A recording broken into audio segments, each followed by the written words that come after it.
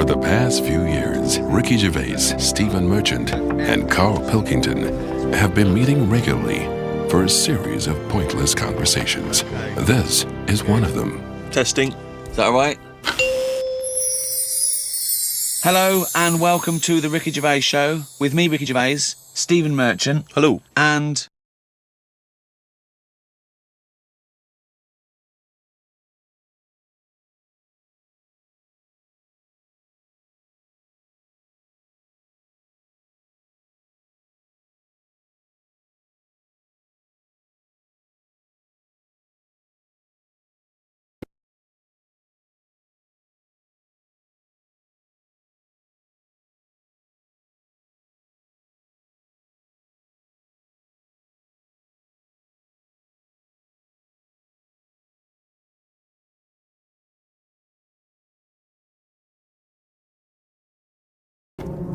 Was in there? Slugs. So, then there's, you have to put a case forward and me and Steve decide whether slugs go in or whether they stay out, whether they've got a purpose. It's just because I'm having a problem with slugs at the moment. There's a lot of slugs coming in the house. Why? Don't know. They can get where, like, water can't. You know what I mean? Because they're boneless, aren't they? So any little gap. So is water boneless? There's not many bones in water. No, that's what I said. Why banish them all to room 102, slugs? Because they're harmless, aren't they? All I know is they're clogging up my piping. I had to go out and buy a plunger. I hadn't seen them since, like, comics when I was a kid. And I suddenly thought I need one of them things that I always saw in comics. I never thought I'd need one of them in my life. I've got slugs in my pipes. So I went out, £3 it was. I had no idea what the going rate is for a plunger. Gave it a bit of a plunge. And I think it was slugs. All bits of black stuff came up. I think it was slugs in there, broken up slugs. Well, hang on. It could just be black gunk, couldn't it? No, it looked very sluggish. Because remember, I've had a problem with them anyway. I'll go to the toilet or whatever, look round, there's a slug climbing up the wall out of the shower basin thing. Are you sure it's a slug? Yeah, definitely slugs. I have to keep chucking them out because I don't like killing anything. No. I didn't want to kill the slugs with slug pellets. I bought some copper ribbon. Right, they don't like going over that, They don't like that. They get a little shock charge, yeah. But now that should be a warning. But instead, they're diverting. They've done a diversion. They've gone up the wall and across.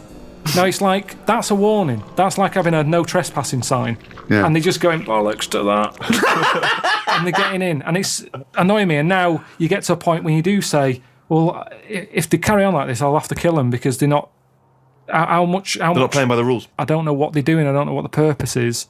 You just sit there still. I don't see him doing anything. I was looking at one close up. But what do you want to do? Be reading Rousseau. What do you want a slug to do? In the same way you see a bee collecting pollen, good, it's doing its little work. But ants carrying big leaves or whatever. But a slug's just sat in the middle of the kitchen. They're all doing the same thing. That slug is out. It's eating. It's finding food. There's no food in our kitchen for a slug, believe me. There's not enough there for me sometimes. But never mind a slug. There's nothing for it. Definitely not in the shower. What's he doing? So I told you ages ago about how they cause more problems than good. They eat cabbage, right? When they shouldn't be. They get in letterboxes and nick stamps. They don't nick stamps. They eat the stamps. They like the glue on it. Right. Is this a big problem though? Is there an epidemic of slugs eating stamps? But I think it is, and that's why they're so slow. I think they're sweating glue. Right? They're eating all them, and that's why they're sticking to stuff. Have you ever picked up a slug? Well sticky. They give off this glue. It's like all the glue they've eaten off stamps. They panic, and when they sweat glue. Sweat! Think of a slug! What do you mean they sweat glue? You're making up nature. It makes sense. This is just a nonsense theory. It's just what I've noticed on them. Right, Rick, do you allow slugs in room 102? Well, I think we should, if they're going to be gone forever, then we should put a case forward. They're amazing creatures. What do they do for the world? They're food. It's not good enough, that. It's not good enough. What do you mean? Like that's the ultimate sacrifice. Surely them being food. Just having problems with them at the moment. I've spent £3 on a plunger, and I don't like the idea that every time I get up in the night to go into the toilet or whatever, I've got to put the light on because I might have a bit of sluggage between my toes. Sluggage, a little bit of sluggage between my toes. Right, okay, so we need to move on. So you are not putting them in? I'm not putting slugs in. All right, slugs have not gone in, Karl, I'm afraid. What's your next one? Okay, number 2. People who don't want to do what the brains would be better at doing. Right, okay, no, I'll get around that sentence. Now, tell me again. Brains that don't want to do what their owners are good at. Ah, so now it's the brain's fault. Can you just expand on that point, please, KP? Do you know, like, people decide what they want to do, right, don't they, for a living? Mm-hmm. But sometimes they're not good enough. Right. You mean they have a dream and they can't fulfill it because they haven't got the skill or... Yeah, but that doesn't mean they're not good for anything. No. It's just that they haven't unlocked the thing that they're good at. They want to go at of course. So, I mean, there's much bigger issues there that the poor working class people don't get the same opportunities. When you're worrying about whether you're going to live through the next few days, you don't start thinking, I wonder if I can play the cello. Can I refer you back though, Rick? You've made an interesting point there, but I fear that's not exactly what Karl was saying. I don't think that his point was quite that profound. Yeah, that's kind of what I meant. Yeah, I don't know. There was something to do with the brain not allowing its owner. Yeah, because that's the bit that annoys me. Fair enough if a brain hasn't decided what it wants to do, because you. What is this? Let him finish. God, this thing about the brain. Shut up. Because it hasn't found its destiny, type thing. A brain hasn't found its destiny. When someone is good at something and they know the brain is good at something, but then they don't want to do it and they want to go off and do something else. Now they say in this country the problem is we haven't got enough tradesmen. Right. We don't have enough plumbers. Right. There's enough plumbers' brains. I don't know what the fuck that means. Shut up. What are you talking about? Shut up. Let him please finish. Because this is like beds and pillows brains again. have not changed over the years. The brain is exactly the same. But it's the owner of the brain that's in charge. The brain could be going, I want to go for a walk. But if your body's too lazy to get up and go and see the stuff, the brain isn't going to get what it wants. It doesn't make sense, Karl. All right, you are your this. brain. All right, let's go to the extreme. People with no legs who want to be swimmers. Don't be stupid. Oh, God. I'm so annoyed. Is this a big problem? It's madness, isn't it? It's mad that the brain wants to do that so much. The brain's in the wrong body almost. Yeah. Are you with me? No. A plumber who can plumb is annoying when he jacks it in as a living because there's other brains who can't do plumbing. They don't get their head round it. This means I don't know what you're putting in room 102 because you're saying it's like this brain's wandering around looking for a body and it goes, I'll choose that body. Hang on, this body doesn't even want to do some plumbing. It's a matter of taste. It's just a matter of taste. I'm not putting the brain in. It's just people. If I had a really good skill, I'd hope that I'd use it. So people who don't fulfil their own potential. Is that a better point? Yeah, that's what I meant. Who am I talking to now, Karl or his brain? We're both listening. Well, I will put in people who don't fulfil their full potential. Slugs are safe. What's your next thing to try and get in room 102? It's a tricky one, this. Go on.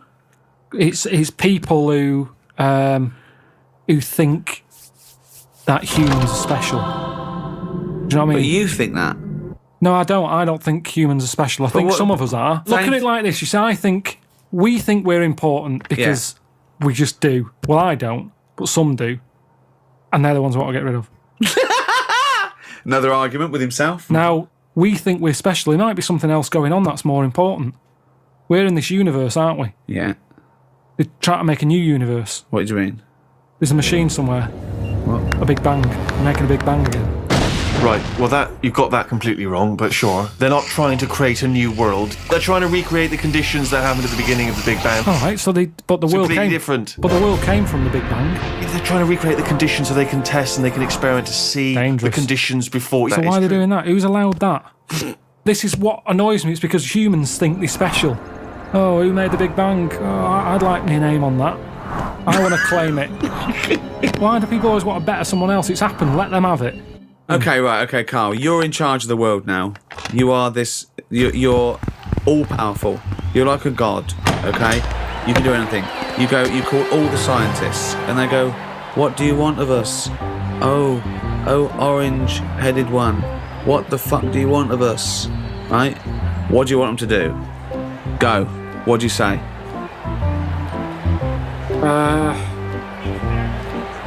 Well, I want to come in and... How long have they been working on the Big Bang idea? Forget it. You've got every science... No, but I don't just want to come in and poo-poo that, because they're going to... Poo-poo. They've done a lot of research on Hold it. on, you wanted to stop a minute ago? Yeah, I know, but you don't just come in, guns are blazing. I'd say, hello, everyone. You can do anything you want. Go on. Hello, everyone. Hello, Karl, leader.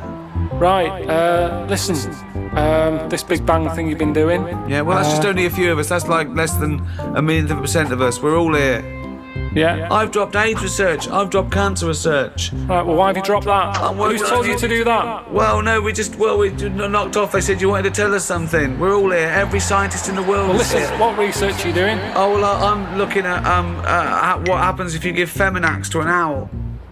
What happens? Well, I'm halfway through it. I got called away. Look, I'm really busy. What do you want me to work on? Who said they're doing cancer? Go back to work. Cheers. Right. Okay, the rest of us doing stuff that you think we're fanning around with. What would you want us to Listen, do? well, I can't do it all today. What about me? I was doing AIDS. Hang on a minute. I was doing AIDS. You just wait a minute. Right, okay, why does cancer get to go back? Are you saying that cancer's a bigger problem than AIDS? You go back to work. So AIDS go back. I'm doing restless leg syndrome. Right, can everybody but the Big Bang people leave?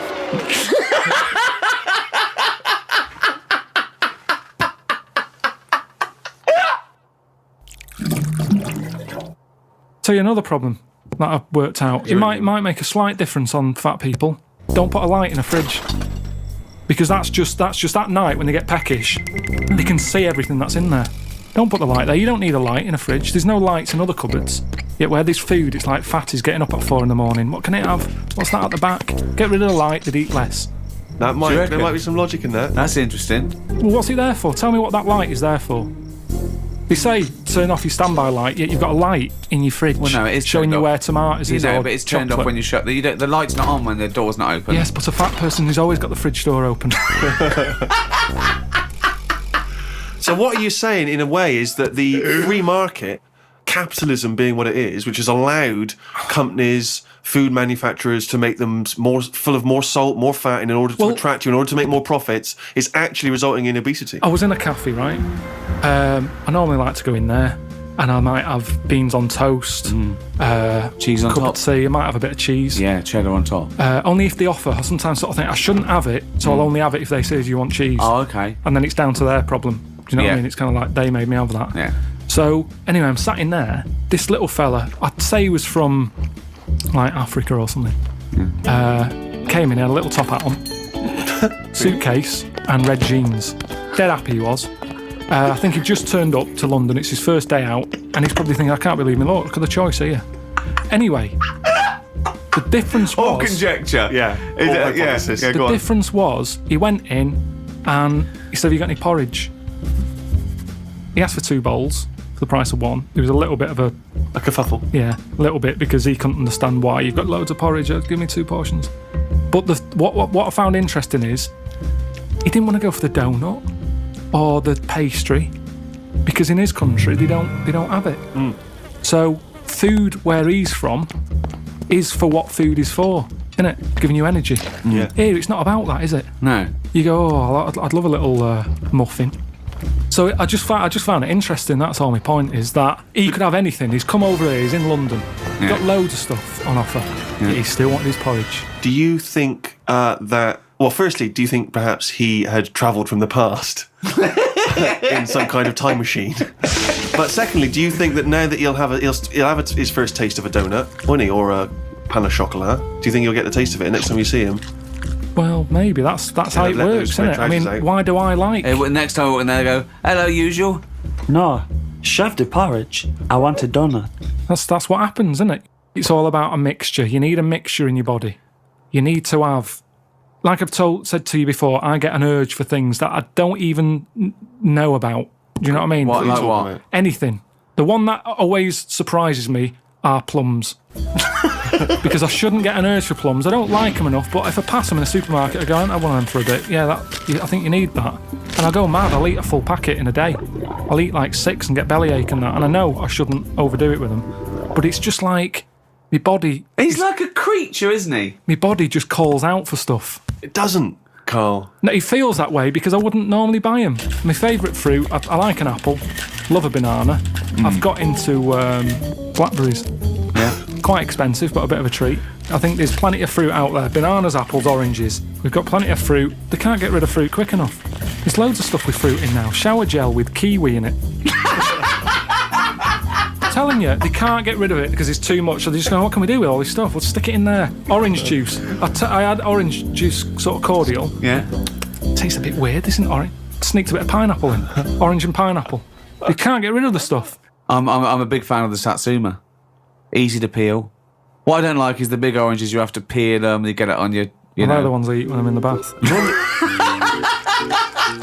It's just easy, So you just dunk under the water afterwards, it's and a you're bit of a clean treat. again. If I'm going to have a bath, then that's what you do. So it's 2 treats. It's an orange and a bath. I mean, that's amazing. That's an amazing thing to look forward to. Don't you think you've blown that for when you're old, when you're 74, and they go, I tell you what, Carl, lovely treat. It's a bath and an orange. Done it. I did it when I was 36. So, have you heard Desert Island Discs?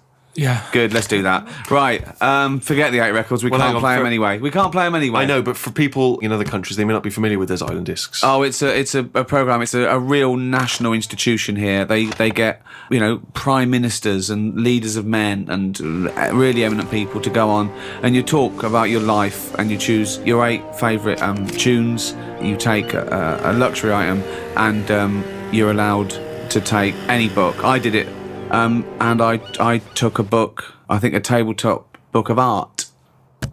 Why would you take that? You can't take anything that's useful. It's just it's and your luxury item. You can't. I took a vat of Novocaine. I thought if I get toothache, I'm sipping on that till I die. If I'm stuck here with nothing to do, I've got 8 records. I'm gonna be sick of them. That's the thing. I'm looking at art. At least I'm looking at something. What book would you take, Carl? Well, I wouldn't take an art book anyway. I know that. Right. Okay. Because So come on you're in. gonna get One sick book. of it. You're going to get sick of. Right. One book. You can't get sick of art either. You can. Okay. You can. You can have a brilliant picture on your wall, but eventually, remember what I've said to you. Your eyes get bored of anything. I don't remember him saying that. I think I blanked out. I think he came in one ear, straight out the other. Well, that's why relationships break up, isn't it? Because the eyes get sick of looking at that other person, and you go, "My eyes want to change." That's what it's all about. Me eyes want to change. Okay, come Sorry, on, love. Fucking hell, choose a book to I'd probably take. take a dictionary or something Oh, like that. that's ridiculous. Why? Why would you take a dictionary? Just because I'm not that good with words. But what do you want words for? You're not talking to anyone anymore. You don't have to worry about the vocabulary. You have to worry about... But there'll be a lot Beatles of and- talking to yourself, probably. It'd be nice to sort of Oh, so interest you're me. going to bring yourself up on your grammar, are they? You're talking to yourself and you go, oh, Carl, you're an idiot. You don't say it like that. Well, if you've got to talk to yourself, it'd be nice to have Why are you someone- talking to yourself, you maniac? Because there's no one else about. Yeah, but you don't open your mouth and actually verbally talk in order to talk. But also, what does it matter if you've got a dictionary or not? Who's arguing with who? Because sometimes I feel frustrated when I can't get my point across. But it's just you. Exactly, already that's know your more point. annoying. So- Look how so- you're getting annoyed now. You're annoyed with me because I can't explain what I mean. Yeah. I don't want to be annoying myself. Why would you be annoying But yourself? you'll already understand your point. You don't need to vocalise No, it. sometimes I think through what I'm saying. And I Yeah. think, does that make sense? And sometimes I'll go, no, it doesn't. And I'll go, why is that? And then you're working it out in your head. Now, if I've got a better vocab, I'll have a good little chat. What? Good little what? With yourself. If you're not keeping yourself interested in anything, your brain's going to turn to mush. Now, I know how you feel. I'm teaching my brain stuff, keeping it active. The only thing you've got on that island is your imagination and your thoughts. Now, if you can make those imaginations and thoughts better, which you do with language, you're going to have a better time, aren't you? No, Well, no, because if you've had the thought, you've had the thought. You don't go, hold on, I'd have a thought here, but I can't think of the word. you don't think in language in that same way, do you really? You think more conceptually. When someone came up, guess what? I've just found the cure for... Oh, I can't think of the word. What? it, I won't I've mention just it worked anymore. out the cure for... I can't think of the word. Let's look it up. What is it? Cancer. No, but just to think, language is a powerful thing, isn't it? Yeah. Oh, he's run out of words.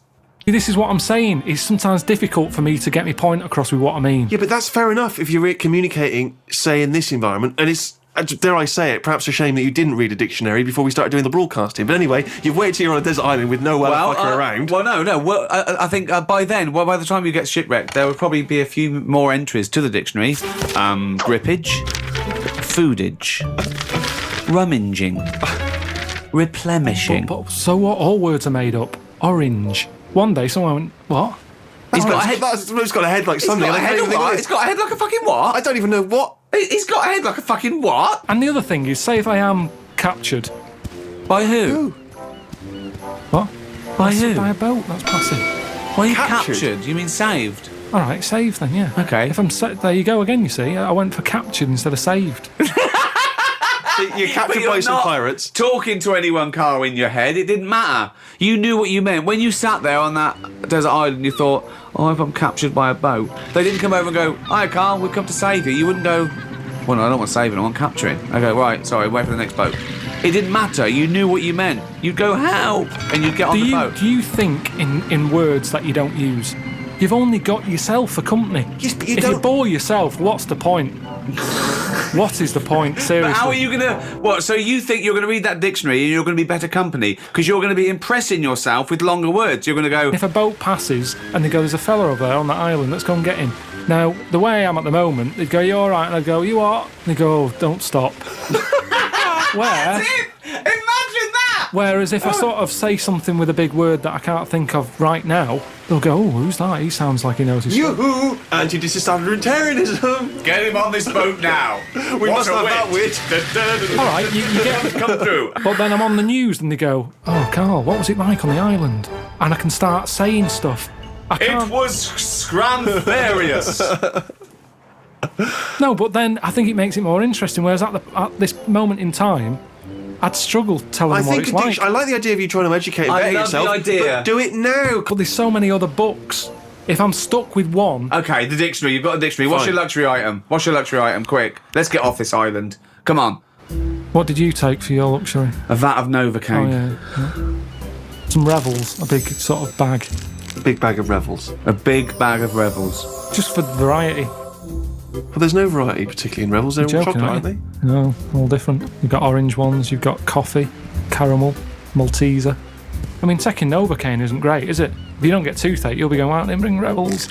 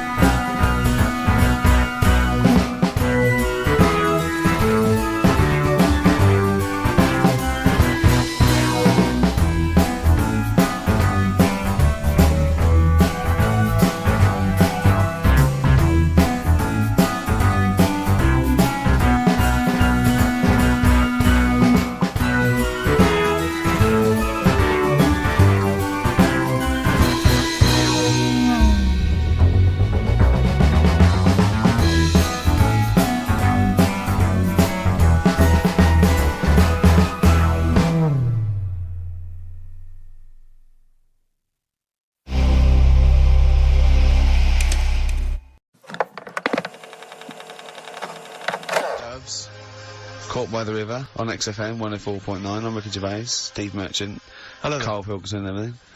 No, I'm going to be honest with you. Go on. A little bit hungover, don't feel very well. Yeah. I don't know if I'm hungover or still a bit drunk, but I don't feel... You sound like you're still a bit drunk. Yeah, so what I'm worried about... you do every week, so... But what I'm worried about is that the standard will slip. Yeah. Sure. If I'm not right on the ball.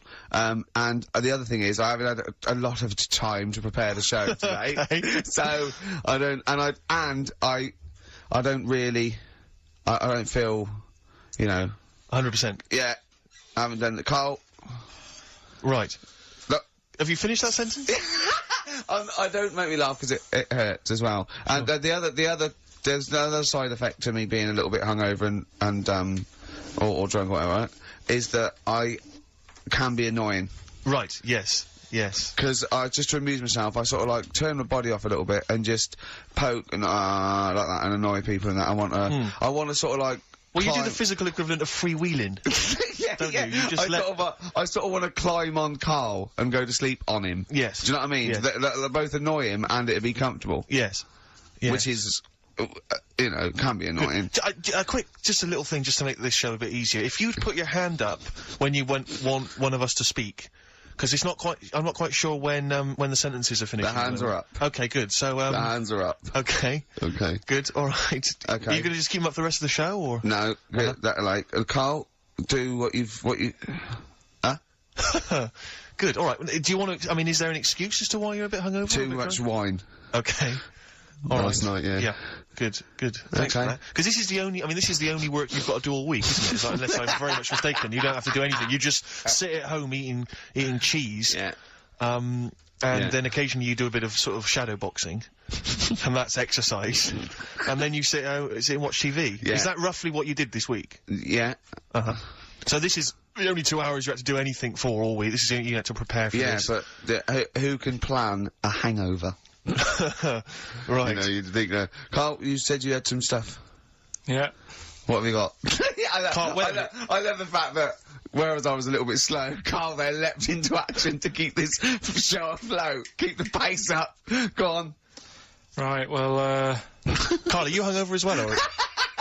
I'm just a bit annoyed because I'm with you. Do you know what I mean? He Yeah. hasn't got much to do all week. You're having a laugh. What? What angers me is I kind of hope that maybe I could have quite a long career in radio, and I sort of feel like I don't know, the word sinking ship. Yeah. Those words spring to mind. But because it feels like, I mean, Karl, you're just a chancer anyway. You weren't even supposed to be on air, and we've made you into something of a household name, and that's cool. household name. And Ricky's already a celebrity. He's got it stitched up. He's got corporates. He's got voiceover work. But I've got nothing. I'm running on empty. I'm not nothing. I've got nothing. I'm sort of dependent a bit on this. Yeah. Financially. And go on then. What? and you two saying? are sort of bringing it down, really. Right. Do you reckon I can get my own show, Karl? Karl. Tell them like what I did Capital out there Gold with or a bit. No, Karl, tell them how funny I was out there with a bit in that a minute ago. So anyway, come Karl, on, I'm right? bored of this. I tell you what. will we tease them with what we've got coming up next? Yeah, Karl, tease us after the next Because I think we've already got them for 2 hours. Yeah, we've hooked them, Karl. Don't worry, this is textbook radio. What's this? Badly drawn boy. You were right. XFM 104.9, Ricky Gervais, Steve Merchant, Karl Pilkington. Karl, you were saying what's coming up? Right, over the next 2 hours then, last week was a bit of a mess. Don't be silly. So I've sorted it out. We'll be doing the same features. Right. We've got... I think that was the reason it was a mess, if I'm honest.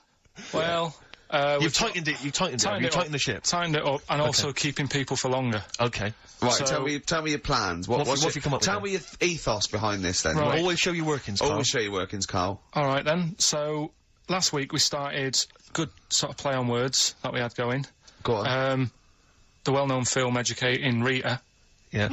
That's become, thanks to Karl Pilkington's brain, it's become... I've tweaked it a bit, and now it's Educating Ricky. Brilliant. Right? And that was a new feature we started last week, if you weren't listening, where I teach Ricky stuff. What did you teach me? Taught you about that little Chinese hairy kid. Yeah, you didn't teach me anything. You said there was a kid that was born that was slightly hairy than other Taught Chinese you people. where the saying chewing the fat came from. I enjoyed That was good, that was interesting. And, And a man who had a beard because And he a was man- being abducted for 3 days. Again, that was rubbish. Lest we forget. That taught me more about you than about alien abduction. but what happened last week is... Go on. we sort of talked about it all in one go. And you can't... Whereas this week you've done what? You've spread it out over the show. Well, I spread it across the 2 hours, because I always found that if you try to be taught too much in one go, you just can't take it in and it'll be wasted. Is that your experience of school? Yeah, They taught you in 3-minute bursts. You might Yeah, have noticed and not every day. Yeah. Every other when month. you felt like it. Yeah. Right? So that's what we're going to do, right? So we've got Educating Ricky coming up. That's Educating exciting Ricky across the 2 hours. Okay, look and, forward to and that. what I do is, I've made little headlines again, and you decide which story you want to go All of for them. first. Well, give me the first Yeah. headline. No, not yet. We'll do that in Well, a bit. give me a teaser. Hang on a minute, I'm telling you what else. Oh, right? yeah. We've also got, we started it last week, Rockbusters. Oh yeah, that was a triumph. Yeah. I think we went wrong there. Why? By letting you do it? Doing it on air? Not thinking it through. Yeah. Bit of that. Okay, so what's the rules on Rockbusters? We're going to do Rockbusters, Okay. but you email in ricky.gervais@xfm.co.uk when you know the answers, Okay. right? And sort of round near the end of the show, right? Yeah. We'll give out the answers then. So if they think they know the answers, they've got to hang about. Rick, I should tell you now. I'm not hanging about.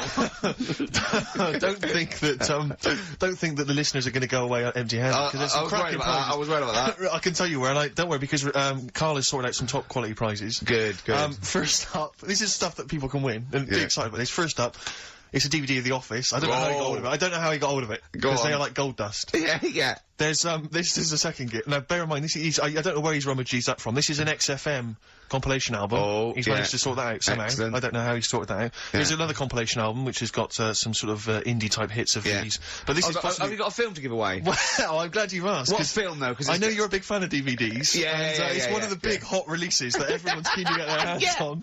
Not arbitrary, is it? It's not the only one. No. This film title won't be an arbitrary film, will it? It'll be a big. Rick, I don't want you thinking that the film that Karl has sorted out here is that he's sourced for us. It's just an arbitrary thing that you wouldn't get. You could buy for $3.99 in HMV. Yeah. Right, they're giving one these of those away. big, one of those big baskets. Exactly. I don't know who is phoning up to try and win this, but you can be lucky If this is winner. your favourite film, it's yours. Exactly. Okay. But this is the big star prize. This is the one you're all playing for. It's Children of the Corn. Stephen King's Children of the Corn. It's a widescreen presentation on DVD. Imagine getting that and going, excellent. We can watch this now. But Rick, I mean, let me just run through some of the cast. Peter Horton. Pete Horton's in it, and that's about it. I'll tell you what, I don't want to give it away if Hort is in it. Exactly. I'd love to see his If performance Porter's again. In it. Also, Linda Hamilton. I know you're all Linda all big fans Hamilton. of She Hamilton. plays a piece of corn. Exactly. And I don't know. Well, I've not seen Children of the Corn. I could be wrong, but But it that's says great. it Carl, says when it's amazing. you root around the office, why don't you start throwing like a mouse mat and a pair of scissors and a pencil? Because that is just arbitrary. That's an arbitrary selection. That's next week's stuff. But also, I should say, we also have some. This is a little bit more exciting. We've also got some tickets for DJ Shadow, who's performing at the Brixton Academy this evening. Good, he's good at 9 o'clock. DJing. So he's very good at DJing and scratching and the plays all the records that you want. Exactly. Plays all the records that you want. Don't bring your own. He's got them all. He's got them all. I've seen him arrive. He's got 2 big bags of them. Yeah. So there's 3 pairs of DJ Shadow tickets. We'll give those away later as well. Is there any lemonade? Don't just start phoning arbitrarily now. No. We'll give those away in our own Is there good any time. lemonade? Sorry? I need some lemonade. Okay, well, while we sort out some lemonade, let's play a tune. Come on, Carl, what's wrong? Whoa, Carl! Ryan Adams from his new album Demolition. Brilliant. A track called Nuclear. Yeah. I've found a new way of making it more exciting. When you're talking about something, I'll go, yeah, brilliant, agreeing with you. Making it all interesting. Yeah, I can see that, yeah. Yeah. Well, it's a really good album, that. Yeah. And, it's Brilliant. apparently just a collection of sort of demos and songs he had lying around. Oh, I wish I had that. Yeah. You know, we're giving away those DVDs and Children Look of the forward Corn. to that, Children of the Corn. I've got an interesting anecdote about, the Office. Carl, me and Carl went out, right? With, me and Jane, Carl and Johnny and Gigi, wasn't it? Carl, I'm talking to you. Wasn't it? No. Wasn't, Is Gigi it wasn't. important What's who his win? No. Okay. But we're walking down the street, Carl was there though, and he can back me up on this. We had a curry, we were walking back, and, this little funny homeless fella, didn't he? He, I gotta tell it before I go, didn't he? Yes. He came up to me, right? And he recognised it. Talking's more difficult than you think. Right? And he came up to me and he went, oh! He said, I've just nicked 5 of your DVDs from HMV. And he shook my hand. He was so happy with it. And I went, right, excellent. He went, all I do is I just swing the bag over the top. Like that, when I'm going out. And he had a bag full of DVDs, didn't he?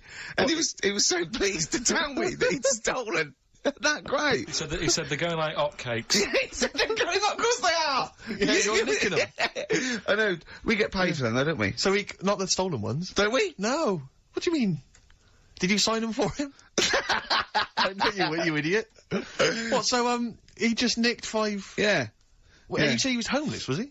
Well, he don't know, maybe. No. Surely, how would he have seen the show? He'd just walked past Curry's one Dixon's. morning. Yeah, to tell you, Seen a trailer for it, thought, interesting. I don't know if he was homeless. I didn't go into his home Sure. life. He But, shook his hand, though, and... but he went. he made Karl look smart, do you know what I mean? So, but he wasn't northern, was he?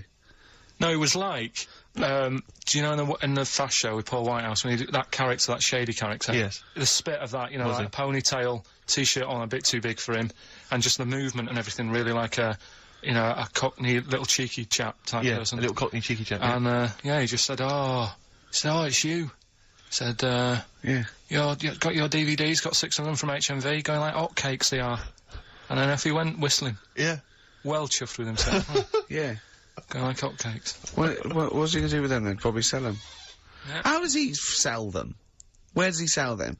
Does he go up to people and go, do you want an office DVD? They're not nicked. Yeah. 4 quid. Yeah, exactly. Are these stolen? No. No. They've still got the tags on them. Well, it's like those people who, you're those cab drivers that you'll meet at sort of 3 in the morning who've just got a car. Yeah. And just went out with a car. Yeah. And just, I'll pick people up and charge them. Yeah. I got in one once, I said to him, the guy just pulled up, I said, he said, I was in like, East London, I'm going back to, North London. I said, yeah, going to, Swiss Cottage. He went, sure, hop in. We set off. He went, do you know the way? I said, well, not really, no. I thought you'd know the way. You're in a cabbie. And he went, no, don't really know the way there. I said, have you got an A to Z? He went, no. I thought, well, if you're going to go out just on the, you know, just winging it as a cab driver, Yeah. 2 things. Take a map and a torch. He didn't have either. He said, well, I'll probably get to Camden. I said, right, I'll direct you from there. Drove on for about 5 minutes, making conversation. About 5 minutes later, he went, do you know the way to Camden? I thought you knew the way to Camden. I don't really know the way. I thought you did. Oh. It was lewd. I mean, Let me out. You know, 4 quid. Exactly. And that's, I don't know who's got that sort of time on their hands that they just think, it's 3 in the morning, I'm at a loose end. I think I'll go out doing a bit of cabbing. Wow. Yeah. Because your dad was a cabbie, wasn't he? Yeah, he was, yeah. Couldn't stand it, but it's good money. He was he wasn't like a chancer though. Black What cab. was he doing when he put that little Forrest Gump in a wheelie bin? That was part of the cab company thing. They had to do like a charity event once a year, and he did it one year. Never asked him again. Tell us the story again. So I know you no, told I'd me. rather not, because we got a few sort of complaints about it. Why? Why did you get complaints about it? Because he put a kid in a bin, and it's not the thing to do. So. But we could use it as a sort of sobering lesson for people. Yeah, tell it like a, you know, you shouldn't do it. No, yeah, but that's how I did it last time, but people still didn't like it. All the stuff I tell you, we don't take the mickey out of people on purpose. No. It's real life, innit? And that goes on in life. Yeah. My dad was saying that in hospital, though. Do you know I was in hospital? Yeah. You know, he did some jokes about old people and that, and he said at the end of the day, if something makes you laugh, it's funny. And if it makes you laugh, you can't help laughing, can you? Do you know what I mean? So, what you meant to do? And laughing's good for you. Yeah. So, But being laughed at isn't as good for you, is it? No, but there's probably more people laughing at one person, so if you balance it out, there's only one person who's upset and there's a bunch of people laughing. So, it's... Genius! Give me an example of that. Give me an example. Well, for instance, Karl Pilkington as he talks and the people listening. Yeah, no, give me an example of, like, so, you know... I can't, because again, that's what I'm saying, I can't tell you the story, because there might be someone out there who... This person might even be listening and think, I forgot about that and you brought it all back to me then. Yeah. So I'd prefer to leave it, but I think people know. Why did he put him in the bin in the first place? Because he was getting out of hand. What was he doing though? You see, I can't explain. You can. Don't be silly. I prefer to leave it, honestly. What was he doing? Was he annoying him? He was annoying my dad and the other people in the cab. Right. And he thought, how can I deal with this before it gets too out of hand? Yeah. He pulled over and put the lad in a wheelie bin. I'm gonna burst. So we'll leave that. Right. Yeah. Yeah. Right. How old was the kid? I'm not sure, but I mean, it was a trip to sort of Blackpool, so I'm guessing... Do you think it was one of the rides? 17. This is rubbish. 17? Yeah. Oh, he's quite an old lad then. So, a big lad. Yeah. But let's did he pick him up? he picked him up and put him in a wheelie bin. Every time he says it, I like it. And then on the way back, he got him back again. He said, right, you won't do that again. On the way back? Yeah, he left him there for a bit. He left him there, what, they went to Blackpool and Yeah. he left the kid in the wheelie bin? Yeah. Did But- he? Yeah. What, was the kid in the wheelie bin when he drove back? Yeah. Did he not get out? No, because how do you get out? It's tricky, innit? And he wasn't a normal kid, was he? Let's leave it. He wasn't a normal kid. Right then. So, Is your father in prison? I think he should be. can we put a song on? Yeah, go on then. Feeder, come back around. XFM, 104.9. Ricky Gervais, Steve Merchant, Karl Pilkington. I asked Karl in the week, right, what animal would he never trust? Even if he got to know it and it was a pet and everything, what animal would he never trust? What was it? Was this a wasp? Yeah. Why wouldn't you trust a wasp, Karl? I just think that They're shifty. all other animals, if you get them at an early age, you can sort of make them like you. You can train them. A wasp, Nothing. never. Is there anything do you think there's anything you could do that would kind of win the favour and win the trust of a wasp? What would you have to do you think? What if you had it from a little grub? Yeah. And you fed it, you had its favourite marmalade. It doesn't affect it though, does it? A bee dies, doesn't it, if it does it, so it's not gonna, like, use it willy-nilly. That's easy for you to say. But a wasp, you think they sting arbitrarily? They just sting for the fun of it? They're like sort of like delinquent insects? I think so, because last night, right, I mean, this is part of educating Ricky in a way, but something I learned last night was that tarantulas only bite you if you annoy it. Right. They don't, do you know how people say, oh, if you're in a sleeping bag living in a jungle, a spider will get in there and it'll bite you? Yeah, apparently not. You've got to really annoy it. The thing that it really hates is having its leg sort of twisted. It hates having its leg twisted. Right. Yeah, but that's more for... Is that what they said in a documentary? No, actually said almost certainly not, Steve. Almost certainly Were you watching not. a documentary? No, I was reading it. Oh, you're reading it. And, it was this guy... Was it scrawled on the wall in like a public toilet? No, I'll tell you. I'll tell you more about that later. Oh, it's right, part I'm of the, thing. Educating Ricky. So if you don't Educating trust the evil wasp, what animal do you trust? What's your favourite? Well, I also, I said to him, right, supposing your mind, right, your mind's got put into any animal, right, and you've got to get from where you are now, right, to Glasgow, right, as an animal, right, but the authorities will be looking out for it. Okay. And it's shooting you, right, and, you went through loads, didn't you? I was thinking about it for it must have took me about an hour. So your mind has been put into an animal. And then, yeah, so it's you in this animal thinking yeah. you've got to get to somewhere. But the authorities know you're in the animal? Yeah, maybe your body is in Glasgow somewhere, and you've got to get this animal to get to you so it can transfer its mind back into your body. But the government knows that I'm... Oh, we've all had that conversation. So the government's going, Karl can't have his own brain back. I only have it with Karl, don't I, these conversations? Go on, yeah. So you're on the way. So think about it. You think about it just for a second. So let's recap. Your body's in Scotland. Right. He's the only one that takes my question seriously. Your brain is in London. Uh-huh. Right, and there's like loads of security and stuff looking out in the sky for animals or looking on the field, seeing what's looking a bit suspicious. trying to get to your body, and they're shooting the brain, and they're shooting everything and killing all the animals. What thing would you pick to get your brain to Scotland that wouldn't get caught? And I reckon I've got the answer. A wasp? No, because think about it, a lot of people get irritated if it sort of wanted to get a lift in a car going down the motorway. If someone's driving there's a wasp in the car, it's a nightmare. Yeah, sure. Cause a right accident. Yeah. So think of something that people wouldn't, And the clock's ticking as well. You're taking this really very seriously, yeah, aren't you, Karl? you've only got a couple of... You've given this a lot of thought, haven't you? You have. Yeah. So, something with speed. Yeah, it's something got... that can travel quite speedily. Well, that's... Yeah. Well, and something that's also inconspicuous. Yeah. Yeah. Is that the sort of thing that's what you're going to Yeah. And is it a creature that's native to this country? Yeah. Right. Yeah, it is. I've got no idea, Karl. What are you thinking? Tell him. A flea. A flea? Tell him why. Think about it. Right, this flea, it's got my brain. It's dead small, the flea. Thanks for clearing that up. Yeah. And so it goes, right, I've got to get to Scotland. So it jumps on someone who's going to Euston Station. Right. They don't know it's there. No.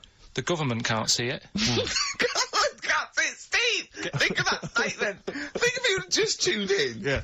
Now... People get on the train, goes to Glasgow or Edinburgh, wherever in Scotland it is. It jumps off, it goes right, jumps on someone else who's going the way it needs to go, gets there, still no one's seen it, jumps on me, I get my brain back. Yeah. The government are like, And you feel confident that your brain would fit in that of a flea's? well, you said there was no problem with the size of it. You said you could. There certainly wouldn't be. So, No. I pretty much you could download everything you know into a flea. So that's genius. Yeah. That's, what would good you rather thinking. have, right? Roller skate feet, and there's little wheels, right? chopstick hands. Yeah? Instead of hands. Chopsticks instead of hands. Wheels instead of feet. Yeah. Right? Or acne. How big are the wheels? Can I take you guys back to the old school? Do you mind if we take it back to the old school? Well, yeah, what are you going to do? What are you going to lay on me? No, I just maybe a bit of a De La Soul. Yeah, Is that a problem? Is it a problem going back to the old school? No, 'Cause I'm not. We don't need to go. If you don't As want long as it's vinyl shit. it is indeed. Slam it on. I never went. There we go. De La Soul. Old school. Brilliant, brilliant, roller skating brilliant. Jam named Saturday. Brilliant. Yeah. Good stuff. Carl, so, educating Ricky. You were going to tease us now with some of the big headlines you've got. Look at Get in groove. He really is in the He groove there. really is dancing there. Right. Right. So, Okay. the way this works is, What would you rather be, Carl? I teach you Superheroes. 3 things. A frog boy, yeah, Right. that you could leap onto a house, but you had to go blah, first and leap onto a house. You're this frog boy, right? And that could be useful, couldn't it? That's very useful, yeah. Right, amploid, where you've got your hands and microphones, and you can talk into your hand and your whole body. It's like 100 decibels. You can go, "Oi, come here," and people can hear you from miles away. Amploid, right, right. Or sado, right? And that means that you can go up to anyone and go, alright, and they don't know why, they just get fed up for the whole day. Which of those would you prefer? Don't answer now, have a think about it. Have a think about it. The frog thing, do I look like one, or... No, you're just you and your little Ben Sherman shirt and everything, and they go, and people walk along and they go, "Oh, look at that young child on that roof, he's gonna fall, I wish Frog Boy was here," and you go, "Blah." And you go down, you go, "Blah," and they go, here's him! And they don't recognise you when you're squatting, they go, "I don't know who you are." And you leap up there and save, and you come back and they go, "Where's Frog Boy?" And you're standing up and you go, "Don't know, he went that way." Yeah, I'd probably have that one. Would Probably you? go with Frog Boy? Yeah. Okay. That's pretty good. Okay, go on. Right, so,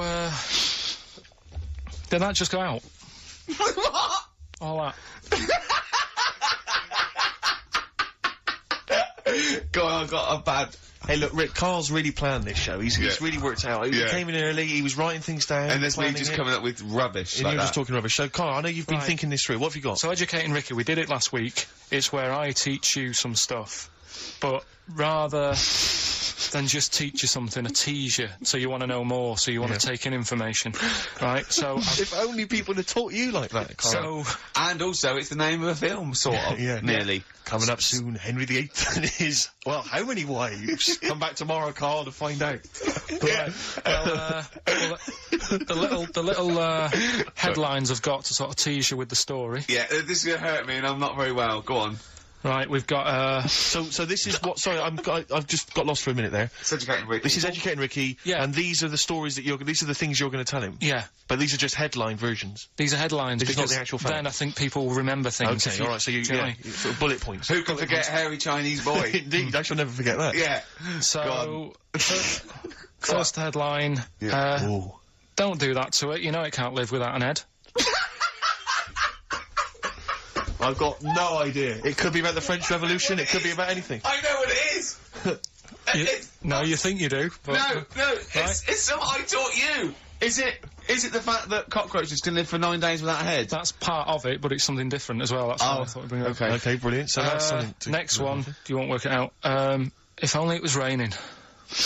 Brilliant. Okay. Go on. And the last one, what's tomato with you? What's tomato with you? Yeah. Look how pleased he is. You're obsessed with puns, aren't you, at the moment, Kay? It just works, I think it works. Yeah. You love puns. So, there you go. So which of Okay. those are you going to choose, Rick? Oh, well, I'm gonna have to choose. Don't do that, you know it can't live without an head. Can we play a tune and we'll come back with Yeah, that? I reckon. Find out what that is. Yeah. Wow, what a history lesson that's... Dandy Warhols and Bohemian Like You on XFM 104.9. I'm Ricky Gervais, with me Steve Merchant and Karl Pilkington. Karl, what's the story then? Right, so what did you say you're going for? You've got your 3 titles, your 3 teasers. Well, I think I'm gonna go for Don't Do That to It, you know it can't live without an head. I'm looking forward to this. Right. Right. So this is Educating Ricky, for those that have Yeah. just tuned in. Now, something that Ricky told me about when he was educating me was that a cockroach, if you cut its head off, it lives for a week, Yeah. right? And the only what reason it dies is 'cause it can't take on water. Sure. It can't- doesn't have a great time in that week, though, does it? No. I mean, it doesn't... get much done, I don't imagine. It just needs water, and because it can't find any, like its eyes, it eventually dies. Yeah. Right? No. So what? No, it's not. That's not. It's 'cause Anyway. you can't drink. Anyway, So have you heard that one about worms? okay. I have gone. If you cut a worm in half, Yeah. a lot of people have said in the past that it'll turn into two worms. Right. But that isn't actually true. Okay. Who said that? No, it used to be like, Kids at school they said said it on, kids at school and stuff. Yeah. So that, a lot of people think that. Don't pick him up on stuff, Steve. It's bad enough. Sure. So, but what they can do, if you get a worm, right, and you find out which end its head's at, Right. if you you've got its head there at the left-hand side, right, and if you sort of cut it in half, Right. but not in half, so there's more of its neck than the tail, if you know what I mean. Yeah. Yeah. The bit that you've cut off will sort of die, and the rest of the worm will get better. So in a way, you can cut it in half, and it'll survive, but only one half will survive. Okay. Yeah? What have you learnt there? I wish you hadn't chosen that one, Rick, to be honest. I know, because it's not. It's nothing, is it? Yeah. You know Don't know what that joke? How do you tell a worm's head from its eye? You put it in a bowl of flour and wait till it farts. Yes. Right? I told my mate that. Right? And he went, "What if it coughs?" Yeah? Yeah. Yeah. Yeah. So, there is a bit of truth in that myth of cutting one in half.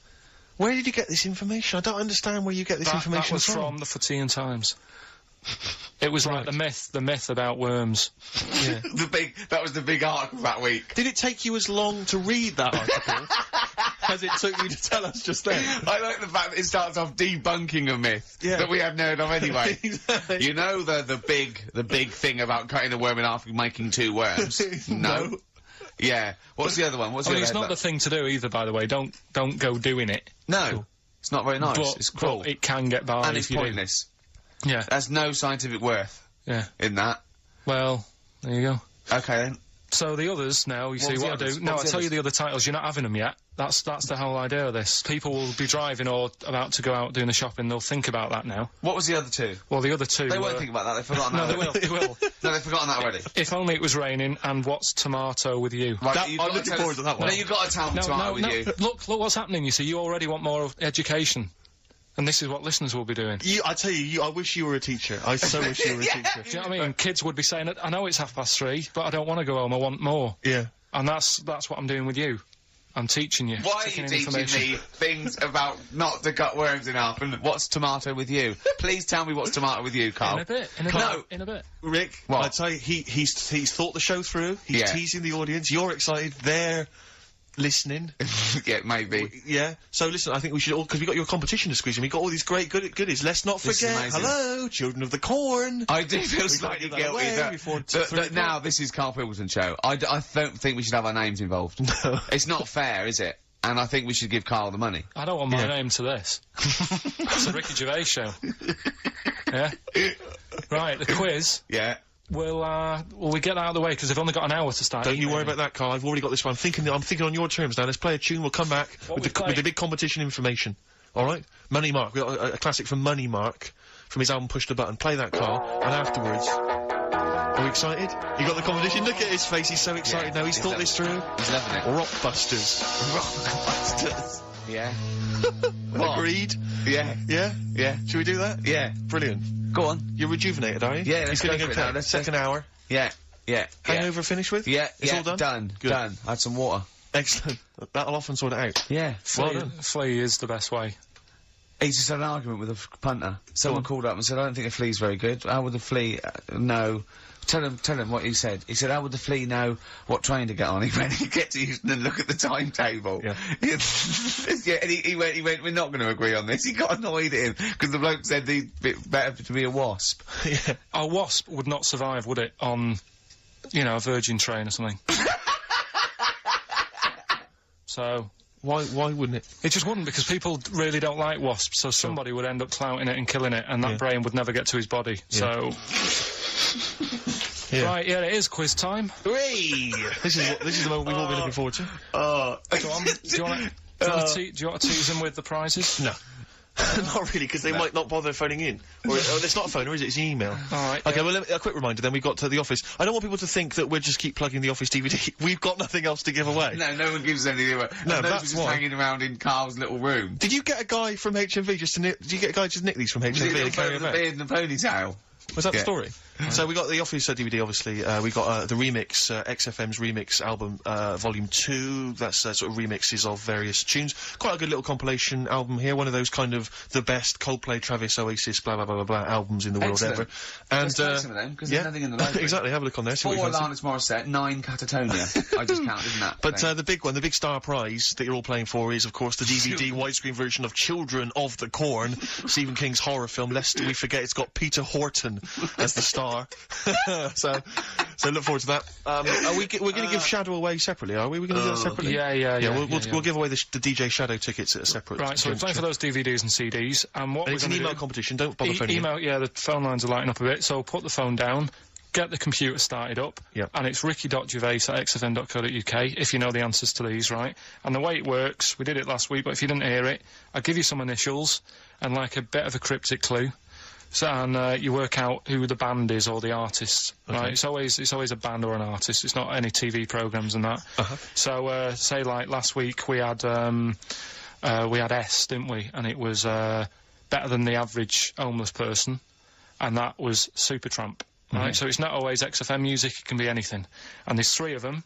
They've got to get all 3, have they? You've got to get all 3 and email in.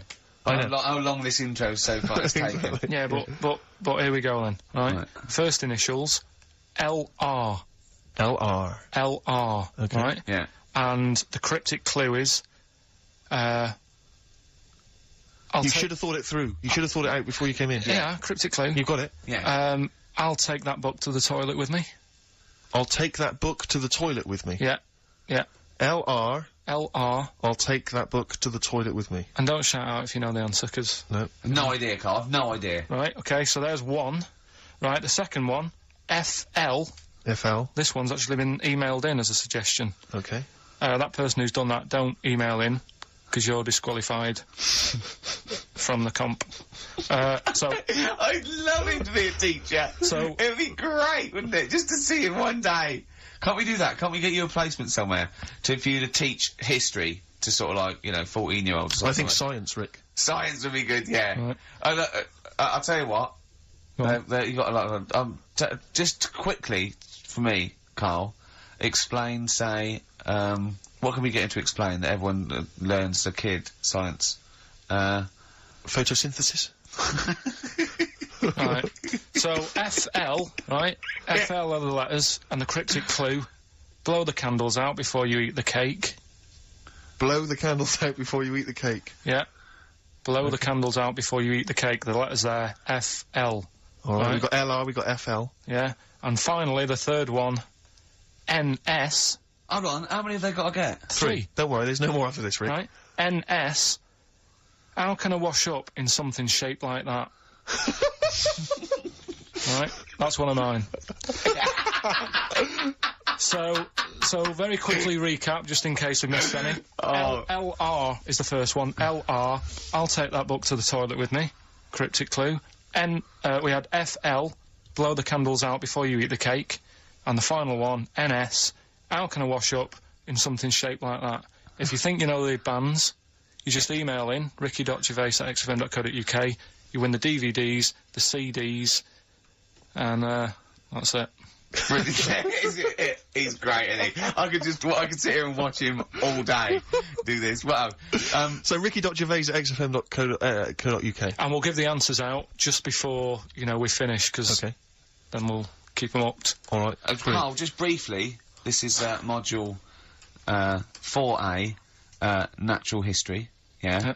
Just briefly explain evolution. So, natural selection, origin of the species, Darwin. Just briefly describe. That's the monkey thing. It is, isn't it? Oh, well done. Yeah, go on. Tune, Karl. What do you fancy playing? Rick, I know you're always keen to rejuvenate the reputations of certain artists when you think maybe they've been kind of unfairly treated in the history of rock and roll. Yeah. I'll tell you a band I've always thought has been treated badly. Yeah. The Lemonheads. Go on. You with me? Yeah. Yeah. Lemonheads, if I could talk, I'd tell you. Yeah. He wrote some good little tunes, Evan Dando, before he went a bit potty. What would you rather have, right? Carl, would you rather have a lemon for a head, a radio for a head, what other band is there with something head? Radiohead. Oh, you've done that. Yeah. Or a talking head. Right. Third one. No, but you don't know what, no, because you've got you, and then you've got someone else's head on top, and it doesn't shut up. It's my head. It's my talking head coming out of your head. Yeah, so a radio head, just a radio head, and you can tune in, right? You know you said, Carl, that wasps were one of the most irritating things on the planet. Can I offer another suggestion? Yeah. You with me on that? I am No, today. go on then. Okay. Educating Ricky, we got two left, haven't we? I'm looking We've forward still to got these. two more. We've still got, If Only It Was Raining, and, What's Tomato With You? He says it. I'll tell you what, I wish the listeners could see how happy he was when we started getting emails coming in. Oh yeah, people, they're flooding in, actually. Yeah, and he's so happy. He started dancing along, going, well, that proves it's a good competition, he said. Look at that, look at that. Whole Look load at of that, mate. What? There's Look loads of at people that. emailing there. Yeah. And I'll tell you what it is, Carl. It's not the competition. It's this, Children of the Corn. Widescreen DVD. Next week, some staples and pencils. I'll tell you what. A piece of carpet. Tell you what, right? What? Now we've got them and they're staying. Something we've still got to do Yeah. is, He is running the show now. He's doing well, isn't he? Because I've done nothing. I've done nothing towards this. I'm coming out of my hangover a little bit, if you're worried. remember, So, go on. Remember last week we Yeah. started a new feature called, Yeah. That Song's Got a Good Story in It. And, Brilliant. I love your catchy titles. They're excellent. right, and the idea was it was a story in Yeah. a song, which meant that if it was played on the radio, you couldn't just, like, fade it out, because you've got to have the full story. Yeah. Right, well, last week we started the feature with Stevie Wonder, Living for the City, Yeah. right? But you played the version where it fades out. Yeah, I didn't know there was more to it, so Steve told me what album it was on. Yeah. I've gone and got it. We've got the second half to that story Yeah. this week. Yeah. So, you've got half the story. What was it? What had happened is, like, the lad's living in Mississippi. There's not much going on there. Mississippi. That's someone off Rainbow's mum. Living, what, Mississippi? Yeah. His dad's, his man was a cleaner. Yeah. Trying to get by. They didn't have a great life, but they still looked after the kids and stuff.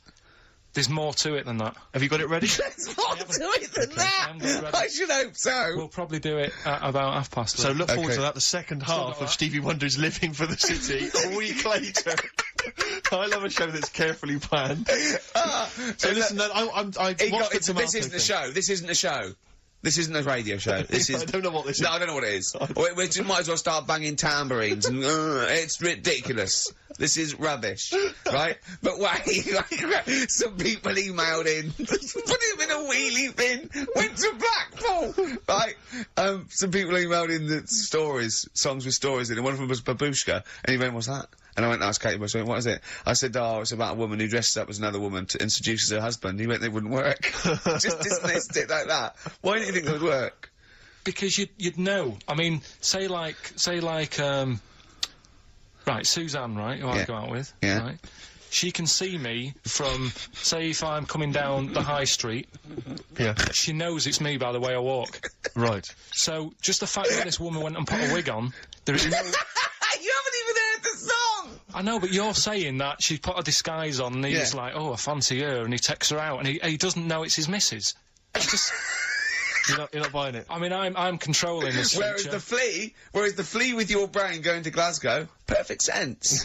Yeah. Babushka, rubbish. Carl, can we have the tomato story after the next tune? Yeah.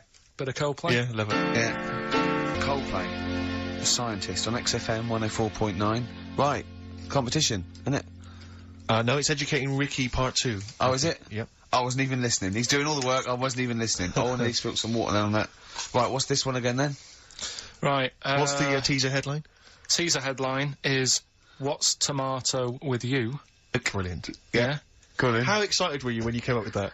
You couldn't wait to come in and tell us, could you? I think it's a good one because you won't forget it now, will you? I mean, like the worm one. What's so special about the worm? You know, a lot of people think that if you cut a worm in half, two worms will grow, but no. What happens is if you cut the head end slightly nearer the tail than the tail will die, but the worm with the head will be okay. So, it's exploded a myth, and taught me something. Right, so, the second one, part 2 of educating Ricky. What's tomato with you? Yeah. What this one's about is, ages ago... This is scientific. There's never a date. There's never a country, a location. Okay, settle down, children. No, this is A-level history. Right. Once upon a time. Yeah. When a mental place with swords was a king, forget his name, but he was a loony. So, and it was literally ages ago. Yeah. So, good luck in the exam. Yeah. Right. So, like, you know, alright, many years ago. Oh, yes, yeah, cleared that up. Go on. They thought tomatoes were poisonous. Right? Okay. Because what Hold on, are they going to be proved wrong at the end of this story? Well, because I don't want to give away the ending, but is it something to do with the... are they poisonous tomatoes? No. Oh, you're having a laugh. I don't believe it. But, go on. They could have been eating tomatoes all this time. Oh, Steve, what's tomato with you anyway? Okay, so hang on a minute. What's Let's just tomato with recap quickly. Many years ago, Yeah. when people thought tomatoes were poisonous. Yeah. Go on, yeah.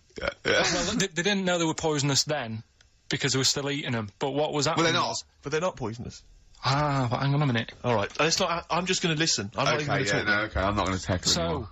if you remember, years ago, they didn't have, like, pottery plates. they had lead plates, right? What are you talking? Just let him talk. Sorry, what year is this? Let him talk. Come on. Plates made out of lead, and Right. what they'd end up doing, they'd say, right, do you want a tomato? And they'd go, yeah, alright. And they'd put the tomato on the lead plate and cut it. And because of the acid in the tomato, right, it would sort of make the lead runny, and the lead would go into the tomato, and they'd say, oh, it's lovely this, and they'd be eating it.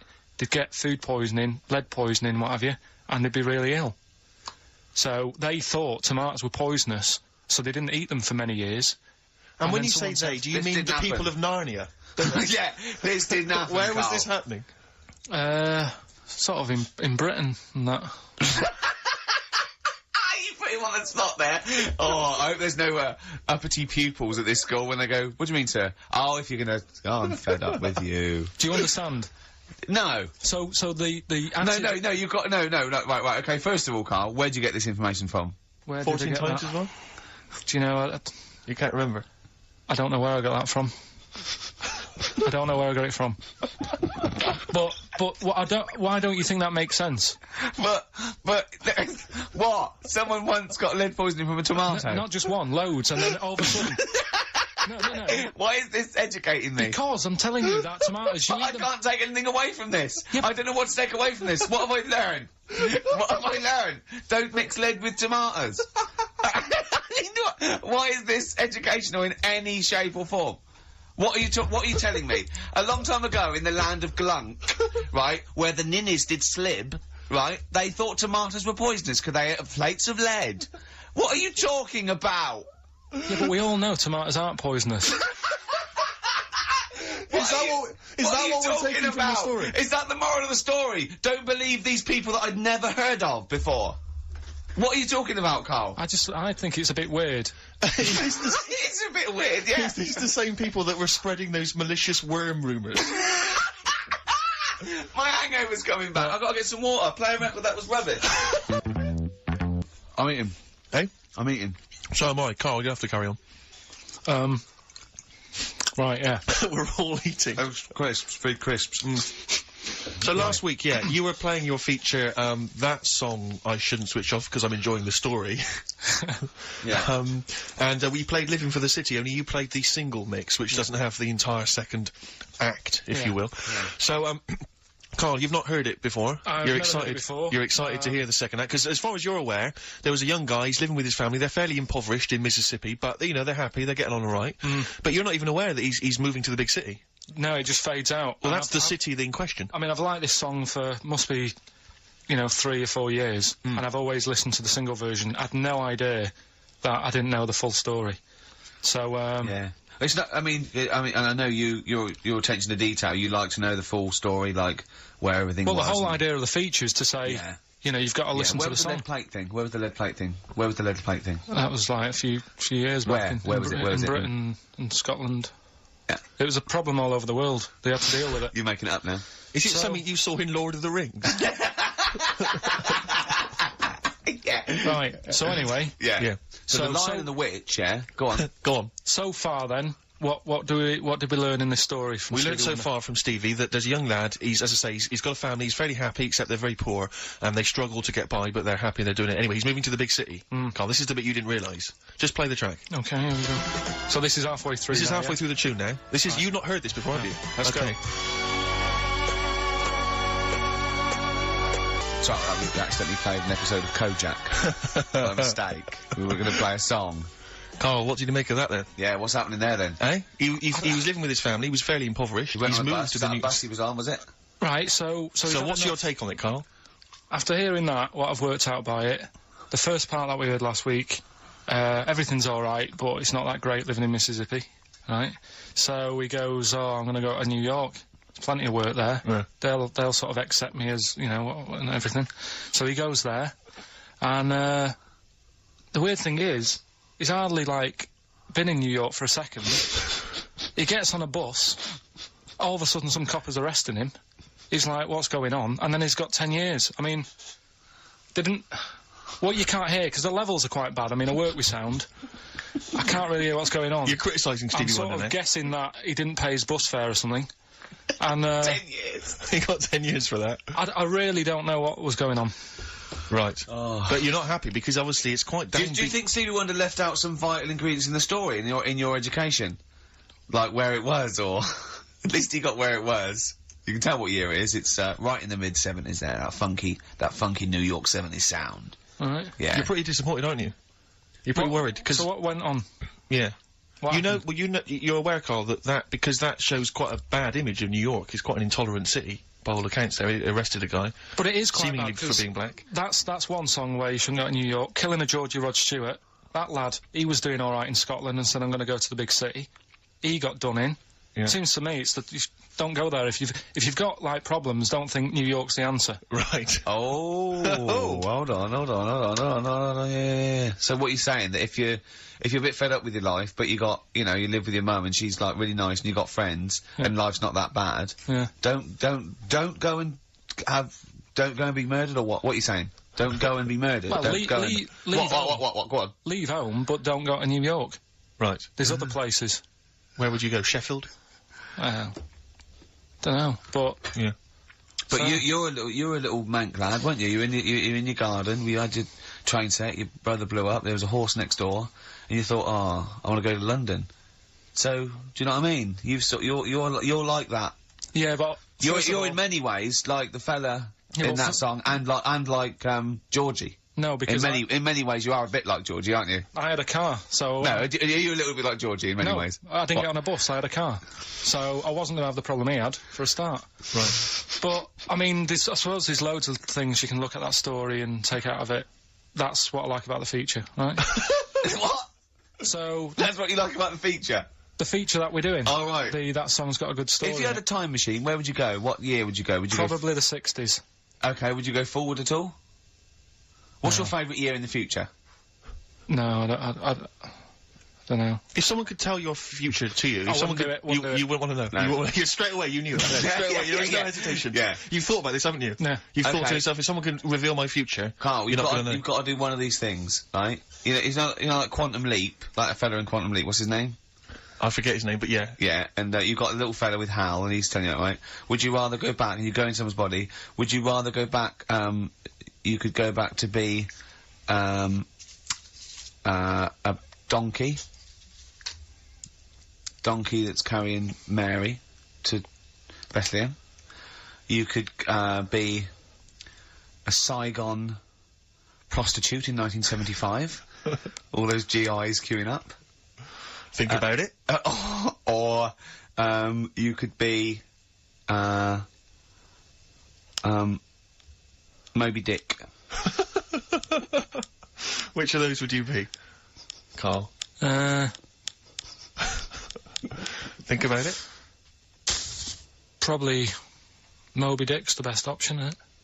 Okay. What work have we got? Play a tune, Carl. After this, we need to educate Ricky for the final time. Final time educating Ricky. We've still got to give away these tickets to DJ Shadow, and we've got to give the answers to your magnificent we've only got a competition. quarter of an hour. It's not enough time in this show. It's packed. Race for the prize from the Flaming Lips. Competition answer time, is it, Carl? Yeah, we did this like about an hour ago. Rockbusters. Rockbusters. With Karl Pilkington. Yeah, I gave you some initials. The initials sort of made up a band. We had LR, we had NS, Yeah, we had FL. Well, give us the clues. Give us the clues in the answers. What? Right, so LR, the clue was, I'll take that book to the toilet with me. What's the the answer? Lou Reed. Lou Reed. Good. That's very good. That's Okay. very good, Carl. Well done. Alright, okay, next one. FL, blow the candles out before you eat the cake.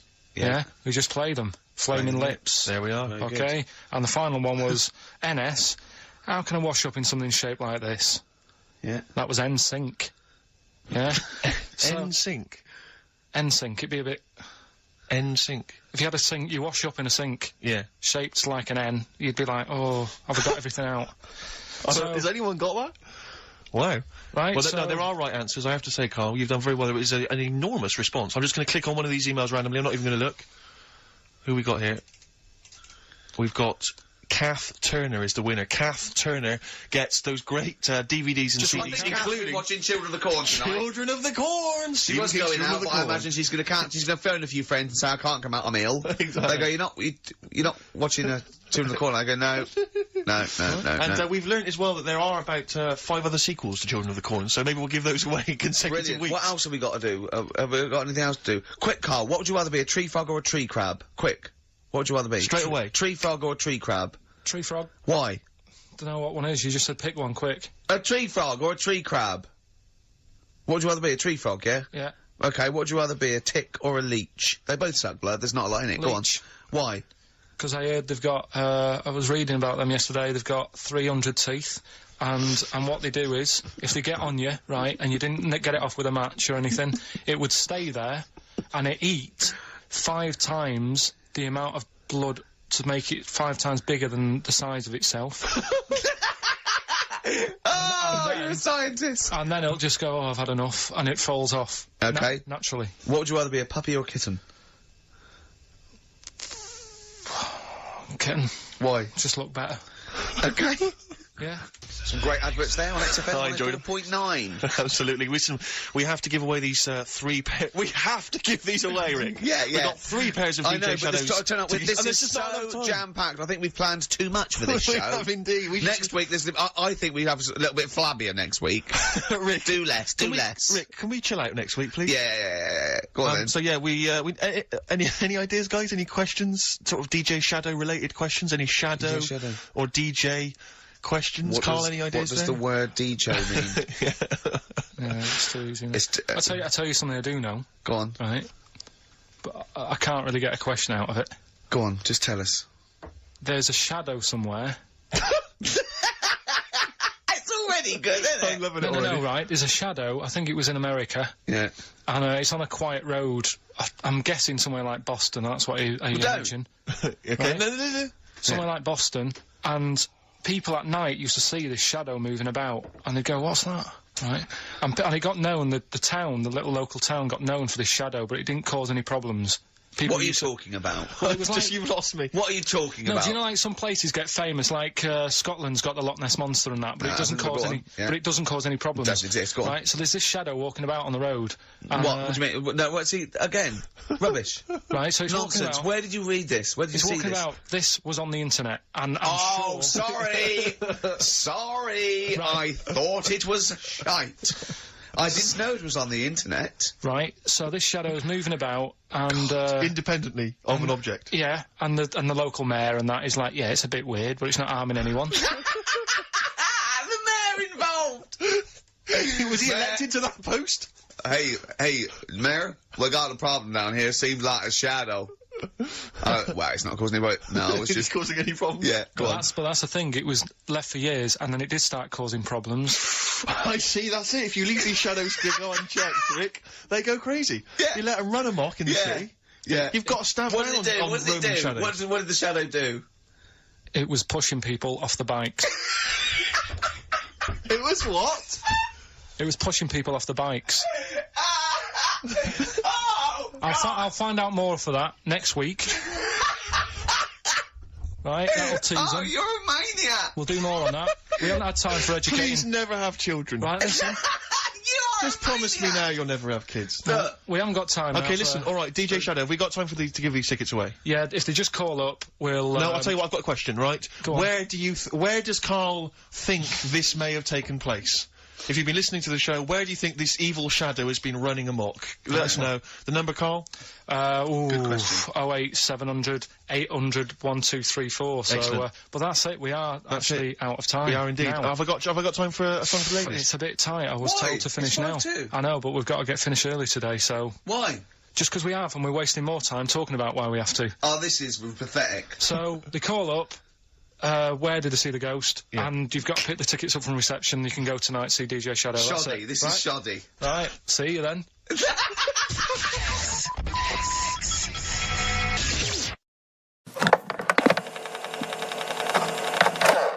Doves, Caught by the River on XFM 104.9. I'm Ricky Gervais, with me Steve Merchant and Karl Pilkington, doing the button stuff. Actually becoming a little bit of a producer. Karl, He's put a bit of work in, hasn't he? He's come up with a few games, and we made him. He's getting a bit stressed when we shout at him because the mics don't work or it's hanging off. It was too hot in here. He couldn't get the thing working last week. I mean, I really would throw this studio away and get a real one. Yeah. Well, I'd get one of those ones you can buy for like tenner from Argos. Argos, yeah, like Bon Tempe. My first studio. My first with a little broadcasting picture studio. of Karl on it. Yeah. Exactly. That'd be great product placement. What have you got this week for us, Karl? Because again, we've put very little. I said I would put. I'm not hungover, but I've put nothing into Rick, have you done any work for this week's show? No. None Have whatsoever? No. you? Okay, Karl, what have you got? What have you got? Quick. Keep them. It's 5 past. They're turning over already. They're finding other things. Karl, what have you come up with? There's Right. melon stew. There's Well, everything. Well, go on. We've got after the success of last week, Rockbusters. Okay. We're doing that again. Sorry, were you on the same show as us? I thought it went all right last week. Yeah. Okay. good. Right, so we'll be doing that. Got some nice prizes, which. Oh, what prize? What arbitrary prizes? films have you got? Have you got? Don't tell her yet. Don't tell No, her. I'll tell you what. If it's Children of the Corn 2, then can I enter this competition? There you go. No. What is that? He's got some different prizes. Maybe I should just tease the audience with those a bit later, Rick, because there's some exciting stuff there. That's going to be amazing. Yeah. Right, so I don't want to give too much away, Rick, but one of them is a copy of The Office on DVD. Is anything like maybe Burt Reynolds' straight-to-video film? Are there any of those in Sadly, nothing quite as classy. Fist. Yeah. Right. Oh, so go on. we've got that lot to give away. Yeah. We've got on. Hurry up, educating quick. educating Ricky, where teachers stuff. Because you taught me that people used to eat tomatoes off lead plates in the land of Narnia last week, that's which was what we learned good. last week. Yeah. No, what Is was- it only tomatoes they ate off the lead plates, by the way? Why didn't they think other fruits and vegetables were poisonous? No, it wasn't. It was because tomatoes had acid in them. That was the problem. You see, you don't listen, right? Well, lots of fruits have acid in them.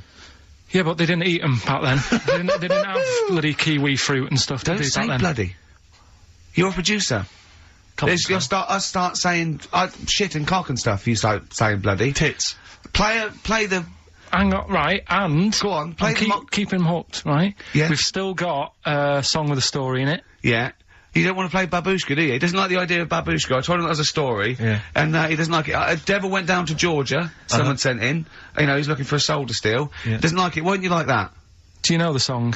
Not particularly. Right, it's a song about a lad who goes into a pub on a normal night, and there's it's in sort of the deep south of America, Yeah. New Orleans, something like that. It's you know, it's not the old Kent Road. Right, okay. Okay, go on. goes into a pub. There's a devil in there who's getting a bit cocky. He's had a bit to drink, and he's saying, "Do you want to sort of gamble your soul away with me, and we'll see who's best at playing the violin?"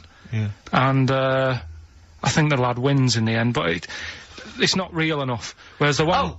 What? Not like the Shadow that got fed up and started pushing kids off bikes? Rick, I think you're In referring Boston. to stuff that no one made sense of last week. Yeah, exactly. I don't think we should refer to last week. Let's play Mock Turtles, Can You Dig It? And then we'll come back and we'll talk about that. And I've come to the conclusion, Rick, we should never refer to stuff Karl said in the past, because it would just take too long to explain. Okay, alright, that's fair enough. Mock Turtles. Can you dig it? Indeed. What I've done there is I've taken the title and I've done it like I'm talking to someone. Sure.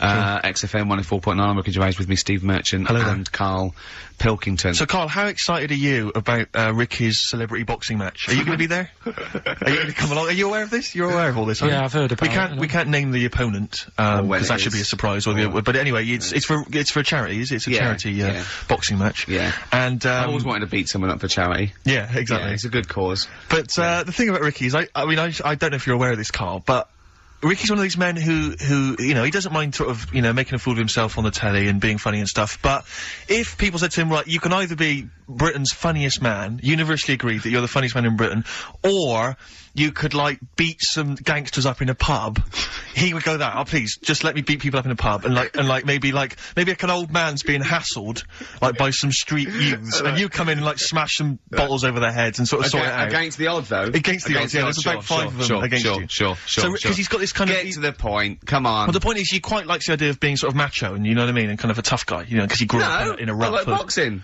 Yeah, but you'd love the idea of people going, don't mess with Ricky Gervais. I'll If someone tell you said, don't what, mess if I with was Ricky a Gervais, that would be exciting, wouldn't it?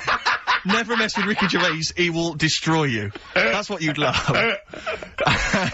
Go on. Because you used to do karate, didn't you? You were a karate. Oh, I used to go, yeah. Didn't you get all the way up to white belt? No, I was one away from black, and then I stopped, because that's what started working nights. Oh, yeah, See? one step away from black. Oh, was it? Really? Yeah. Okay. So anyway, I was chatting to him last night in the pub, because, obviously the boxing match is in about 5 weeks' time, I think, isn't it? Yeah, And, anyway, he, was sat there, Karl, I don't know if you know this about Ricky, but, he's taken to smoking cigars. No, I do. Are you aware of this? I had the occasional one. He got a cigar, he got like a Monte Cristo out of his pocket, it was ludicrous. He looked like George Papard. For the A2, wasn't it? It was pathetic, and he was drinking Guinness. And I was saying to him, but aren't you doing a boxing match soon? And, I haven't started training yet. I'm starting training next week. You're not concerned that it's gonna have an impact? Well, I mean, what I'm saying is, you know, like, the boxers, you know, they normally put in some effort and stuff. like years of training. Yeah, I mean, what, you know what I mean? Getting up at 5:30. Yeah. Yeah. Because you reminded me of Frank Bruno when he was preparing for Panto. Not when he was... I don't think he even smoked then, did he, and drank? No. So I don't... what's your thinking, Rick? Because you know you're gonna get your face pummeled. You know that... I mean, they're gonna destroy you. You haven't got a chance. That's why I left it this long, so I definitely lost my looks. But you haven't got a chance. You're having a laugh. Have you ever taken a punch to the face? Sorry, listen, sorry. But I'm genuinely concerned. Is this sort of psychological training? Because... No, it's not psychological training, it's a warning. I've spoken to your friends and your loved ones, and they all agree. We've got a petition going. We're sending it to the BBC. Please do not let this man box. Anyone else, please. But they're gonna beat you. Seriously, I mean, have you ever had a punch, like a boxing glove, in the face? No. I think you should let us punch you next week live on the show. You'd like that, wouldn't you? No, because because you've got to get used to it. Because I think you're gonna either, cry, just start crying uncontrollably, or just run away. You'll just run away. You'll just climb out the ring and run off. Yeah, this is the same tactic that Ali used against Foreman in Rumble in the Jungle. But I just... Oh, dear. Because I think a boxing glove... Because I know you're wearing, like, huge... Aren't you wearing, like, huge kind of foam boxing No, we're not, no. No, we're not. We're using, not normal, amateur ones. Are you wearing boxing gloves like those ones they used to have on Gladiators? When everyone bites the dust. Those big foam gloves. You just slap each other in the face. Braces. Yeah, exactly. And a big sumo suit. Exactly. So, I should be okay. Do you get to, you get some kind of head protection, do you? Yeah, it's amateur. It's amateur, so it's amateur, you say? No, I mean... So it's not, there's no title No, there, no, I mean, I think that amateur is head guards, vest, and, 16-ounce gloves or something, as opposed to professional, which is no vest, bare-chested. Oh, right. Maybe I can ask to fight bare-chested, because I'd quite like to show off my body. Yeah. If I could. I think wrestling would be better for you. But I don't mean like those kind of like The Rock and people like that. I'm talking about Big Daddy and Giant Haystacks, that kind of... That'd be good. Where you can just throw yourself on someone. Where they can sort of like be nearly dying, but then they can do a stomach butt. Yeah, exactly. Yeah, stomach to stomach. That's a good move, isn't it, in British wrestling? I always like that one. Yeah, no, I think wrestling, you would... Like two elephant seals fighting over a female. Is it true that you've spent, knowing you've spent more time deciding what tune you're going to enter the ring to? I want to come out to California by Tupac and Dr. Dre. I think that'd be really good. I think that's embarrassing. And I'm going to come out with loads of little midgets to make me look really big. Sure. I mean, I don't know what the BBC think of that, but it might be a... I don't know. Maybe we should take some suggestions as to songs that would be perhaps more appropriate. Okay. I Get Knocked Down. but I get up again. A fatty bum bum. Yeah. Yeah. Play a record, Carl. It is going to be. He's dissed me. It's going to be. He's dissed me. Next Yeah. week, you take a punch to the jaw next week on air. During breaks, long distance on XFM 104.9. On the way in, right, you know those little cars? They look like a little bubble car. They're modern ones. They look like half a car. Is that like a smart car? Is that what Yeah, they're called? they Is look that like they just look like a toy car, and you can park them sideways. is there only room for 2 people? Yeah. Yeah. It's just like the half of the front of a Volkswagen just cut in half, yeah. right? And I saw one going on Oxford Street, and it's a police car, a real police car, right? Really? Yeah. And I mean, I thought, well, what happens if they have to chase someone? They couldn't, but I don't think that's the point, because it was written on the side. It said something like cleaner, something more efficient. So I think they're making the point that we're cruising round in this car like we're on the beat, and it's using less energy and stuff. Yeah. But the first thing I thought of, right, was that those 2 policemen, they must have been going, "Oh, Sarge, don't let us have that one. Can't we have the Granada?" Yeah. I mean, It's so embarrassing. I It's so know, embarrassing. police, they're doing, But you've got to respect them. Yeah, You've of got course, street yeah. toughs have got to respect them. exactly. I just don't know if you have to. Well, get the up- only thing more What if embarrassing. you're really tall and you have to climb out of one and you're a copper? Are there any policemen out there who have been asked to drive one of these cars? If you're listening, do you think police listen to this? The only thing that would be more embarrassing is if you had to patrol on one of those bikes the goodies used to ride. That's the only thing I think that would be more pathetic. A pogo stick? Yeah, it's so embarrassing. Or on roller skates. Yeah. But not like roller blades. Roller skates, those really old roller skates. Have you seen those- that you tie on your socks. Yeah, have you seen those little bikes that look like clown bikes that the couriers use now? They're about a foot high. They're little I saw a guy the other day on it. My head turned, yeah. But They're really bizarre. just think They're the that- ones that they fold up. Yeah, but think of a policeman chasing you on that. Well, I always remember that even in America when I started seeing policemen riding bikes, it didn't seem to me, it seems... Oh, they're quite cool. They're the ones that go through Central Park on the mountain I bikes. don't know, Yeah, but something about that's it. really cool, isn't it? They It looks like they should be delivering whiz along at newspapers, about though. 30 miles an hour, and they can just deliver Do you know newspapers. what I mean? Because, like, on motorbikes, on a Harley Davidson or whatever, I'm not messing with a cop. Chips, now that's cool, coppers. Yeah. But people in a smart car or, it is a bit embarrassing. But I suppose it is that, or it's better than walking. You see, Next month, either in those, if you really want to be kind of worried about the environment, you know those little taxis you see that people pedal, they pedal around Soho. yeah, and when it's a riot squad, there's 4 in the back. Exactly, yeah, exactly. But that's the thing, right? If they need to arrest someone, Yeah, here we go. Go on. no, well, what do they do? Because they do only sit 2, so do they have to flag a cab down or something for the criminal? We'll give What you the do do? money, get a receit, take You it back definitely will go there. Yeah. You definitely will, because we've been caught this way before. Exactly. The No, last I promise. bloke, he just ran off. No, I won't run off. Okay. Well, I'll tell you what, Mr. Policeman, I'll take your car.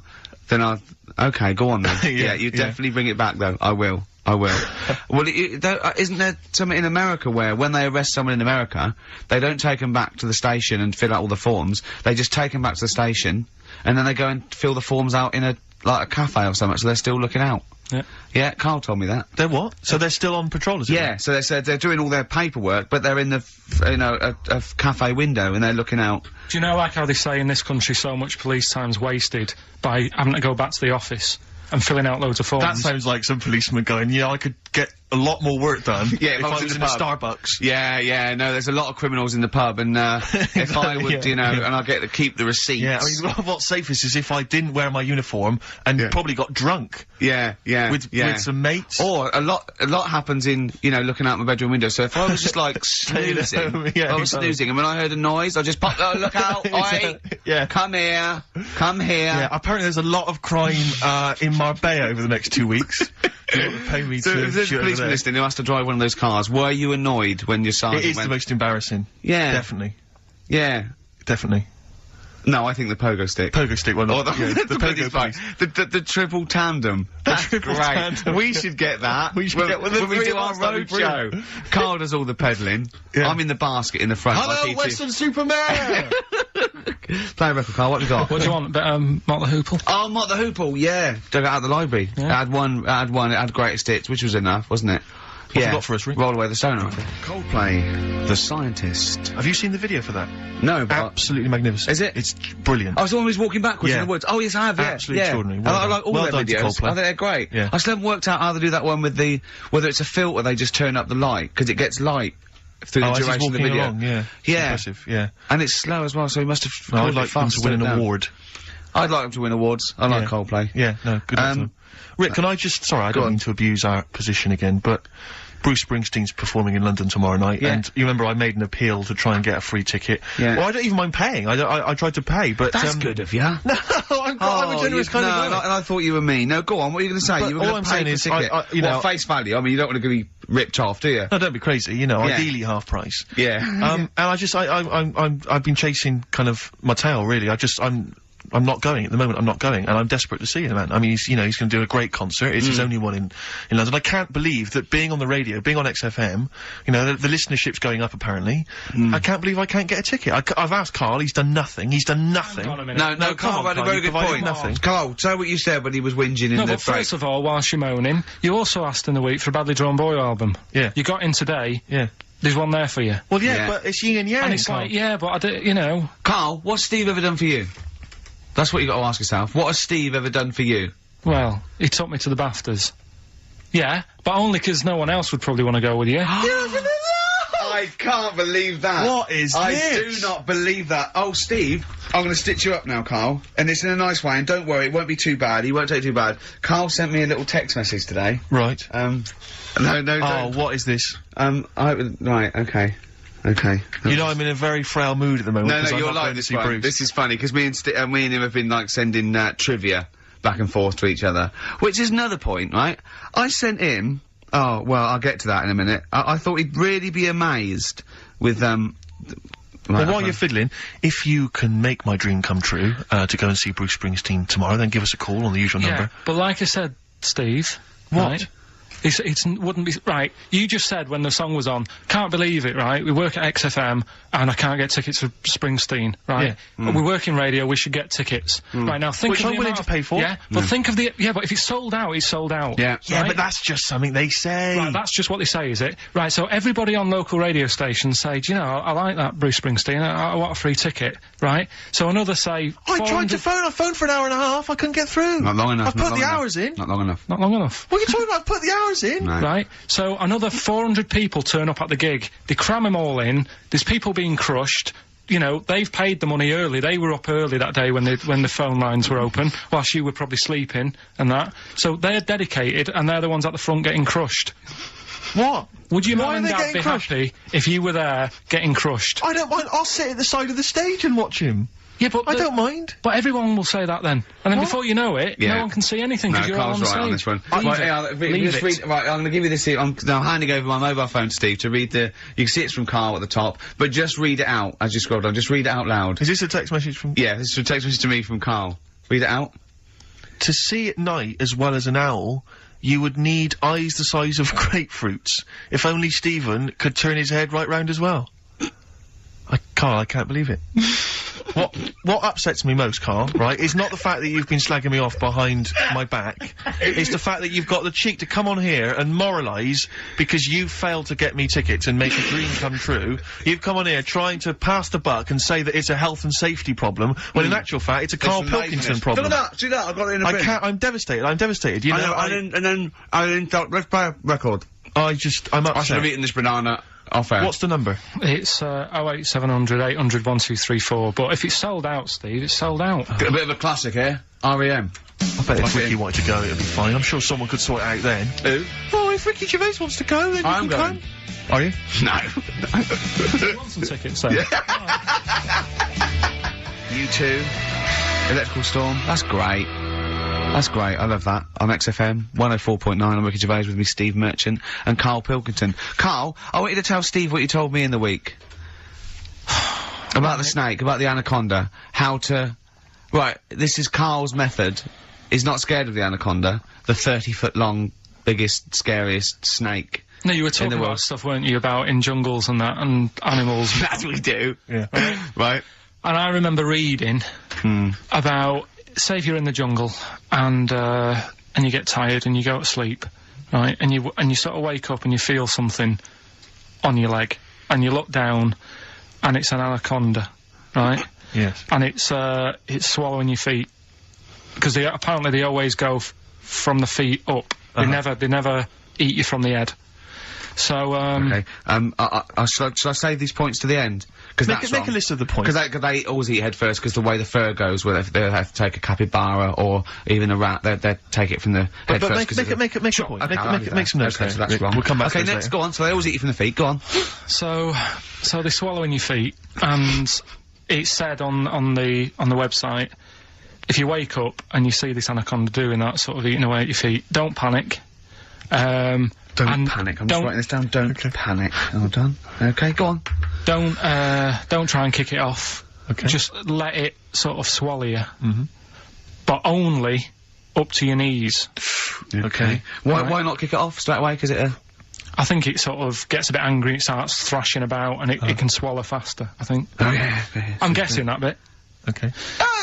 Just put a question mark by that. Okay, there, pop a question mark next to eat. So knees. yeah, so it's knees. So eat it up to your knees. It's up to your knees, Yeah, and then what you do is you get a knife. Yeah.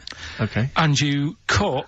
And how do you get a knife? Do you walk over to the kitchen? I was going to pop over, get knife. Where's that coming from? Get the knife. You always have a knife. Okay. Always have a knife, of course you do. Otherwise you're a fool. Always have a knife, okay? Well, come on. Yeah. If you're going to go into a jungle... Always have a knife, okay. Always have a knife, yeah. Simple. Could I just suggest something? You know, suppose you're wearing combat trousers, and the knife is actually in the trousers by the knee, the sort of pocket by the knee. What happens then? I suppose you could still reach in into the mouth, couldn't you? So anyway, you've got a knife. Let's say you've got a knife. Let's say you've fallen asleep, the anaconda's chewing your feet, you let it eat up to the knees, you've got a knife, what do you do then, Karl? Right. So it's up to your knees, and what you do, you get your knife that you got out of your pocket earlier, and you cut it at the mouth, right? Do you know, like, either side of the lips? Right. So you're sort of cutting it in half. Right, like a Chelsea smile. And it can't... Yeah, that's right. Yeah. It can't do anything. It wasn't ready for that. It can't move about because it's got, like, your legs in its mouth. And peel it off and walk away. Okay. My main point, really, is this, Karl. Never will an anaconda or any constrictor, python, boa constrictor, just start eating a sleeping man. He will crush you to death first. That's why they're called constrictors. They're not called gobblers, are they? Or holy swallowers. They're called constrictors. Why would he start eating something? Is that how they take down antelope? Just start chewing their leg? Oh, it's gone off. I'll tell you what, lads. They get together. This next one there said, I'll tell you what, we're losing a lot of prey by just living at their ankles. They're running away. Let's crush them to death first so they can't move, then we can swallow them. You're a fool. So anyway, right, so I was telling him this bit of information because we started a feature last week. Mm-hmm. Well, week before. Sorry, Karl, can we just go back to the crushing you to death first? Yeah, but... Well, I read it. He's won there. He's beating you there, Rick. Okay. Did it say what to do if it starts crushing you to death first? No. Did it say what to do? Supposing it had this meeting, and it started crushing you, and you woke up and it was actually round your chest. And every time you tried to take a breath and breathed out a little bit, it just tightened its grip, because it can feel that. What'd you do then? You sort of tighten yourself up anyway, because I've read about that. Yeah. If one does start wrapping around you, you sort of make yourself into a ball, first of all, and it'll wrap around you, but it's alright because you're protecting your lungs, so it can't crush you, and then you just sort of shout for help. And you shout help with this 30-foot snake. Do you know how it works? It gets as tight as it can. It can feel as tight as it can, right? With these huge muscles, right? Yep. Right? When you leave a bit of breath out, it tightens again. You won't be that out of breath. You haven't been running anywhere, so you can just go. What? And when do you get the new mouthful of oxygen? Just breathe very slowly, like you do. How? Do you know what breathing is? Do you know what breathing is? It's extending your rib cage, right? Intercostal muscles between the ribs. Contract like that. Okay, making the rib cage expand, which pulls air in through. It's like a bellow. That you can't just breathe via the mind. It's a physical process. It's your rib cage pulling over. Maybe I'm special, but I can do little breaths without my ribcage. Play a record, Steve. Yeah, you're Play supposed a to. record. No. You can't take little breaths Well, without I can. moving your ribcage. Can I just give you the titles because we're running out of time? We've got a competition to do. Okay, And all right. it's Let's getting just Ricky. leave the anaconda So forget discussion. that, because Why don't you agree to disagree, and we'll see who survives if you crash land in the jungle.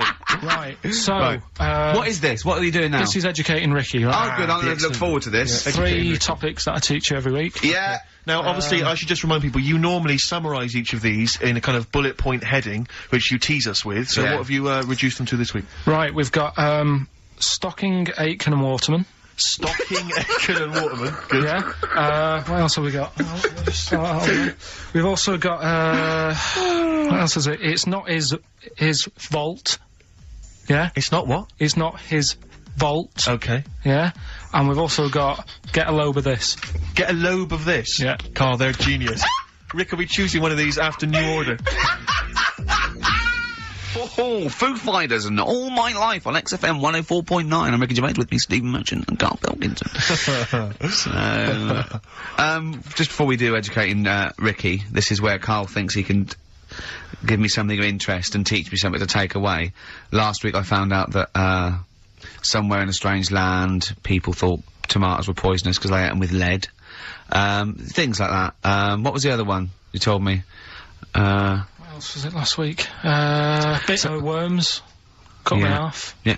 Oh, I sent him a text message. I was on the train, a bit bored, and I read in, I think it was Metro, scientists have found out that worms get stressed, and they found out that the fat ones didn't live as long, and when they checked the thin ones that lived longer, they found out they had a gene for de-stressing them. Right, Karl, do you remember what you said? No. He went, well, that's stupid, isn't it? He said, did these other ones die of natural causes? I went, yeah. He went, alright. Because it could be that the fat ones couldn't get off the pavement quick enough and got squashed. So maybe the scientists go, yeah, we didn't... yeah, they come to think of it, they were flat as well as fat. I think the reason that the worms are getting stressed is because people like Carl are cutting them in half to try and make 2 snakes. Yeah. Two worms. Yeah. That's the concern. He said they can't even commit suicide if they're stressed by cutting their throat. I also sent what I thought was quite interesting, that the scientists have found that the elephant hasn't got the best memory. The sea lion has, Right. based on they've got a sea lion and they got it back into the old laboratory 10 years after it taught it a simple trick, and it could still do the trick. What did you say to that, Karl? I'd say they don't go up to much anyway. So if you do teach it something, it is going to remember it. Sure. Because it's got nothing else to do. Yeah. And then it also, I mean, I like sea lions, they look nice and everything, but what do they do? What was that? Sea lions? Yeah, what are they here for? It's another jellyfish, as far as I'm concerned. It's like, it's there and people know about them, but what do they do? Yeah. What does What a do we cat do? What do we do, Karl? What do we do? A cat, first, Steve said, is good for your heart.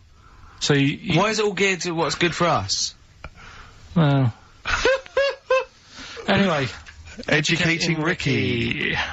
Good, we've settled that then. Go on. The titles that are meant to sort of pull you in. Yeah. We've got what was it?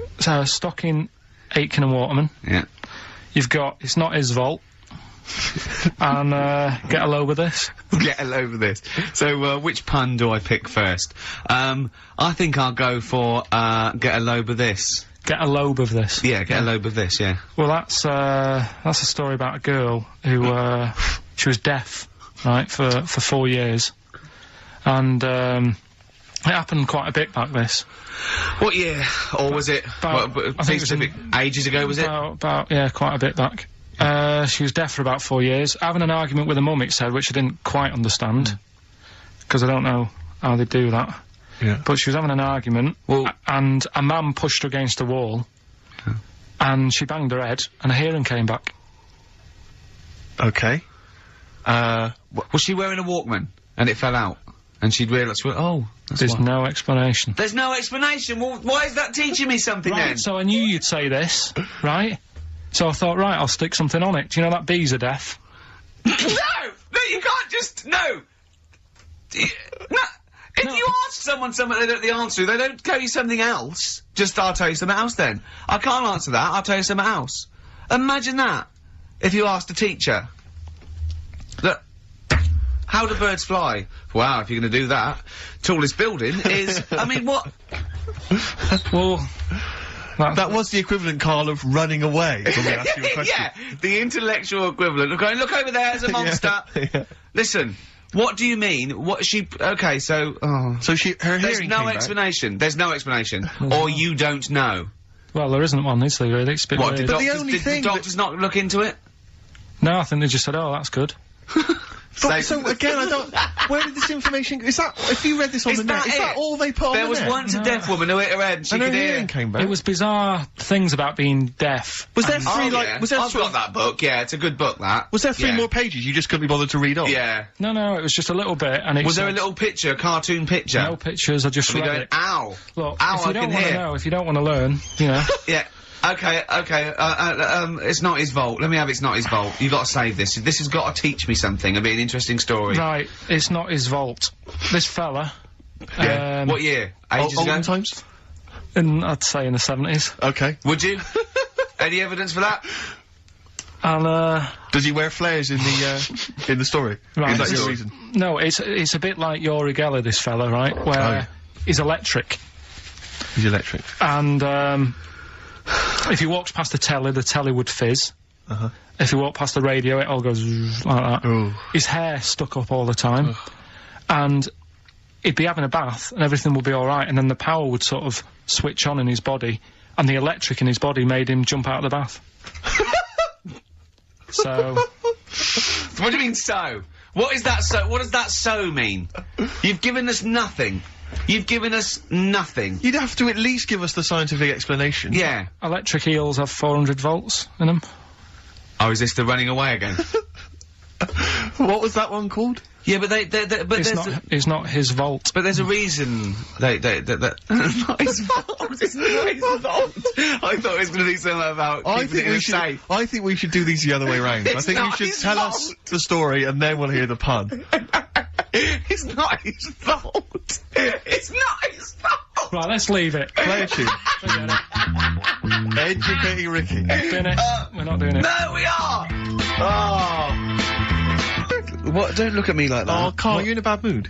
The Coral, I'm all right. dreaming of you. Right, do the last one. Do the last one. Carl's saying we're never doing this again because we don't appreciate it. Yeah, Carl, you don't know how good this feature is, mate. Right, last one. Yeah. Stocking, Aitken and Waterman. Go on then, tell me about that one. What's that? What am I going to learn from this? Right, well, do you know the saying, put a sock in it? I like it already. Do you know the saying? Yeah. Right, well, do you know where it comes from? I assume it's shut up, so I'll stuff your mouth with a sock to shut you Well, up. Years ago. Yeah. Sorry, am I right? No, not really. Ages ago. 1970s? 50s, Okay. I'd say. Do you know the old, say. do you know the old gramophone? Yeah. With the big horn on it? Yep. Yeah. Right, well, those stereos didn't have a volume control on them. Right? So they'd be listening Oh, so to you the put a album, sock in the... and mute. you'd put something like a sock. That's a real one, you see. That's taught me something. That's good. That's excellent, Carl. That is the only one that counts, like chewing the fat, if they're true. I'm assuming they are. It works. It's of interest. I haven't got it verified yet, but that is educating Ricky. That's brilliant. I will say the other two were more entertaining. So, you know, I don't... Do you understand the distinction, though, between that one and Electrical Man? And, or I've hit me head, I can hear you, mum. Yeah. Can you see the difference, though? Or... Not all really, three- because when I read all three, I took something away from all of them. What did you take away from the the other Electrical two? Man? I just thought, oh, imagine that. Imagine how annoying that would be. But that's Yeah. not education, is And it it's really? not taking anything No, but away. Think about it, right? We take our lives for granted all the time, don't you? You get up in the morning, it's like, oh, I'll get up and walk for a shower. Some people can't walk, right? Yeah. Yeah. This guy, he can't even have a... You know what I mean? It's nice to have a bath, isn't it, when you've got time on your hands and Yeah. you can relax. This guy can't even do that. He might be alright for a bit, but he's not really enjoying it, because at any moment, it could strike. Yeah. So, he can't even do that. He can't comb his hair, because it keeps going a mess. Yeah. He can't watch his Nor can favourite- you. No, he can't. Does he fight crime? What does he do with his powers? I think he just has to sit around, because he can't work with machinery. Right. Because he'll probably blow a fuse. Yeah, so he just sits around. Think about it, what can he do? What normal things can he do? Skateboarding. Going for long walks. Yeah. Put a wetsuit on. Well, he couldn't do that. Why? Ooh, water and electric. No, wetsuits aren't actually wet. They're dry initially. Just put a whole wetsuit on and walk round with flippers and A rub the wetsuit's sole. not like a dinner jacket that's like really wet. Well, all I'm saying is think. Do you know what I mean? Oh, okay. And what was the And other one the again? girl deaf, 4 years, hits her head. Yeah. That's just. What have you learned from that? What is that? Well, imagine how happy you'd be. Remember that time when I nearly died when I choked on a Mr. Freeze pop?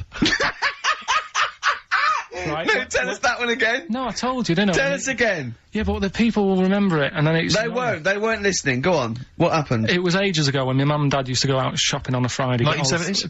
Get the food in. get a week's load of food in the cupboard and that, and we'd, they'd come in with all the food, and we'd all be like, oh God, there's no food left on a Thursday really, so we'd all be hungry on the Friday by the time the food got in. I love that. And That I'd they be wouldn't like- eat it. I imagine him like jackal puppies. Yeah. Just like licking your parents' mouth for food as they So- come through the door. So they come in from the supermarket, they're emptying the box. Our kid had got some biscuits and what have you. Frenzy, just a feeding frenzy, like pigeons. I grabbed the Mr. Freeze pop and knocked it back really quick, but it wasn't frozen, so I knocked it back so it was like a liquid and it went down the wrong way, right, and I was choking, right, and I nearly died. It must have been about, how long can you go before you die? A couple of minutes to do Right, it. I reckon about a minute 50. Right, I was really close to dying. How do you know you were close to dying? Did your life flash before you? No, but I just was like, There's loads of instances of him eating pops. Yeah, exactly. I just was dead. 40 of those. whatever, right? What do anyway. you think you'd see if your life flashed past you? What do you think, which elements would stand out for you, do you think? What? Start now, go back. What do you remember? What's the first thing you remember? As a kid, Yeah, just tell it now. being in a hall and having our dog licking my face. That's your earliest memory? Yeah. Okay, what's the next one? Right, next one's probably being at primary school with Lindsay. Yeah. Was that your girlfriend? Well, a little friend who was a girl. Sure. And we used to have like tins with letters in, and you'd have to write stuff. But anyway, what were we doing? I got confused. Right, so anyway, I'm intrigued by the dog that was licking your face. well, bin that. We won't win that. No, it's a great feature. I just think you need to be a little bit more careful about what you consider to be education. Gone All funny. right, I all fell right. over. All right, well, I'll. We'll work on it next week. Play a tune, and what have you got for us? Because we've got a big competition. We've Come got on. to do the competition. We've only don't- got 25 Yeah, well, come on minutes. then, Don't worry quick about then. it, Carl. Do Play a something, tune. play We'll a come back with tune. Rockbusters. What we playing? Let's play a bit of Tupac. Oh, that's what I'm coming out to, isn't it? Yeah, The fight. exactly. Yeah. Imagine it. Tupac, California Love. Yeah. And that's the big tune that Ricky will be coming out to when he has his celebrity boxing Yeah. match. Yeah. We're all looking forward to that, Rick. Yeah. Competition time, Carl? Oh, Carl's looking forward to this. He's just getting all stressed about his half hour. Like Pete. Oh, go on. Go No, on, it's sorry. just, we should have done this a lot earlier. 'Cause Why? it does it keeps them hooked in. Right, if you haven't heard the game before, I'll give you some initials, bit of a cryptic clue, and those initials and the cryptic clue makes up some band. Might not be an XFM band, but it's a band or a pop group or an artist or something. Yeah. It's on What's the email. feature called, though? What's the It's feature called called? Rockbusters. Rockbusters, yeah? Absolutely. Do you want to, will we do this on email? I think we ought to, because you don't like taking calls from the public, do you? Well, he can't work the machine. No, that's absolutely right. It's not that, it's just that then it's pretty fair for everyone because Anyone who's got a computer, you mean? So it's open to anyone who's got, a computer or a laptop at their disposal at this precise moment. Anyway, there's some cracking prizes, Rick, you'll be pleased to know that, obviously, once again, Karl has managed to collect together an arbitrary assortment of Just looking giveaway round, stuff. looking round the office. I mean, where did you get these from? Did you seriously, where did you get them from? Because it's Right, such what- an arbitrary what collection. have we got there? I don't know what kind of a person would want these items. Right. It's such an arbitrary selection, I don't know what kind of person you'd be. Read them out, what have we got? Well, there's another XFM compilation, which you've obviously nicked from somewhere in the office. Yeah, it's Fair a enough. good compilation remix to There's album. an album here, which is a promo album with two pigs on the front. I think it's the Smashing Pumpkins Frankie live. Saunders.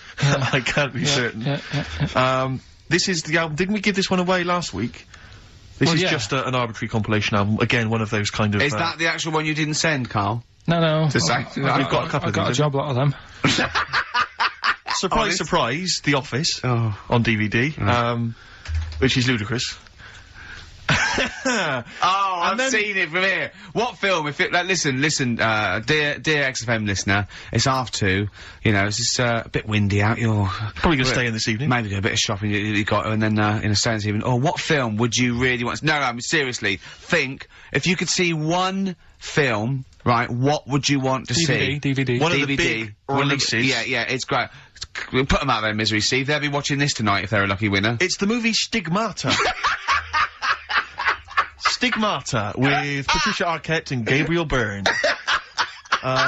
So look forward to that. That's great. That's the big one. That is brilliant. You're playing for. Look at Karl's face. He's actually offended because he's the only one that puts any work into this show, and he's got competitions. He's got Educating Ricky, Rockbuster. He's got the song with a story. He's got a song with a story to come that he's like gone through them. It's unbelievable. Yeah. So you're playing for that collection of arbitrary goodies plus the big prize this week, Stigmata, featuring Gabriel Byrne. Oh dear. About a woman who I think starts bleeding from the hands. It's a horror film, I think. You'll have to be 18 or over I've to seen take part. It's not terrible. Sure. It's all right. But Is it better than Children of the Corn, which was a big giveaway last week? I haven't seen Children of the Corn. Go on then. Right, so Next week, Teen Wolf 2. Go on. Here's the and Tony Banks's own solo album, Bank Statement. Tony Banks, remember, is the musician from the much loved Genesis, but we got that album to give away. All right then. So right to win those exclusive prizes. Go on. Yeah, you've got to email in ricky.gervais@xfm.co.uk. I saw a sellotape dispenser out in the office there's a pair of gloves that I don't know who's out, but they're out there and they've been there for a week. So a pair of gloves, a sellotape dispenser, and Tony Banks's solo album, Bank Statement. Yep. Okay, go on. Right, first one. Initials JT. Initials JT. What's the cryptic clue? Cryptic clue. At the moment, I'm in a river full of logs. Hold on. Yeah? JT, and what's the clue again? At the moment, I'm in a river full of logs. Full of logs? Yeah. Okay. So, who could it be? JT. At the moment, I'm in a river full of logs. Yeah, go on, next one. Second one, there's three of them you gotta get. Letter is W. Yeah. The clue, that lad's got bad asthma. That lad has got bad I've got that asthma. one already. I've got that one already. W. Yeah. And finally, the last one is the letter C. Yeah. And, the cryptic clue is Karl is one of these. Mousetrap is that musical, isn't it? This isn't a clue, by the way. It is called Mousetrap, isn't it? There's not a musical. It's not a musical, but it's a whodunit sort of thing, yeah. Yeah, that's fine. Right, here's a clue. I saw that, Imagine that. Imagine that on the real Blockbusters. Yeah, mate. Bob Owen is going, can we stop a minute? Oi, you with the 9 teddy bears there. Mousetrap, that's a show, isn't it? I think so, Bob, yeah. Right, okay, here we go. Yeah, carry on. Put the cameras back on. Yeah. So, the letter is C, and the cryptic clue. I saw that Mousetrap the other night, but the heating in the theatre was knackered. What? The heating in the theatre was knackered, right? Ruined it. Well, we've got that one already as well. Yeah. I mean, these are the first one's hard, but those two So are just a quick ridiculous. reminder, JT was the first one. At the moment, I'm in a river full of logs. Full of logs. Yeah. Okay. Second one, W, that lad's got bad asthma. Yeah. And the last one, C, I saw that Mousetrap the other night, but the heating in the theatre was knackered, and it ruined the whole thing. Okay. And ricky.gervais@xfm.co.uk is the email address. You can win I'm confused. With various full of logs, treats, actually. including Stigmata. I'm in with a Gabriel river Byrne. full of logs. Yeah. I'm in a river full of logs. Well, we'll do it in about 20 minutes. Yeah, you've 20 got to minutes stay think tuned about for the it. answers. It's not the quickest, so don't go rushing and sort of messing it up. Think about it, and it's random email anyway, so there's no rush, alright? And if you want to email, you're welcome to say, please do not send me the prizes even if I win. Welcome to put that on there if you don't want that junk in your house. Right. The reason we usually sort of play a record out of an outbreak, don't we? Yeah. Carl is so concerned with his little competition, he hasn't got a record ready. Sure. Got one. Okay. Sorry, Larry. Yeah. Do you want to do a quick recap? Quick recap? I can't bother to even just say it. I'm not interested. I'm just not interested. Yeah, go on, Recap, quick. Still send your emails in. JT, it's some initials of a band, just in case you didn't hear it last week. If I said AK and an exploding pet, that would be Atomic Kitten. Yeah. Right? They know what a clue is. So JT, at the moment, I'm in a river full of logs. Yeah. W, that lad's got bad asthma. And C, I saw that Mousetrap the other night. The heating wasn't working, it ruined the night. And, yeah, that's it. ricky.gervais@xfm.co.uk. Some stuff. Stigmata. Richard Ashcroft. Check the meaning. Oh, I love that. That's brilliant. On XFM 104.9. I'm Ricky Gervais with me, Steve Merchant. Karl Pilkington, who's our producer.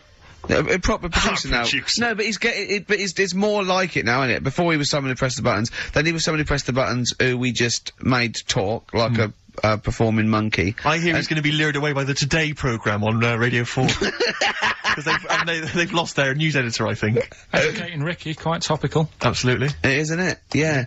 So when you say topical, What do you mean topical? this is topical. Well, this happened ages ago. Yeah. Your words, not mine. Have they got a Ricky who works there?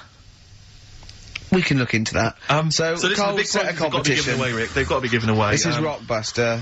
We've got obviously the big prize Stigmata this week. Yeah. I'm not going to give the prize to Ira. I think it's Ira or Ira, but she or he emailed in the right answers and then said if you could enclose the receipt for Stigmata, that would be much appreciated. But I'm amazed by the number of responses we've had. And someone wants a copy of Tony Banks's solo album, which I was mucking around, so we better buy that in the week to give it away, because I think that'd be an amazing prize to give away. If you just give the clues do again. the clues and then just give the answer. Come Come on. on. What the answers are. Right, well, the one that everyone was struggling with was the first one. Yeah. I'll save that. So we'll go to the second one. W, Yeah, that lad's got bad asthma. yeah, we know that.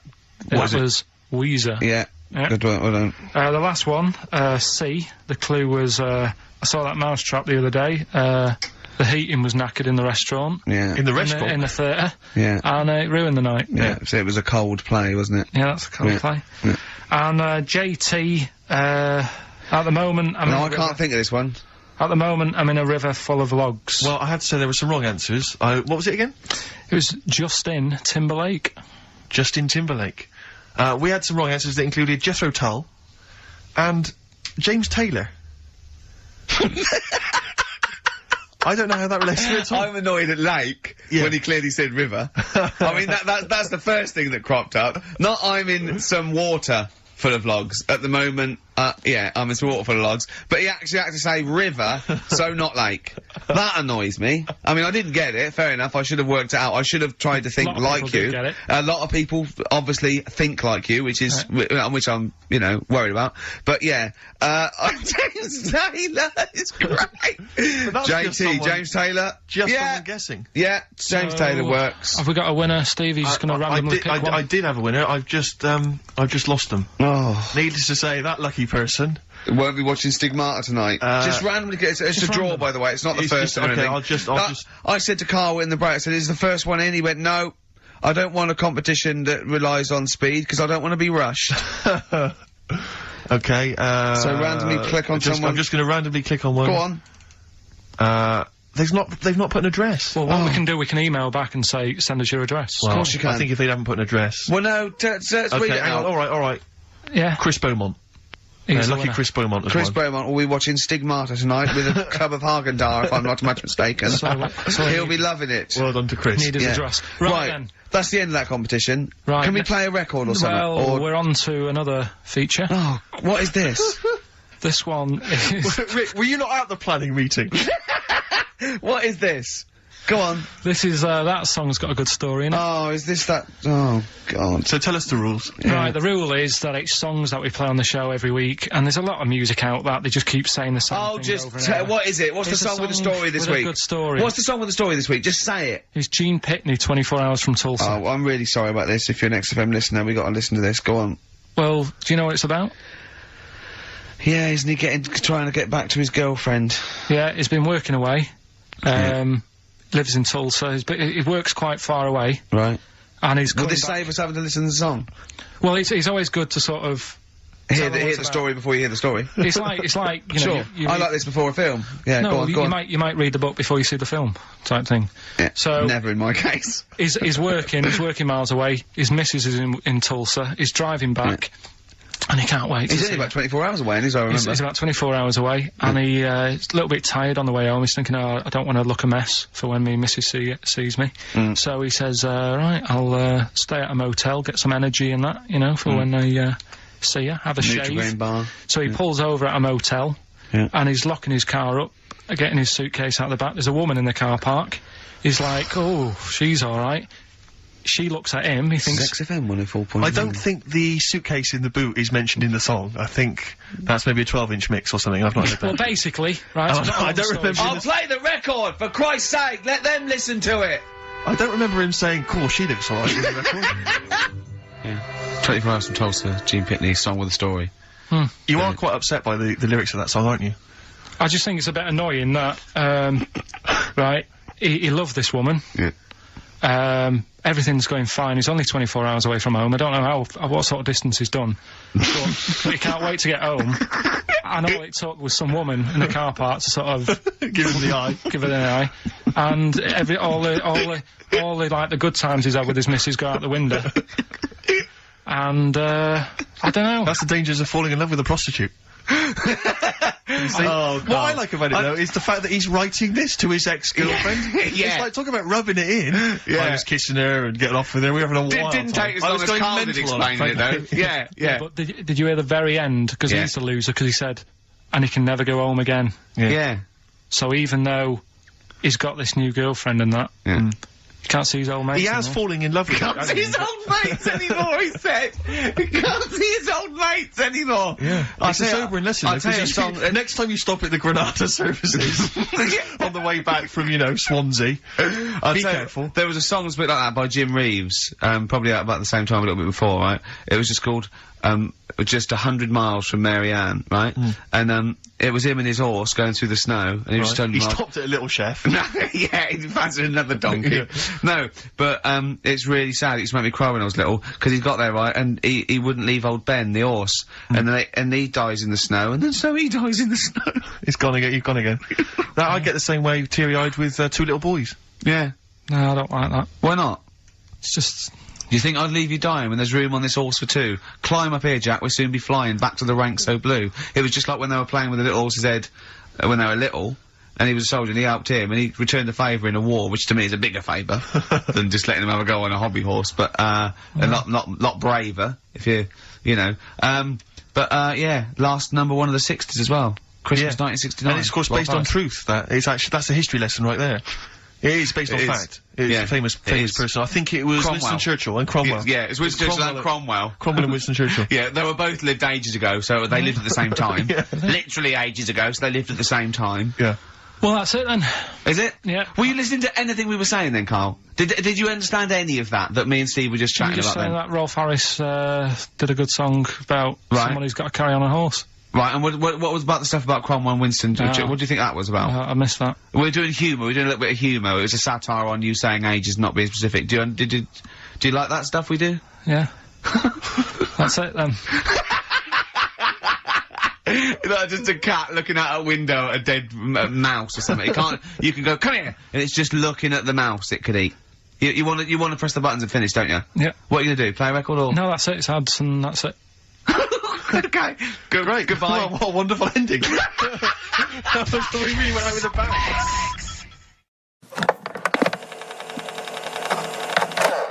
Foo Fighters. All my life on XFM 104.9, I'm Ricky Gervais, with me, Steve Merchant, and of course, Karl Pilkington. Ooh, have we got a show for you today? What have we got planned?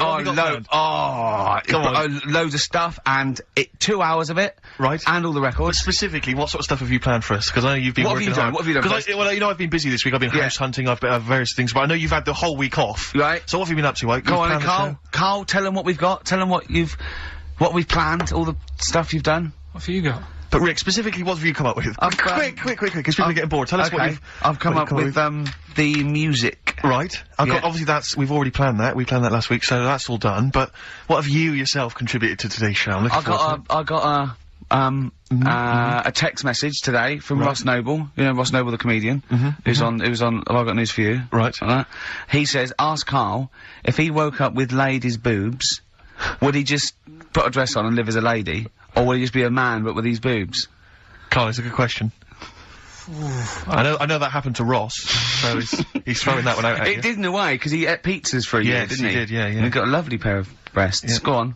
Probably just find a loose-fitting jumper, go to the doctor's. What would you say to the doctor? How would you explain this phenomenon to the doctor? So you'd be happy with this because you believe in shite, like No. happening. Go on. But it can happen because I told you a couple of weeks ago how it can happen. How you can wake up with breasts if you're a fella. I told you. Go on. Haven't you remembered? No. Funny that, isn't it? Go on. Have you, Steve? No, I don't remember this. Did you tell us on air? Yeah. It can happen if you go to Argentina and have a steak. You can wake up with breasts. because I'm sure I'd have remembered Karl, that. pull the other one. Look, he likes that. He likes that. Is that what you've come up with Ben, this week? That joke? Yeah. Brilliant. Play a record. It's going to be a dynamite show. Listen, look, I'm gonna play some classic tunes today. I'm gonna educate the youngsters, Steve.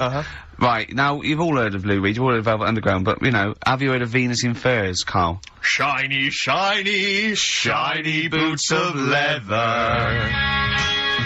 Venus in Furs, Velvet Underground. What a great start. What a classic song. They continue to sound fresh and contemporary. It's just, do you know what that song's about, Karl? No. M&S. M&S. It's about M&S. You know that? Yeah. You know the shop? Yeah. It's all about that. Yeah. Whiplash, Smile, and all that, all the things you can get at Marks and Spencer's. Shiny boots of leather. Yeah. Being whipped. Yeah.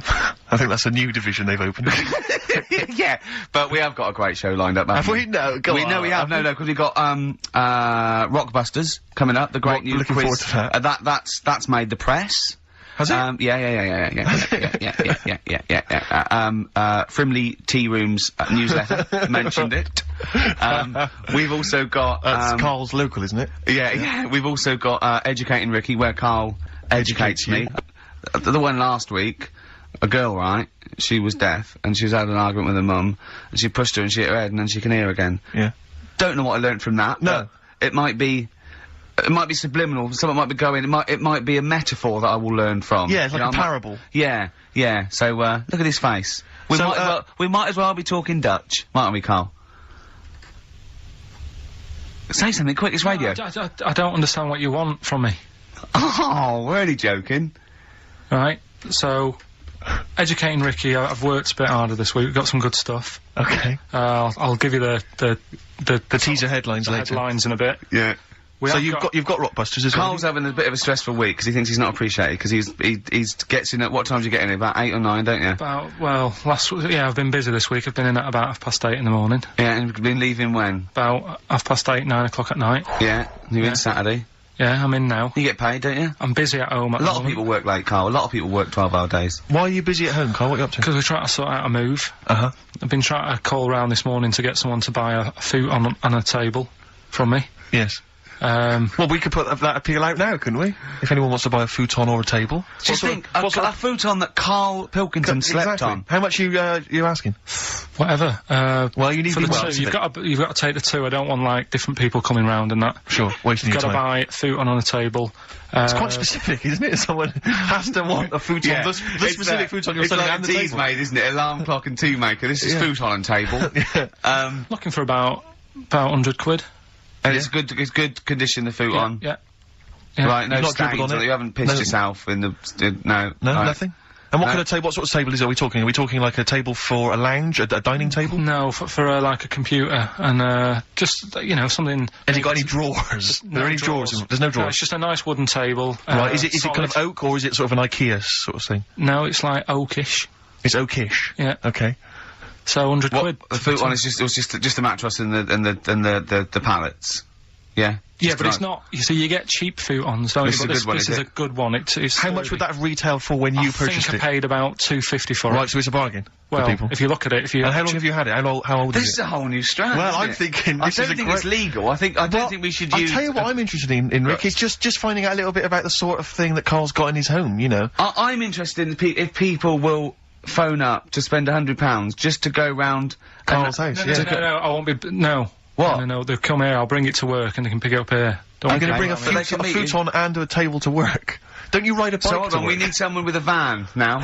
Yeah. So we need. Is anyone who wants to? But they're not allowed around your house. Can they meet you next door? Someone with a van. Could they meet you in your street somewhere? Hold on, could they meet you? What With if you- hold on, what about the little Chinese fellow that lives across the road on the two bouncers and the old woman who's dead reading a book? Could you meet him somewhere? I've got an idea. What about if you meet at the end of your street, you blindfold them, like they do when terrorists take the negotiator to the the hideout, the big cheese. and so you could do that, and so you know they could piece together maybe where you live With from the sounds. sounds and stuff. Yeah, yeah. But what about that, Karl? That seems a great idea. Yeah. And would you sign the futon for people? Do you think? Would you give them a little signature, or maybe at least a Sign bill the of pallet, purchase? couldn't you? You could sign the pallet. Yeah. Or I could try and get work to buy it off me, and then we give it away for Rockbusters. Do you think they do that? Do you think they do that? I think they'd probably do it for Foxy with his Yeah. big. Well, imagine hog. how big that would Imagine be. if he wanted to sell his hog. Yeah. That is a motorbike, isn't it? yeah. He's been selling his hog for money for years, hasn't he? Oh dear. So we'll see about that. See if people are interested, maybe email ricky.gervais@xfm.co.uk if you're interested in a futon. Buy Karl's futon competition. £100 ONO. Exactly. Yeah? What gear have we got anyway? I never knew what that meant. ONO. I thought it went sort of on the nose. On the nose. Oh, that's good, yeah. Well, tell me what we've got to give away, Steve. So actually, I have to say, you've excelled yourself this week. Richard Ashcroft's single coming up soon after this. Go on. Since when have you taken to talking like that? It does amuse me. Go on. This is a nice little collection here. This is a 3 DVD set. David Attenborough's The Life of Birds, Trials of Life, and Life in the Freezer. That's a good one, isn't it? That's a selection of animal-based documentaries. Yeah. We've got... And what he's best at. Well, absolutely. I hate when he goes off the ball and does, like, fast cars. This is very, very good indeed. This is a best of David Bowie compilation. It is a very good, just it's a proper one, not the rubbish ones that no one else wanted. This is a brilliant compilation. Yeah, it's got excellent selection on there. We've got this. Now this looks like a Madness. Oh no! It's far worse than we could possibly have imagined. It seems to be some kind of tie-in with the Our House Madness musical. And it's a cast of 20 people who wanted to be singers. It's tricky to find out. I can't figure out if it's the originals or not. But needless to say, if you're a Madness fan, I'm sure that'd be an absolute treat. You love that. Now I know that Steve, I wouldn't mind that DVD collection myself, but I can't. It's the giveaways that no, we can't. I'm talking of great compilations. What about this? It's Country Legends. I'm seeing on the front there Glenn Campbell. We've got Dolly Parton. We've got whatchamacallit on the front. Whatchamacallit is from a great performer. Yeah. Jake, whatchamacallit. Oh, excellent. Some great hits from him. So that's there as well. What a collection. That's same XFM compilation again, easy to get hold of. The big one, the film that Karl picks every week, the big DVD movie this week. Don't go out tonight if you've got a DVD player and a television set, because you'll be staying in and watching this fantastic film. It will tear your soul apart. It's Hellraiser, the original Hellraiser. Bear in mind, it has been on Channel 4 and Channel 5 and on most cable channels since it came out. But if you haven't seen it, if you're one of the only people who has not seen it, and of course you have to be over 18 to play, then you can win Hellraiser. That is fantastic. Well, play a song, Karl. We'll come back to that. More great stuff. Indeed. The competition coming up later. Email only, isn't it, Karl? Yeah, absolutely. Futon. Futon's still available. Richard Ashcroft. Check the meaning. Well, Karl, you're chuffed, aren't you? What's happened? What's just happened? Tell the listeners what's happened. This has sparked you up a bit. Steve's just called up. He's putting an offer for the futon and the table. Yeah. I think he definitely wanted it, but I said, look, think about it over the weekend. Yeah. Well, you're not a hustler. No, well, I'm not going to rush him into it, because once he's got it, he can't bring it back. I'm not messing about. No. So the bloke said, what sort of wood is it? Karl said, sort of like a light brown colour. He went, what, beach coloured? Karl went, depends what beach you're on. Which was nice. You do understand there's a wood that's called beach. Well, he's happy. He likes the sound of it. Nice plum cover. He's going to be. Yeah. It's Karl going, I go with Magnolia, you walls he's just going, I'll tell you what, looked nice in your spare bedroom. It was like an episode of Changing Rooms. It was like listening to an episode of Karl. He did the deal in under 3 minutes, wasn't it? It's pretty good, isn't he? He phoned it about halfway through in that song, so you worked pretty quick, Karl, I gotta say. It's your Manx scally way. I'm sure we're not allowed to do this, though. No, I think it's highly criminal. Yeah. Have you got anything that you getting? Well, I'll tell you, I am moving shortly, so I mean, I might come in next week. I could have a couple of I threw away a desk the other day. I gotta get rid of a bed, a chair, because I'm pretty tall. This is so pathetic. Yeah.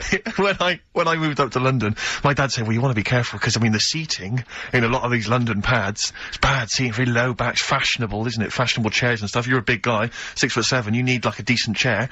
We went to a shop, it was like a second-hand furniture shop, right? I bought this chair, very high back. Why did you buy it? I bought a solo, I love that. It's just a chair, so I could sit in my room and watch TV. But was it a soft chair, or was it a wooden chair? It was kind of like a sort of, well, let me explain, because it's kind of like an armchair, but it's kind of got wooden arms.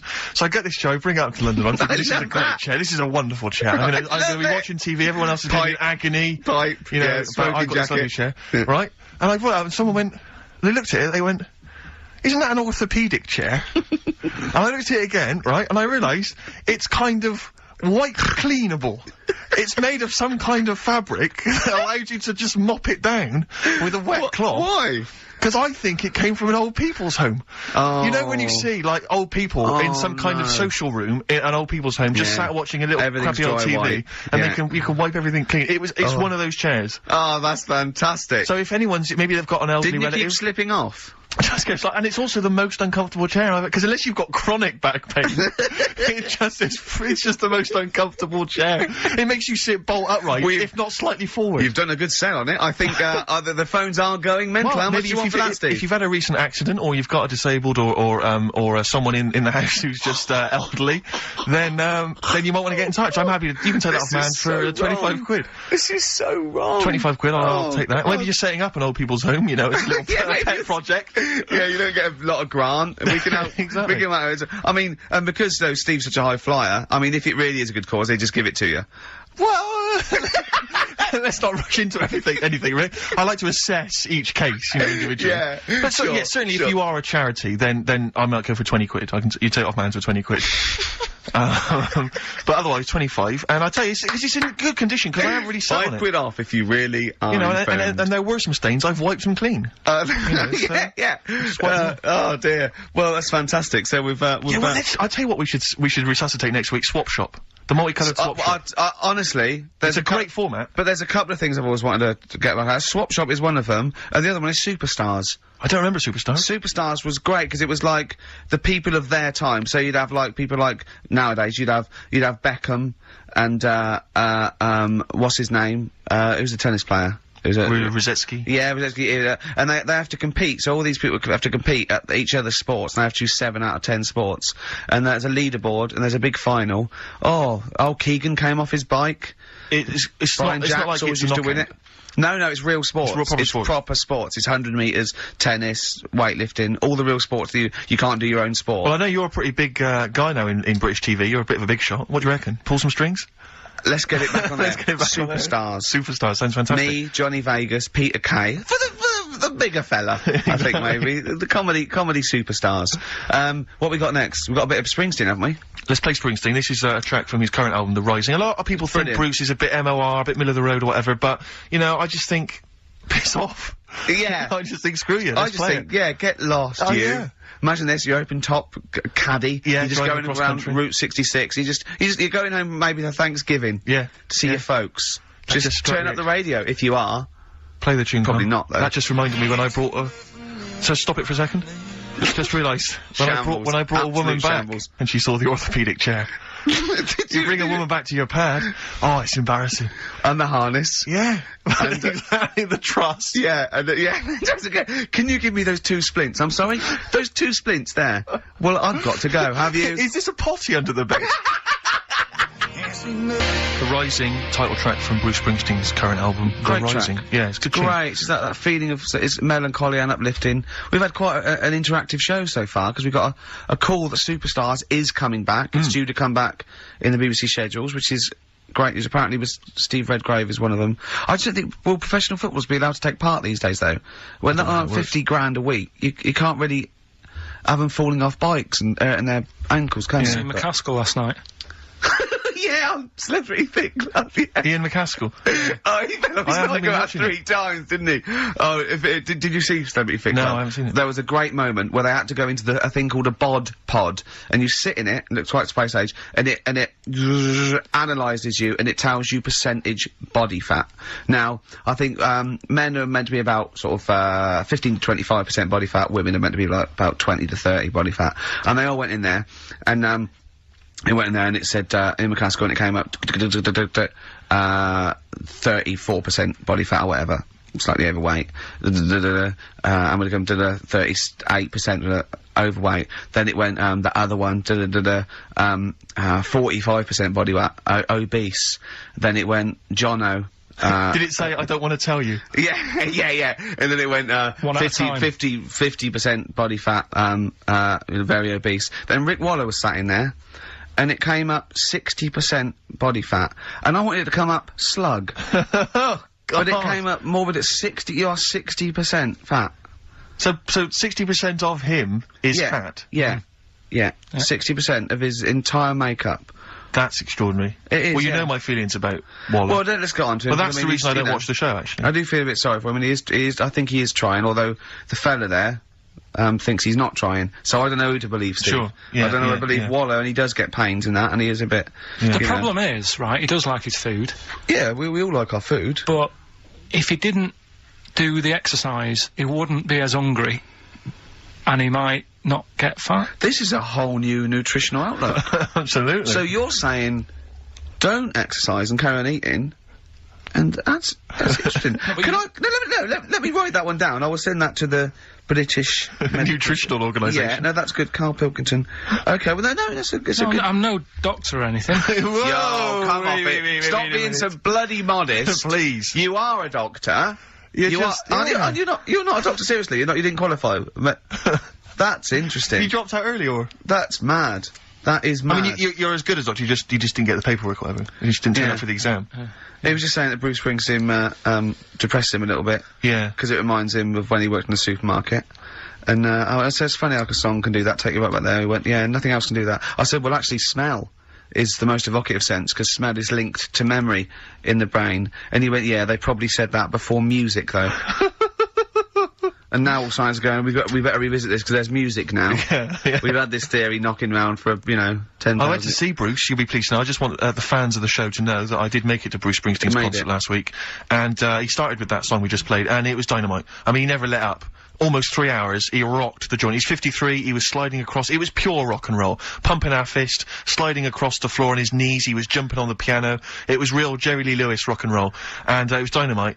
And I just was looking around though, and when I am the trendiest person at a gig, Oh, dear. then I'm in trouble. Do you know what I mean? And there was some of the people there. I imagined, you know, on Amazon.com, it says like, people who bought X also bought Y. Yeah, And I yeah. think people who bought tickets for Bruce probably bought tickets for Mark Knopfler, Yeah, Dave Gilmour, Yeah, of Pink Floyd, without I Pink know. Floyd.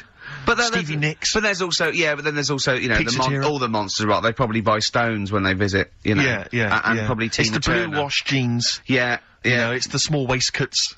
Yeah. Over a denim shirt. Plaid shirt, maybe sort of like Timberlands. Nothing wrong with Timberlands. That's libelous. Sure. No. Sure. See, I've done it again. But it was hell getting out. I couldn't find. I mean, I went to the tube and it was a nightmare because some of the tubes weren't running. I just said to my friend, "I'll sod this," you know. Stormed off, trying to find a cab. Couldn't find a cab. Wandering around Wembley, just livid. I mean, fuming because I couldn't find a cab. I was screaming because I was going. I've got money. I'm on the radio. I've had a TV show. I've got the cash. I'm willing to spend it. There's no one who can help me get home. And I was. I've seen him shout this in Brewer Street. Yeah. Just to stand in the middle. Go on. And I was thinking to myself, what would you have done there? Because in the end, I just sat in a little cafe, had something to eat. But you, I mean, if you couldn't get a cab, what would you have done? Just because there's a couple of, I was looking, there was a couple of hotels near Wembley. I was thinking you'd have just checked in. Yeah, and just and stayed till the morning. Yeah, when there's a cab, let me know. But I was thinking, because you were thinking of going, would you have booked a cab beforehand? Yeah. Would you have thought to do that? Yeah, I'd have got a cab there and I'd have booked a cab somewhere. Wouldn't the helicopters just took you back home? Yeah. Oh, he's having a dig, isn't he? He's having a laugh, isn't he? Blimey. Yeah. Yeah. Play the ads. Death in Vegas. Scorpio Rising. Featuring the voice of, is it Noel Gallagher? Liam, innit? Is it Liam? Sounded a bit like him. Liam, yeah. Yeah. Yeah. alright, isn't it? Excellent, yeah. Right, okay, let's get this show well and truly on the road. We better start, educating Ricky next, Carl? What have you got for me? I can't wait for learning. I need learning. I need education. We should just Teach explain, me something. obviously, for those that have just tuned in, Carl, tries to teach Ricky 3 things each week. Based on the pun title, And yeah, each Educating of them, Rita. each of them, just to tantalise Ricky, is abbreviated into some kind of headline. A cryptic clue tantalise him. involving a pun. So what have you got for us this week? They are really cryptic this week. Okay. Yeah. First story, little headline, is, don't worry about him, he can handle it. He can handle it. Yeah. Sounds a bit like he can handle it, but it's not. Brilliant. Second one. Oh, get a lobe of I'm Get a lobe of this. Some classics. Who can forget? Get a lobe of this. Yeah. Coming soon. And stocking 8 Kiln Waterman. Go on. second one. Yeah. I'm committed to this treatment. I'm committed to this treatment. Yeah. Alright, tantalising. Yeah. And the last one, the police are causing a bit of a stare. The way he looks when he says it. I wish we could. Can't we get Karl on telly? There's got to be a way. We cannot. With all the cable channels, anyone can get on telly these days. Let's phone up. Let's get you on Choice or something. Just Karl. What are you going for? Oh, he can handle it. I think. Don't worry about him. He candle it. He candle it. Okay, let's hear this one. Right, are you familiar with the phrase "burning the candle at both ends"? Yeah. Do you know how it's come about? I know a man who does. I assumed that it was to get more light in the room. How would that work? Well, they'd put it sideways and light both wicks, so out of one candle they could get two. No, go on. No, what it is... I know what it means. It means you're doing too much, you're staying up too much, you're not getting enough sleep, and you're... Well, years ago... Yeah. When they didn't have light bulbs and that... Oh yeah, what year is this? Literally ages ago, specifically? Yeah, quite a bit back. Okay. Didn't have light bulbs and that, so they used to have candles When did the light bulb come in? Because I can't remember at the moment. Don't know. Okay, go on. So, yeah, so they've got a light bulb. You wouldn't know. You're a doctor. You're not a historian. Go on. And people who worked a lot of hours. Yeah. How many? Literally lots. They get up early in the morning because they have to be up early. Yeah. And it's dark outside, so they light the candle. Sure. And they wear it out a bit, and then they'd be getting in late as well. Yeah. And like they'd be like, "Oh, it's dark. I'll have to light the candle again." And they're burning candle at both ends of the day. So that's where the saying comes from, burning the candle at both ends. So... All right. That's a little lesson. Yeah. Lesson one. Okay. Can I have... No, you can't have You can't rush into them, Rick. You've got to... I've got to soak in that. You've got to soak that one in. Any questions for Karl off the back of that? What do you think? So people were... I mean, basically where this comes from is people were... Literally burning the candle at both ends of the day. Sure. There you go. So we've still got... Go on. I'm committed to this treatment. And I can't wait. This is like Christmas Eve for me. It's like Christmas. I've got to open another present now. No, I'm afraid we've got to save it. Rick, listen. We often get a lot of email correspondence during the show, Rick, which I don't sort of pass on to you because I mean you're busy, you're planning the show and stuff. You've got a lot of ideas, you've got music and stuff to worry about. So I check the emails and we get a lot of response. A lot of people obviously want to give us feedback. Just a sample one from Richard Anderson. He's just emailed us in here, Rick, because he's been listening to the show. He says, Ricky, your show is appalling. Are you actually aware you're on the radio, or has someone just secretly stuck a microphone on you? That's from Richard Anderson. So that's typical of the kind of feedback, Rick, we're getting today. So, is that good, is it? So that's the kind of, high positive praise that we're getting. So, I'm glad Anderson's listening, because I wanted him... I was gunning for him as a fan. I was worried that early on in our career, so I think he's hooked now, though. But thanks, Anders, for getting in touch. Good work. He's sitting through it for Hellraiser, though, isn't he? Yeah, well, that's still to come. Still to come. Still to come. What we playing? A bit of old dirty I can't say the word. It's offensive. Old is it ODB. Bollocks? Is it old dirty bollocks? No. What is it? Old dirty. Old dirty big cock. What is it? I can't tell you. It's offensive. Breaks up. Brilliant. Yeah? Yeah. Funny word, isn't it? It's a funny word. What other funny words are there, Although Karl? XFM's a funny word, I just say the letters out, because the word doesn't make sense. Just, let me just check Richard Anderson's email again, just to remind myself of... Go on. Ricky, your show is appalling. Richard Anderson, thanks. What I like about, Dickie Anders is that he's obviously so angry, he's so annoyed by the show, that he's bothered to email just to get the venom out. Because otherwise you'd just think you'd switch over. Well, he's obviously so annoyed, he knows how to hurt someone as well. Exactly. He's really taken the time out to show his disapproval. Of giving up. I'll tell you what, though, it is pretty hard to listen to. What, this? Yeah. I've listened back to the tape, that when you're making that thing for the best of. Yeah. And I sounded like Albert Taplock. I really sounded like some sort of punch-drunk stroke victim. And oh, there you go. I was going to say, I don't remember myself like that. Yeah. Yeah, I do apologise. It's not a great planned show, slick word of articulate sentence, is it? But, I mean, then, who is? But I think, there's so many shows that are, nowadays on radio. I think there's a lot of stuff that's heavily formatted, and there's with, I don't know, presenters who are professional and have got some sort of degree of talent. Yeah. And ability to sort of string a sentence together. I'm thinking Chris Moyles. Yeah. Predominantly. Yeah.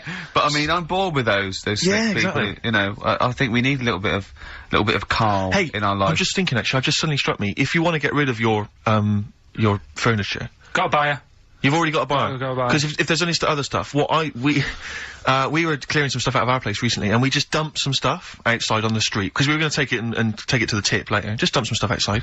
And I have never seen so many people come out of the woodwork scavenging through our garbage. It was incredible. They were like zombies. Well, that's what I was They saying. were like flies around shit. But It when was I said crazy. to Karl, That's what you should just do. Just dump it When outside, he because went- it'll get taken. when he went, he said, do you think I asked enough, 100? I went, yes, definitely. He went, oh, I could ask more. I said, no, don't do that. I said, because you'll end up having to pay the council to take it away. He said, I wouldn't. He said, I'd rather just dump it and let a little homeless fella have it. And then he went, imagine the little homeless fella sitting at the desk. Can you imagine, right? I walk past, he's sat outside Hearts, right? The little 24-hour shop. He's sat outside there and he goes, have you got any change? And I go, I can do better than that. Yeah, here's a chair and table. Here's Here's a futon. futon. Yeah. A futon, no less. Not your boring bed, but a trendy, yeah. Well, but the thing is, amazing the number of people that would stop to look at our junk.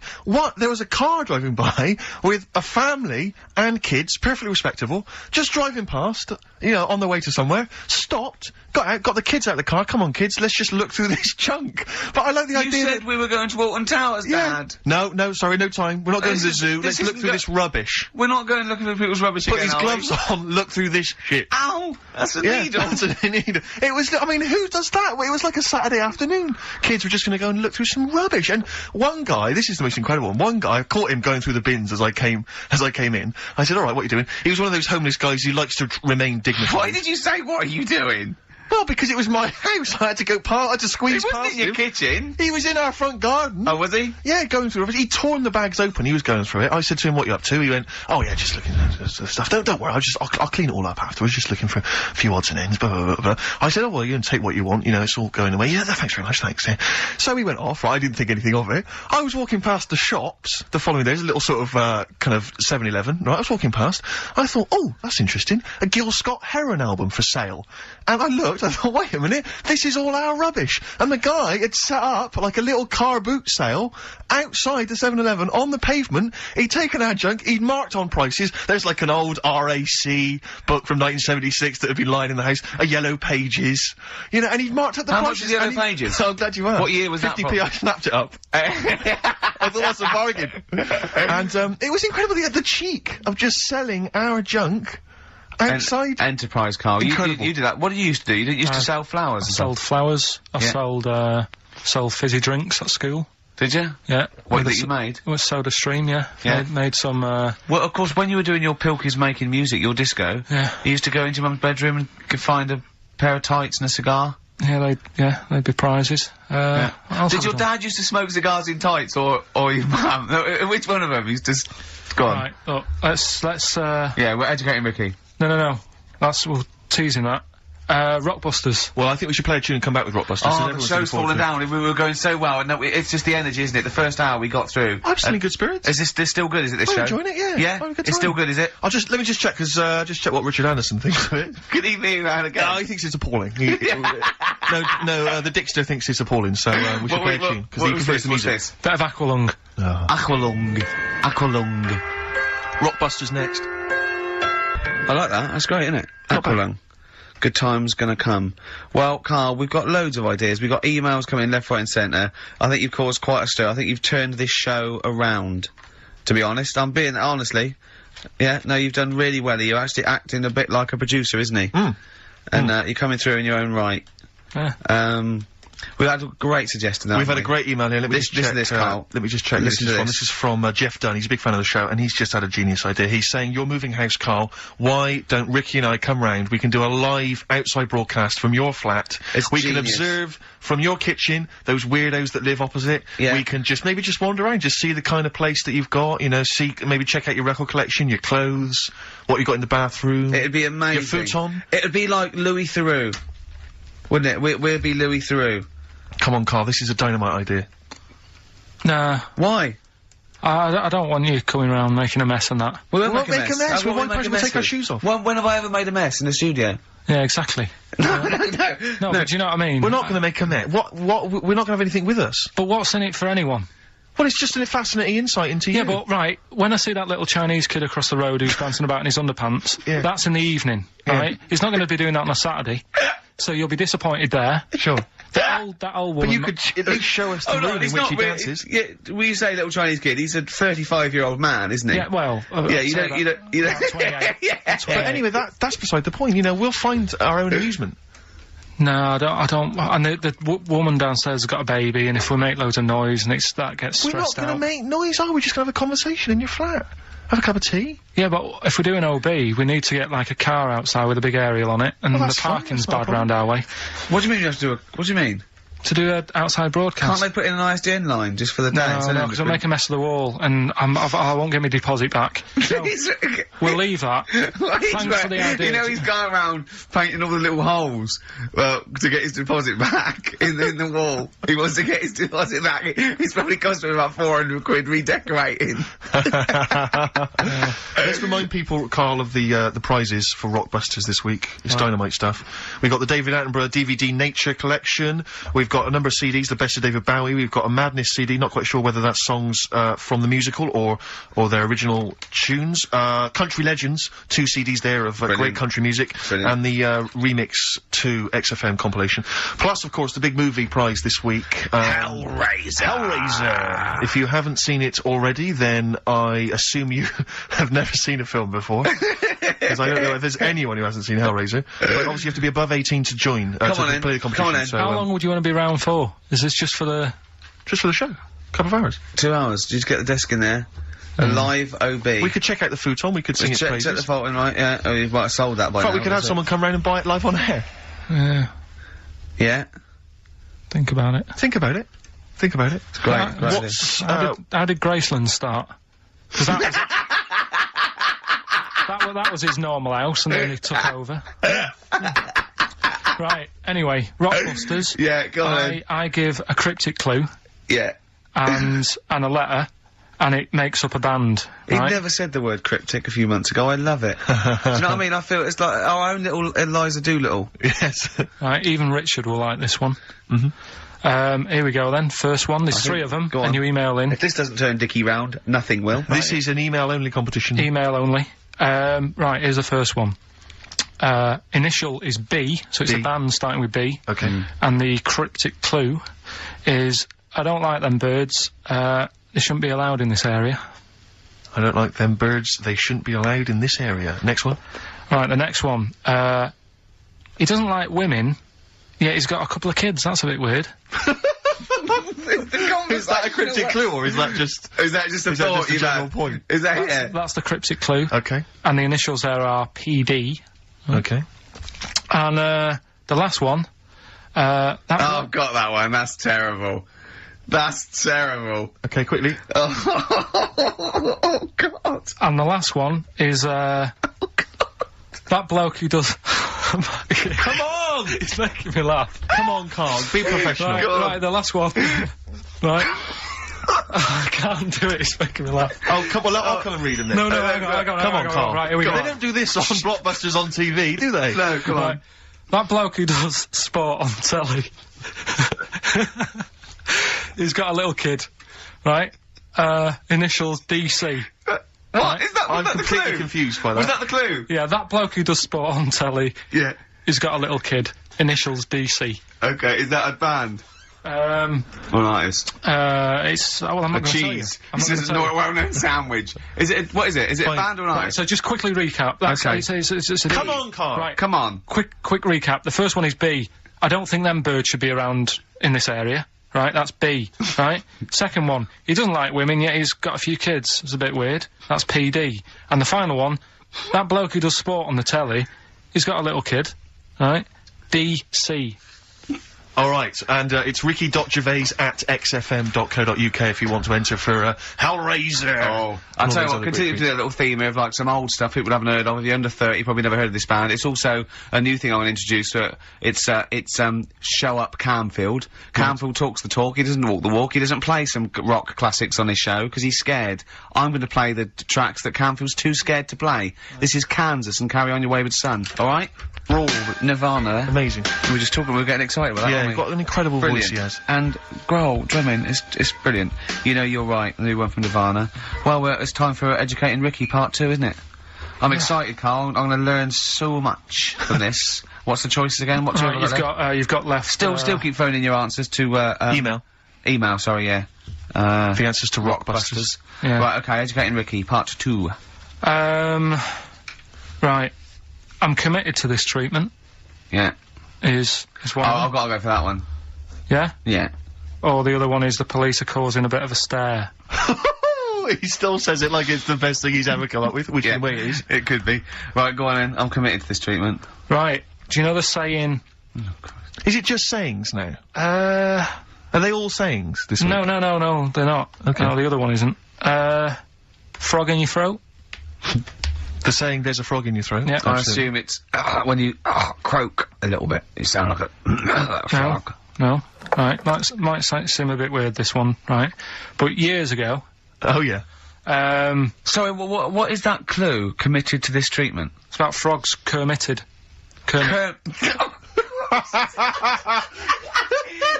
Probably works better with a K and an ER written down. Well, also, if you'd pronounced it Kermitted, yeah. but not committed. Committed to this treatment! Right, go on then. That's genius. So, yeah.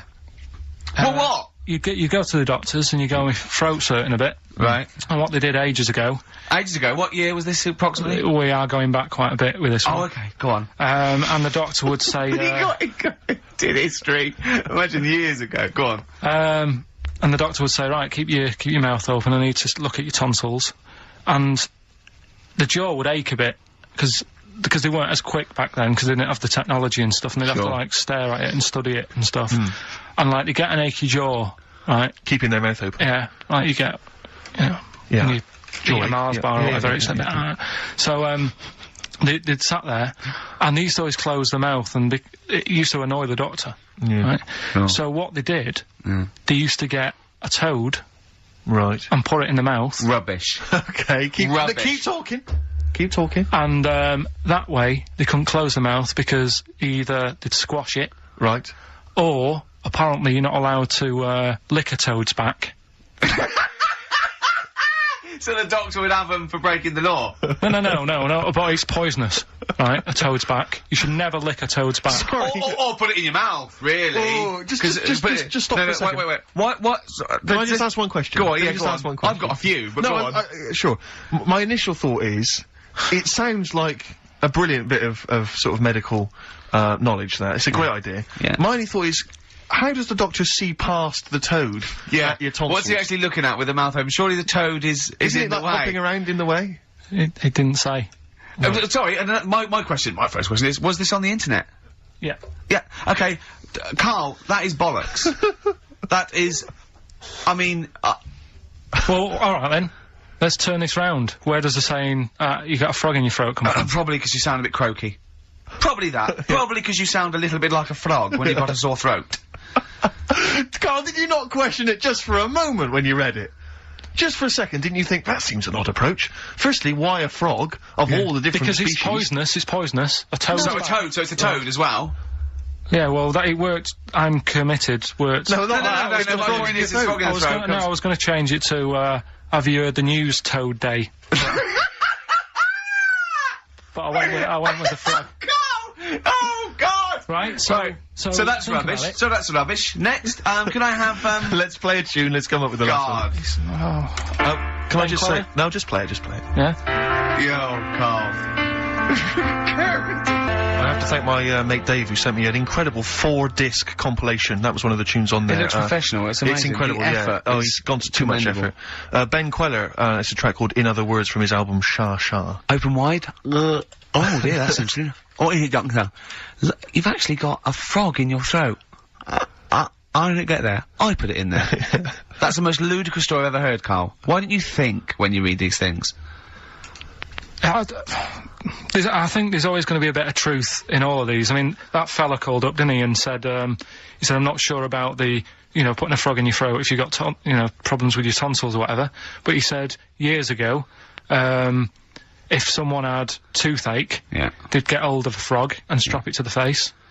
Yeah, sure. So, maybe, down the line, maybe they did. Maybe they didn't do it for long. I think Caligula made his emperor, a horse an emperor as well, but I mean... you know, doesn't... Go on. Dick Anderson's been back in touch. Excellent. I think so. He's obviously. We've turned him round, well, he loves it now, he's been tuning in. He says, loves it now. He says, Ricky, thanks for a really forgettable 2 hours of radio. I think I'll spend the time next week counting my feet. That's from Richard Anderson. So, we've turned him round. Do you know where the phrase counting my feet comes from? Well, in the olden days, right, and I'm talking ages ago, when you really loved something, you used to, as a sign of respect, like, say, a radio show, you'd count your feet. And that's where that comes from, Karl. Well, what about the frog thing with a poisonous back? It's rubbish. That's true. No, the toads have, the secretions in there. Why? But they didn't put it in people's mouths. No, so, well, I'll tell you why. When a badger or a heron tastes the toad, it's horrible. Ugh. The toad might die, but it's for the good of the species, because then think how many toads, like, looking like that heron could eat in its lifetime. So the fact that one toad sacrificed itself, all those other toads in that heron's manner will be safe. Why? I mean, you know, we've talked about animals a lot on the show, right? Yeah. And when God made a toad... Sure. Right, okay, well, I'm gonna stop you there, straight away. Don't. Just let him carry on. Right. Okay. Like, there's annoying things out there, you know, jellyfish is a big problem with me. I don't understand what they do in the sea and stuff. Right. Right, but we'll leave them. God's right? a problem for me, but go on. We won't talk about jellyfish. No. With the toad, right, if it's to protect itself... Yeah. Right, now It's not to protect itself, it's to protect its species. No, yeah, but that, surely, right, if the toad had a choice, if God said, right, what I'm gonna do for you here, you can have something like a lobster's got claws, big claws to have a fight. Or, I can give you something that if someone's having a go at you, you've got to try and persuade them to lick you back. As a defence. Yeah. What use is, right... God's... Well, I'll tell you why. What is God The up fact to? that there are still toads around is a testament to that defence working. That's all I'm gonna say. Okay? If the toad had died out, you'd have a point. But they're still around. It works. Alright? And don't start slagging God off. He's got a lot on his plate. Basically, I think he took on too much. Particularly in 1 week. Exactly, it was crazy. Danger High Voltage, Electric 6, XFM 104.9, I'm Ricky Gervais, with me Steve Merchant. Karl's getting all flustered because I put an elastic band around his head. And we've had a definition of, well, hang on a sec, in the throat. because there's an update to that, Rick. Go on. We did just have, one definition here of a frog in the throat. Apparently this has come from some internet site, so who knows how convincing it is, but it says frog in the throat, meaning suffering from temporary hoarseness, needing to clear the throat. Origin from the Old English frogger, meaning hoarseness. That's from Chris. Now that sounds slightly suspect to me. Why? But frogger? I mean, it seems odd that it would derive from that when it so clearly appears to be you sound like a frog when you have a sore throat. Yeah, but the word frog could come from Frogger, because it sounds like it's wasn't Frogger a game you could play on the on the Spectrum? That's a great game. But listen, hang on, there's an update to that, because just to the common frog, of course, Rana temporara, that's the Latin name. Well, your toad is Buffo Buffo. You may be trying to show off, but I think you're about to embarrass yourself as well, because you've been slagging off young Karl. Yeah. It says here, another email, it doesn't tell us who it's from. Although it's hard to believe now, at one time, medieval physicians believed that the secretions of a frog could cure a cough if they were coated on the throat of the patient. That in itself sounds repulsive, but what makes the idea even worse is the application of the secretions. Instead of painting the treatment on, something which may also have seemed rational, a live frog was placed into the mouth of the sufferer, where it remained until the physician decided that the treatment was complete. Right. Apparently Shakespeare's son-in-law, that's a question mark, I don't know what that means.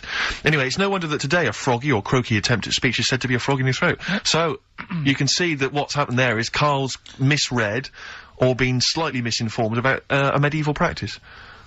In a sense, you're both winners, just for taking part. What's your final one, Karl? Right, the final story is, the police are causing a bit of a stir. I can't wait. It's about this fella, I think it's in England somewhere. Yeah. Don't know when it happened, but, literally ages ago, or? well, I think it's when they were trying to crack down on, like, drunken people walking about in the street. Oh, yeah. And they found this Saturday, that one. And, found this fella, and, all the local people were saying, oh, look at him wandering around, he's drunk and what have you. That's not right, get the police in. He got arrested and that, and they got him in the court. And, the judge was there, and he says, so, you know, what's all this What's going on? What are you doing wandering about when you've had a drink? You know the rules. You shouldn't be doing that. You had a glazed expression on your face. Blah, blah, blah. What do you have to say for yourself? He only had a glass eye. So he had 2 glass eyes? No, he had 1. But that was... They were about to sort of lock him up. Was he a bit pissed up as well? Well, he was pretty livid. But was he also drunk with a glass eye? No, that's the weird thing. He wasn't even... He hadn't even had a drink. So they just thought, because he had a weird stare? Because his eyes were all glazed. Yeah. Where'd you get this from? Why are you telling me this?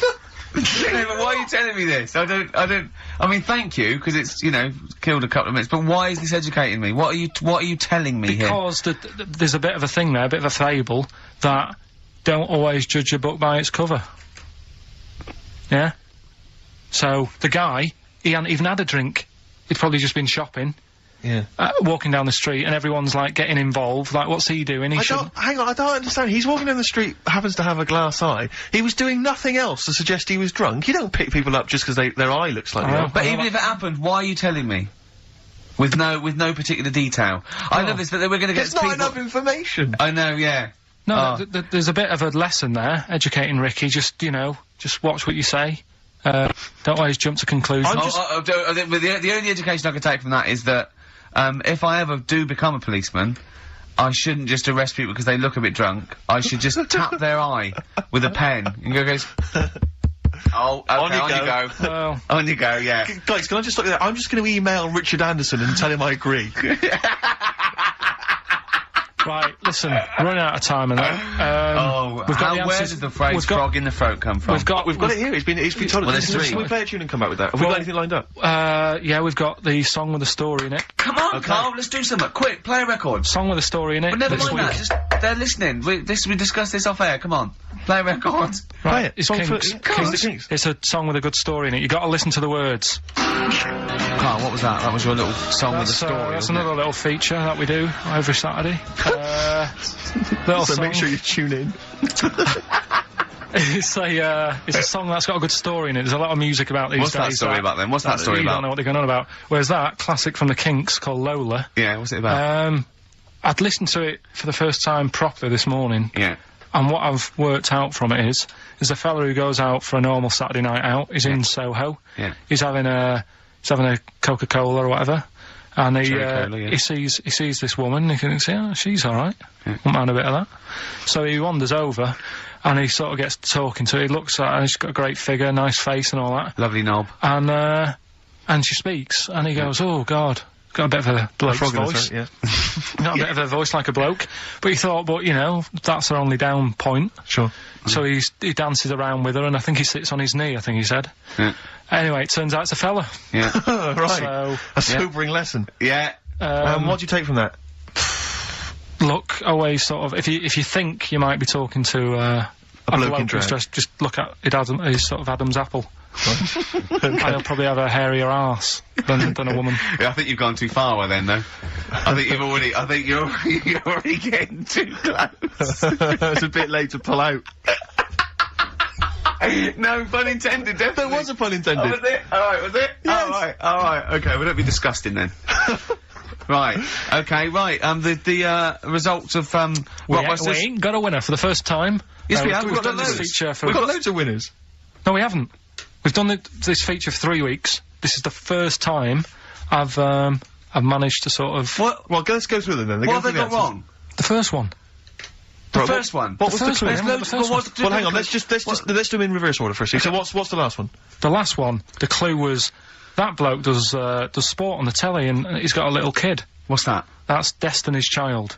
Des, who does ITV Sport, he's got a tiniest child, right? No, that's fine, Yeah, they got that. Destiny's Child. What's the middle one? Right, the middle one. Tiniest child. Right. Child. The second one was, he doesn't like women, yet he's got a couple of kids, that's a bit weird. Yeah. Right? That was PD, that was Puff Daddy. That is offensive. Go on. But it's not Puff Daddy, it's Puff Daddy. And he's not even called that anymore, he's called P. Diddy. Well... Okay, fair enough. But they got that one. Yeah.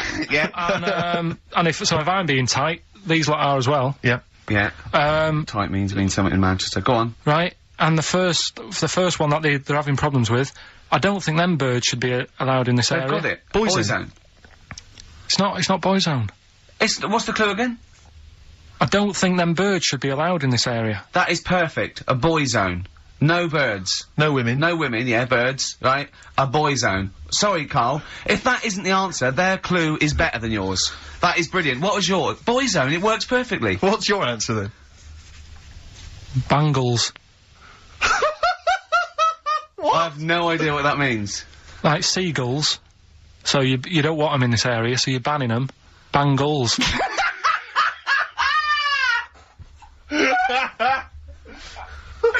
Oh! Well, give it to boy zone, because boy zone's better. Don't use birds to be allowed in this area, it's a boy zone. I think we should have a rollover. Carl beat them. Carl beat them. You have to use his logic, surely. But theirs works. You can't do what am I thinking? No, that's not what I'm thinking. It works perfectly. I think you've got to give it to the ones that got the boy zone.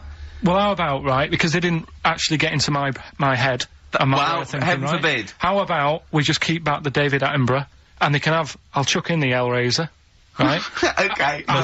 And Blondie album and the Madness one. Yeah, okay, pick a winner at random. Pick a winner, Steve. I'm going to give it to Paul Sloman, who got those answers, and he also says, P.S. Carl, you're a moron.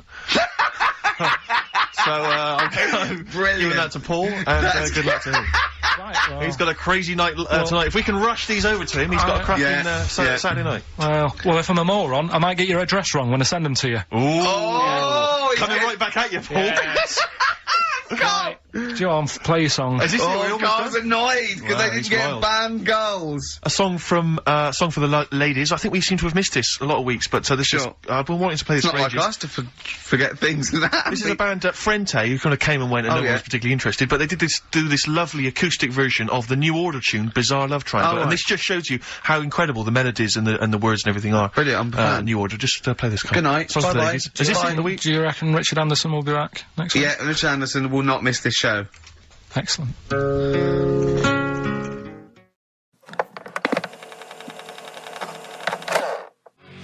An Envy on XFM 104.9. I'm Ricky Gervais, with me Steve Merchant. Absolutely, yeah, hello. That clang you heard there isn't Karl. No. Karl's away. It's Sturgis. Claire Sturgis is here.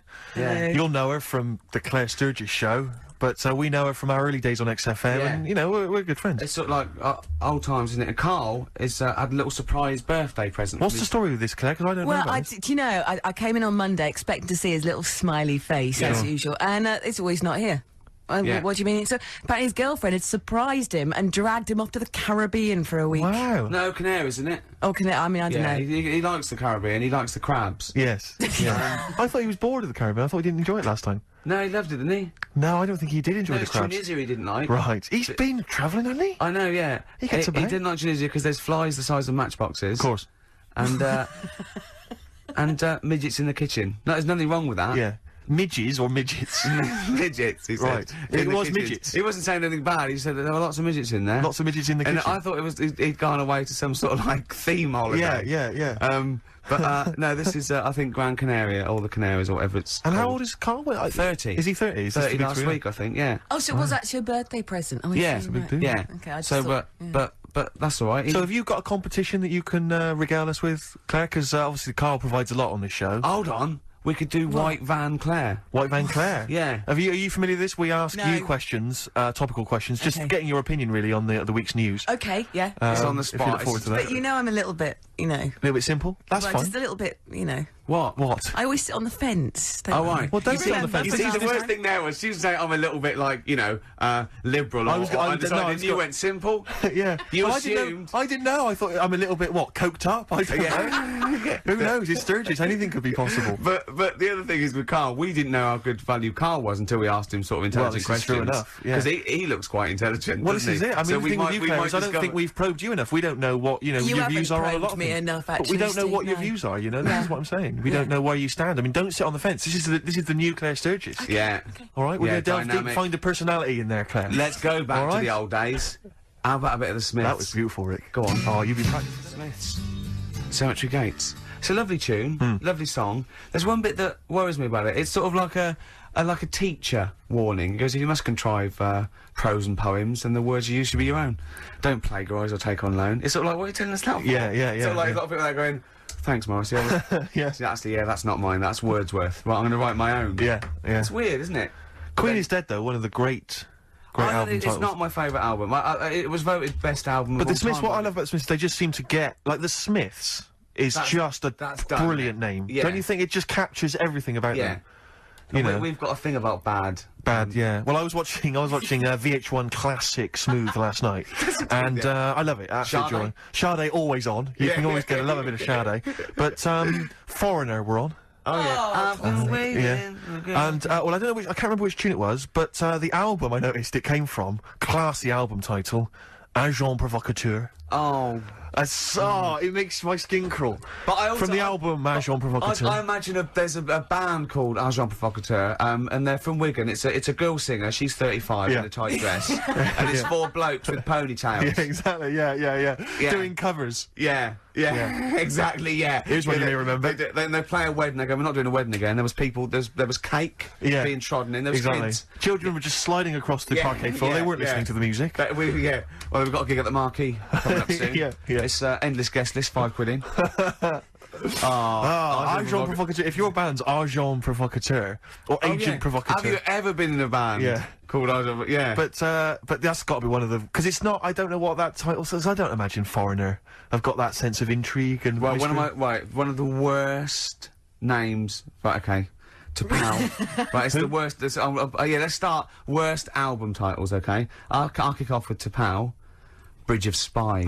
Oh, Bridge of Spies. Is that the one that featured China in Your Hand? I assume so. I don't think I did too many. Bridge of Spies. Who did Bridge this of album? Spies? Who did this album? Beggar on a Beach of Gold. Beggar on a Beach of Gold. It's got the likes of Collins written all over it, but I know it's not very Collins. Close. Mechanics. Mike and the Mechanics, of course. I don't know what that means. Good old Mike. He's a beggar on the beach of gold. Just look around. There's some money. He's saying, don't be a tramp. There's some money there, mate. I don't know what it means. I think he means that everyone else is rich, but he's still poor. Yeah. I like it. Yeah. Oh, it's a bit deep for me, Steve. Maybe you just need a little asterisk at the corner and then a little explanation at the bottom of the record cover. I'm thinking about this. I'm not quite sure what it means. Oh, he's very poor emotionally. Chumbawamba. Well, you know what can I? Uneasy listening. Yes. I bet it was from the Chumbas. Are they still cracking on? Are they? Because they used to live in a squat. They've done about 400 albums. Them and the Levellers. Yeah. Who's the best? Chumbawamba or the Levellers? So good question. Thanks for asking that. Yeah. What's the telephone number, Claire? It's 08700 800 1234. Or you can email ricky.gervais@xfm.co.uk. Worst album titles ever. It's like real radio. It's just like Chris Moyles. It is, isn't it? Exactly. Oh. We got the big fat guys on the telly. Yeah. In here. You know, and his well? kind of cheeky sidekick. And my Comedy Dave. You're almost as funny as Moyles. Fingers crossed one day. Right, Sturgis, you've brought in a record, haven't you? What are you going to play? Well, What's this all about? Do you know what, like, a bootleg is, Ricky? Oh, what are you talking about? Oh, I've snapped a lot of them up on white label. Go on. Okay. Well, no, this is quite a good one that Ian Baker bought in the other day. Sure. It's a bit of Dre, a bit of Snoop Dogg, mixed in with Crowded House. I thought you'd love it. Hold intrigued. on. The juxtaposition there is exciting in itself. That's true enough. Play it. The weather episode, Snoop Dogg, Dr. Dre, Crowded House. I love that. Enjoyable. That works for me, Steve. Yeah, what do you think? No, it was nice. Well, she started off all right. Should we give her one more go? I think a round of applause for Claire. Yeah, that's brilliant. No, that's excellent. I love that. Rick, the phone. Oh, it's just gone. The phone, no, I tell you, the phone board had lit up there. Gervais. Really? There was a call buzzing through on call. A call came through. A call came through on line 1. Yeah. And Sturgis missed it. Karl would never have missed that. He knows how valuable they are. I'm sorry. Yeah. That was probably someone with an amusing album title. I know, I did get one, Steve. I did What was get it? one. Do you Someone want to came hear through? it? Yeah, go on. Okay, this is from Al, who says that, what about this? H to H-E, who am the only one. Sorry, H To H-E, H-E. who am the only one. I don't know what it means. No. Van de Graaff generator. Oh, well, no wonder. That's the thing that one of those things at the museum that you wind up and you touch and it makes your hair stand on end. Yeah. That's the scientific thing, isn't it? Sure. I've given up, Steve. Yeah, no, Do you know, I that noticed, didn't really make me laugh either. I'll be honest, I'm thinking that the whole kind of amusing album titles thing we should abandon. I thought that as I said it. To be honest with you, I thought it was easier than this. I mean, Chris Moyles makes it work, that kind of crazy comedy, Okay, let's try radio another. magic. But obviously, and I don't think our listeners are into that stuff. I just don't think they can be bothered to get to the phone. I don't think a lot of them are able. I think a lot of them are, you know, Do you remember still kind of smacked up. Do you remember when we spent about 3 hours trying to get to through to the Chris Moyle show? Vaguely, yeah. What was the? What was He the was reason? doing this competition, and it was song titles with golf, about golf. Like, so we go like Drive, the cars. And at that, and I was getting so excited. I wanted to phone up and go, Duran, golfy, and I just thought, it might have, oh God, it probably cost me about 30 quid just to ruin Chris Miles's competition. Yeah. That was a long time ago. Yeah, those were the Before I days when we realised, you know, he was a great talent and one to watch. Yeah. Before we'd enjoyed his new TV show. But, anyway. Yeah. That's not... No, that's cheap. It's cheap. It's cheap. Yeah. Anyway, what should we talk about now then? Because that all went well. No, I mean that's 20 minutes. That's 20 minutes done, and we've nailed amusing album titles. We've done that. That's fine. So we need a new gimmick now. I'll tell you what. You know. You got something. You got something. You know when you go out, you take an umbrella out. Leave the house. You got an umbrella. Right. And it's a really sunny day. Yeah. And then you come out and you go, I wish I hadn't bothered with that because it's in the way. But then, right, imagine when you go out, right? It's raining. No. You go out without an umbrella. Okay. And then it rains. What's going on there? Oh, no. Isn't that weird, isn't it? We've all been there. So We've all been if there. you've got, like, funny, weird observations of things that happen, like that. Yeah, stuff like that about umbrellas or any kind of sort of accessory or hats. Give the number out again, Claire. This is going to be brilliant. This is going to be great. Take this one. Take this one. 700 800 1234. Just comedy observations. Yeah, and stuff you thought of. Wacky stuff you thought of. Just tell us what stuff you come up with. Get the Sony people on the phone. This is dynamite. Positivity. Absolutely. They could always do a good chorus, couldn't they? They could indeed. I think we could play Pink. Is that really way out? You're saying that it'd be Pink? wrong? You can't play Pink. I like that new one. Yeah, but whether or not it's in the building. Up, so No, you not that better one. Get the party started. Do you know who that's written by? Do you know who that's I'm written by? trying to call the nurse, but she's being a little bitch. This That is one. a little bit interesting. You know, let's get the party started. I'm coming up. Yeah. You know who that's written by? Well, the way you say it sounds a bit like is it? Is it Radiohead? Tom York? You're thinking no? No. Let's get the party started. I'm coming up. I'm coming up. Is it- Careful, I'm coming up. Let's get a party started. I'll have please. one more guess. Is it Johnny Rotten? Is it It's John not written, but Go on. this is the truth. It's written by that woman with the goggles and the big hat that used to be in Four Non-Blondes. Is it? It's written by her. You're not thinking of Snork, are you? No, From no, no, Banana no. Splits. No, I oft got the two confused. Yeah. But, no. Sorry, goggle and the big hat. She had a big hat, didn't she? And a I pair know of goggles exactly and the one kind you of mean. sort of What a do you sort mean of Jippo goggles? look about her. What do you mean goggles? You can't say Jippo. What do you mean goggles? What's the Those correct word to flying say? goggles. Gypsy. Jippo is, yeah, it's a terrible derogatory term. It's like... Well, she looked like some kind of scrounger, and she sort of had like matted dreadlocks, and selling clothes pegs? Yeah. Right. Now listen. Lucky Heather. Yeah. She had a big leather Do you hat. remember when you got stopped with Lucky Heather and you didn't buy it? And then you had some bad I luck? had some bad luck about 10 minutes later. Yeah. So I always stop and buy some now. Yeah. So hold I on, got so... shed loads of it at home. Because So- I don't know when you got to throw it away. They don't tell you how long you've got to keep it for the good luck. 6th of January. Is that what it is? Yeah, keeping it after that's bad luck. I'm getting confused again, aren't I? No, what it was... I don't know which myth to believe in. Right, stop it. Let's go back Go on. to, I've got a party started So going on when are you upstairs. coming up? Yeah. That is, as So I say... Fleagle, she's Is the that lead- her name? No, that's one of the Banana Splits. Now you've confused me. Fleagle's the one with the big teeth and Right. the goggles. Right. Snork is the one with basically. To be honest, I think it's an elephant. Okay. I think they've pretended they've made up an animal. There's so many people listening who don't know who the Banana Splits are. The Banana Splits. Banana Splits. Right. Listen, they know the Banana Splits are, and even people under 20 you know that. Snork, Fleagle, Drooper. Who was the other one?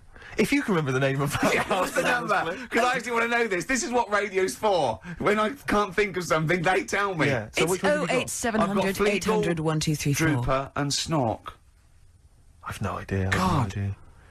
Fleagle, Drooper and Snork. Da-da, Drooper and Snork. Fleagle. Bingo! Nice. Well done. Don't bother calling. Sorry. That particular tragedy or that has been avoided. Bingo. I Yeah. don't know what The bingo moment's looks passed. like. Yeah. There was one. Anyway. There was one that had sewn up eyes. Drooper, I think. Sorry, go on. No, anyway, my point was this. Go that, on. Pink. Oh, I can't be bothered. No, really? can't be bothered. I think we can play that new one by Pink. You 'cause it's cannot sort of play like, Pink. Why? Because it's too poppy. They just won't allow Pink on XFM. They what? They will not allow Pink on XFM. They what? Wait a minute, that's red rag to a bull. I've always been a rebel. Someone's telling you that you can't do something. That's crazy. Right, let's I'm gonna also go- get the new Justin Timberlake single. And I The tell you thing what. is, Ricky, you're gonna have to nip down and have a word with Foxy because we haven't got it up here. Really? Yeah. I mean, he'll have it. Can't but- you call someone at Capital Radio? Well, yeah. What's that one by Busted? That's what I go to school for. What about Abs? Dynamite. Abs, the new one from Abs. Dynamite. Yeah. Well, play a record and we'll discuss this Pink thing. Would you want a bit of Cat? Oh, Cat Stevens. Yeah, Yeah, bit Cat's of Bullet 4. This is Sittings. Lovely. Piano and everything, isn't it? Oh, this was the tune we were originally going to use as the theme music for TV's The Office. That starts again on Monday, I think. Just play it. Cat Stevens and Sitting. I couldn't find Pink, Rick, but I've got the S Club Juniors. What do you think? Pink is all right. Magic Just Carpet because it hasn't got the credibility of like new punk and new metal. It's a good tune. It's all right. We've never been snobby. We've never worried about credibility, have we? Hearsay? They're all down there. I can go and get them. I'll tell you what. If you're going to do that, I'm just going to play adverts from now on. Can we play some adverts?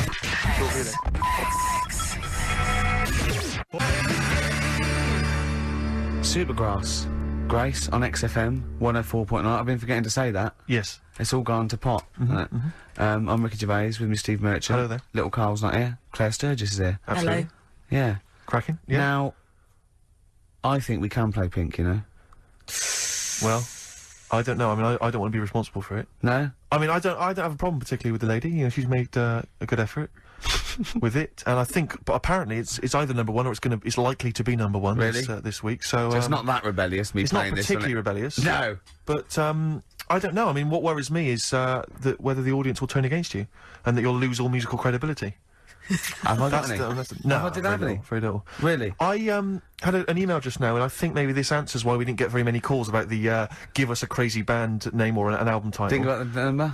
No. They think maybe they're all at the march, the big march, which makes a lot of sense because I would imagine a lot of the sort of losers that listen to our show. What's the march Probably about? also agree that they should go and protest about a war. Oh, it's the anti-war march, anti-war yeah. march. It's against the war. So, well, I don't really know the ins and outs of this whole thing, really. I mean, it sounds like it's a long way away. I suppose it's like yeah. They were asked if they wanted a war, and they said no. Is that so bad, Steve? Yeah. Do that No, I mean, good luck to them. I don't think it's going to have much effect, to be honest. You don't think? No, I don't really believe in all that. listening. I don't think he's worried in the slightest. A couple of sort of dropouts and some sort of junkies are in the streets, you know. Well, you say ladies. that, but what's their names? Specials. Free Nelson Mandela. 8 years later, he was out. That's true enough. So that's absolute. I forgot about that. I think they were. Yeah. And Live Aid sorting out world hunger. Yeah, that put an end to that. So that was. But I see the difference there is Ebony and Ivory, no more racism now. But musicians... That was done. Rick, you see musicians were involved there. Yeah. I don't think any musicians are involved this time. I think David Albarn's there. They've probably taken their bongos and their didgeridoos. You can see they're walking down now, loads of ponchos. Yeah. You were going to wear a poncho once, because you thought it'd make you more of a hit with the ladies, weren't you? Oh, but they're so now, ponchos. They are, in aren't Topshop, they? Really? they are so now. So you'd have been ahead of your time, again. As ever. You see, I think if you wait a couple of years, those clogs will be in. Exactly. This is what I'm hoping. You just... What about this pipe? I like to think that the pipe is definitely on the way back at some point. The pipe's got to come back. What do you think of a lady, sorry, as a lady, what do you think of a man who smokes a pipe? I think it's lovely. Do you think it's quite very sexy? Because I think it's quite I wouldn't want to distinguished. snog It takes your breath away. What? because I've given up smoking, Steve. Yeah, it takes... Well, I won't be giving you a blowback. I don't know what that phrase is, Rick. I gambled with that phrase. I don't know if a blowback... I think that could be obscene. I've got no idea what a blowback is. No, I think it is very, very sexy in a sort of a Val Dunican kind of way. He never smoked a pipe. Not Did he that, not? No, he smoked a goat. Oh, right. Well, he sang about smoking a goat. But what About worries Paddy me, McGuinness Claire, goat, it blew up. if you look at pictures of the great sort of thinkers of our time, and, you know, maybe they're at college or university in the sort of 1930s, you got those great, you know, the great thing of people who became the great artists of our century, and you see pictures of them in Oxbridge when they're 19, they're all smoking pipes in tweed suits. Yeah. No young people now are smoking pipes. I fear that it's going to be dead in like 15 years. I don't think anyone's going to be smoking pipes. But I think, again, you I feel are like way maybe it's ahead me of with a your certain time. profile. Yeah. Maybe I've got to try and bring it back. Bring it back. I You think know, so. and then we could be seeing kids in Top Shop on a Saturday. And let's not forget sniffing snuff. Some snuff. My nan used to sit there with 2 brown stains just dribbling from her nose. Lovely. Yeah, and that bit of snuff and some gin. Well, this is it. Because my friend always said if he won millions of pounds, he'd spend it all trying to bring back as a fashion accessory the cape. The cape? Because I think See, the I cape, quite like because the you can cape, make such an entrance with the cape. And a can't you? cane. A cape and a cane, yeah, and a top hat. I wish people had to wear hats now. See, I couldn't carry it off because my shape and size. I look like Bertie Bassett. Whereas you'd look Basil Rathbone. I'd look pretty good at all sort of You'd cut a Christopher good- Lee. yeah. in a cape. Wow. You But wouldn't. I'd sweep into a room, you know, I know. and bellow Yeah, behind see, me. I think you look like. Don't get this wrong. Don't take this wrong. Like we're mates. I think you look like a freak with a cape on. Okay. So- all right. Well, And at which point would you take it one step further and add the deer stalker, you know, and go the whole Sherlock Holmes so route? like, yeah, I'd have the cape, the pipe, the deerstalker, and Yeah. I'd solve crimes. It looked great. It looked like some sort You could be my fat companion. I could be. What? Sort of like get padding and stuff. Yeah. No, I like that. Yeah. I'd like to solve more crimes. If I'm being truthful, I'd like to. I would love to solve crimes. Just to solve one crime would be Oh, great. I wouldn't matter if I solved it. If the police came to me and said, I'd just look at the first one, go in, Yeah. just get it off the streets. You know what I mean? Just like tick, done that. Sure. Yeah, but I You just know. feel there'd be something. I feel like maybe because you know, like in TV shows, it always used to be, you know, they were a doctor who also solved crimes. They were a plumber, they solved crimes. Quincy. You know, Quincy, things like oh, that. yeah. But you know, a couple of sort of BAFTA-winning writers, What did Heart comedians to who Heart also do? solve crimes. That's good. That'd be good, wouldn't That'd it? be great. What did Heart to Heart do? They were just They millionaires. were just a weren't couple, a millionaire couple who would invariably what was But the they Murder She did Wrote? that She was just a every novelist. week, though. Was Every she? week, heart to they? heart. Murder She Wrote. Murder, She She wrote it and she solved She it. always solved it. It's Yeah. brilliant. Murder She Did wouldn't have been such a good sort of No, like thing. no. But this is what you don't seem to get that anymore. You know, people who do one job for a living. You know, DJ who also solves crimes. A The DJ who solved crime? That was Shoestring. Was he a DJ? Yeah, He was Eddie a private Shoestring ear, wasn't he? He was a private DJ who was ear also a on the private eye. radio. Is that what that was? That the thing they did? Not private eye, private ear. Is that what they said? Yeah. And how did he solve it? He worked out clues Yeah. for call-ins and stuff. Yeah. No, he used to leave the building. He didn't just sit there and play records and then try and guess. That's great. Give us a call on the usual number if you've got any idea who murdered. Now it's snitch hour. Got a letter here. Who Well, reckons because she knows? I know a lot of my friends are big fans of Midnight Caller. Do you remember Midnight Caller? Was he a DJ who solved crimes? Yeah, it was one of those late night things in America, wasn't it? But was he a DJ? He solved crimes, didn't he? I don't know if he'd solved crimes or just solved. If you've ever solved a crime, email solved us. puzzles. He had one of those puzzler books. Weren't you on the front cover of Puzzler once? One of those things you get. Weren't you? Puzzler. Were you? Was I? No, I don't think so. Oh, it was your other friend. A friend who's of mine, DJ. yeah, it was on the cover of Puzzler magazine. That's it. Yeah. So was Puzzler a rude thing? No, it's one of those things that you Those do- puzzle books you can buy in the Oh, museum. actually, it's a puzzler. You do Oh, I for see. coach journeys, and they just put people's pictures on without permission. Yeah. I don't know if they're just like, well, I didn't give permission. They just find like celebrities, and they just get their picture and they stick them on the Well, they front. would have used me then, would they? Well, I Celebrities. forgot. I didn't. Hey, Pink. Should we play Pink? Yeah. Oh man, I don't live by the rules. Be on your head. Here we go. That was the Strokes, and kids are mental. Yeah. That was No, the- you're all right. No, shut up. No, the thing is, I think if we'd introduced that as just, and we didn't mention who it was, and we just said this is the new one from one of those trendy new bands, you know, the Boomtown Rats. then I'm sure these listeners would have happily accepted it. Yeah. As it was, they knew it was Pink, and the phone lines have gone crazy. We had upwards of 2 calls. I'll tell you this, we had between 2 and 4 calls. And they've not enjoyed it. Why They've do not we enjoyed do it. this show? They've We not don't enjoyed need to do this show. Because you love us. We could be on Radio 1. Oh man, I love We it. could be on Radio 2, probably. Yeah. I don't know. Virgin, I think, called once.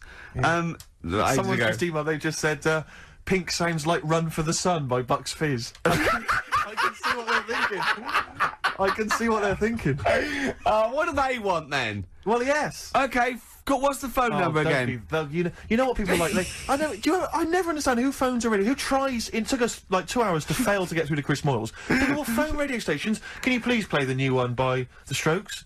You just buy it, or you'll have the album. Why have you got to hear it on the radio? What difference does that make? Some guy talks at the end and the beginning of it. Yeah. Partially ruins the song. I can't understand who phones up for a request. We're really alienating our listeners Yeah. now, aren't we? Nice We're going, we don't care what you think, go and buy it. We're going to play what we want and we don't care. Yeah. I mean, we're not being particularly funny or interesting. We haven't even got that to fall back on. I'll tell you what it is, Rick. Arrogance.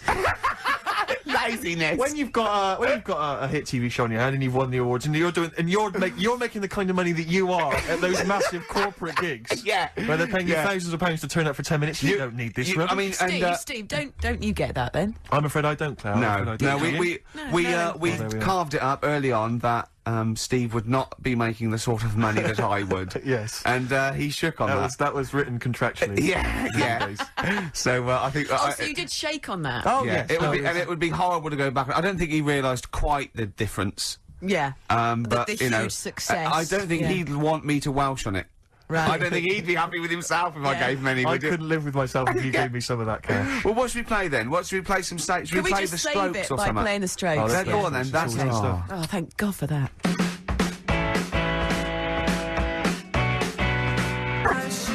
Electric Soft Parade. Same way every day. Is that what you want? Is that what you want? Do you mean me or the listener? The listener. Sure. Is it what? So they didn't like? So they want good music, they see? Apparently, Rick, So what- they would prefer good music to They Pink. want good music, do they? Are you sure they want good music? They appear to want good music, Rick. Why? Hang on, Right. wait a minute. What are you thinking? I'm gonna thinking of playing a really good record next. Oh, wait a minute. Wait. No. They've wound me up now. They want good music. They don't want, right. So I will do a little deal with them. Okay. I will play them a fantastic piece of music, as long as they promise to turn the stereo up to number 10. Wee. Yeah, What about yeah. the neighbours, Rick? Think about the neighbours. What, you think they'll annoy the neighbours? They may annoy Steve, the maybe neighbours. I want them to annoy the neighbours. Wait a minute. What? Rick, you know what that was? What? It's the sound of the rule book being torn up. Yes! Yeah. Rick. Yeah. You think I'm playing with fire? It sounds like it. Maybe I like getting burned. Oh, careful, Rick, careful. Because you could scald your hands, but what about your elbows? I wish I knew what that meant. I wish I knew what I meant. I didn't really think Right, that through. this is a great piece of music by one of the greatest bands ever. Okay, it's one of their best songs. Yeah, that's true okay. enough. It is long. It's a long but- tune. Well, you know what? What, you can't handle What? that? You can't. You don't want 8 minutes Ooh, of you The don't want Who. 8 minutes of cracking music? Yeah, Then listen to this. Please switch off your radio. No, seriously, turn the radio up. Turn it, crank it Turn up. it, crank it up. Go. Rock it up.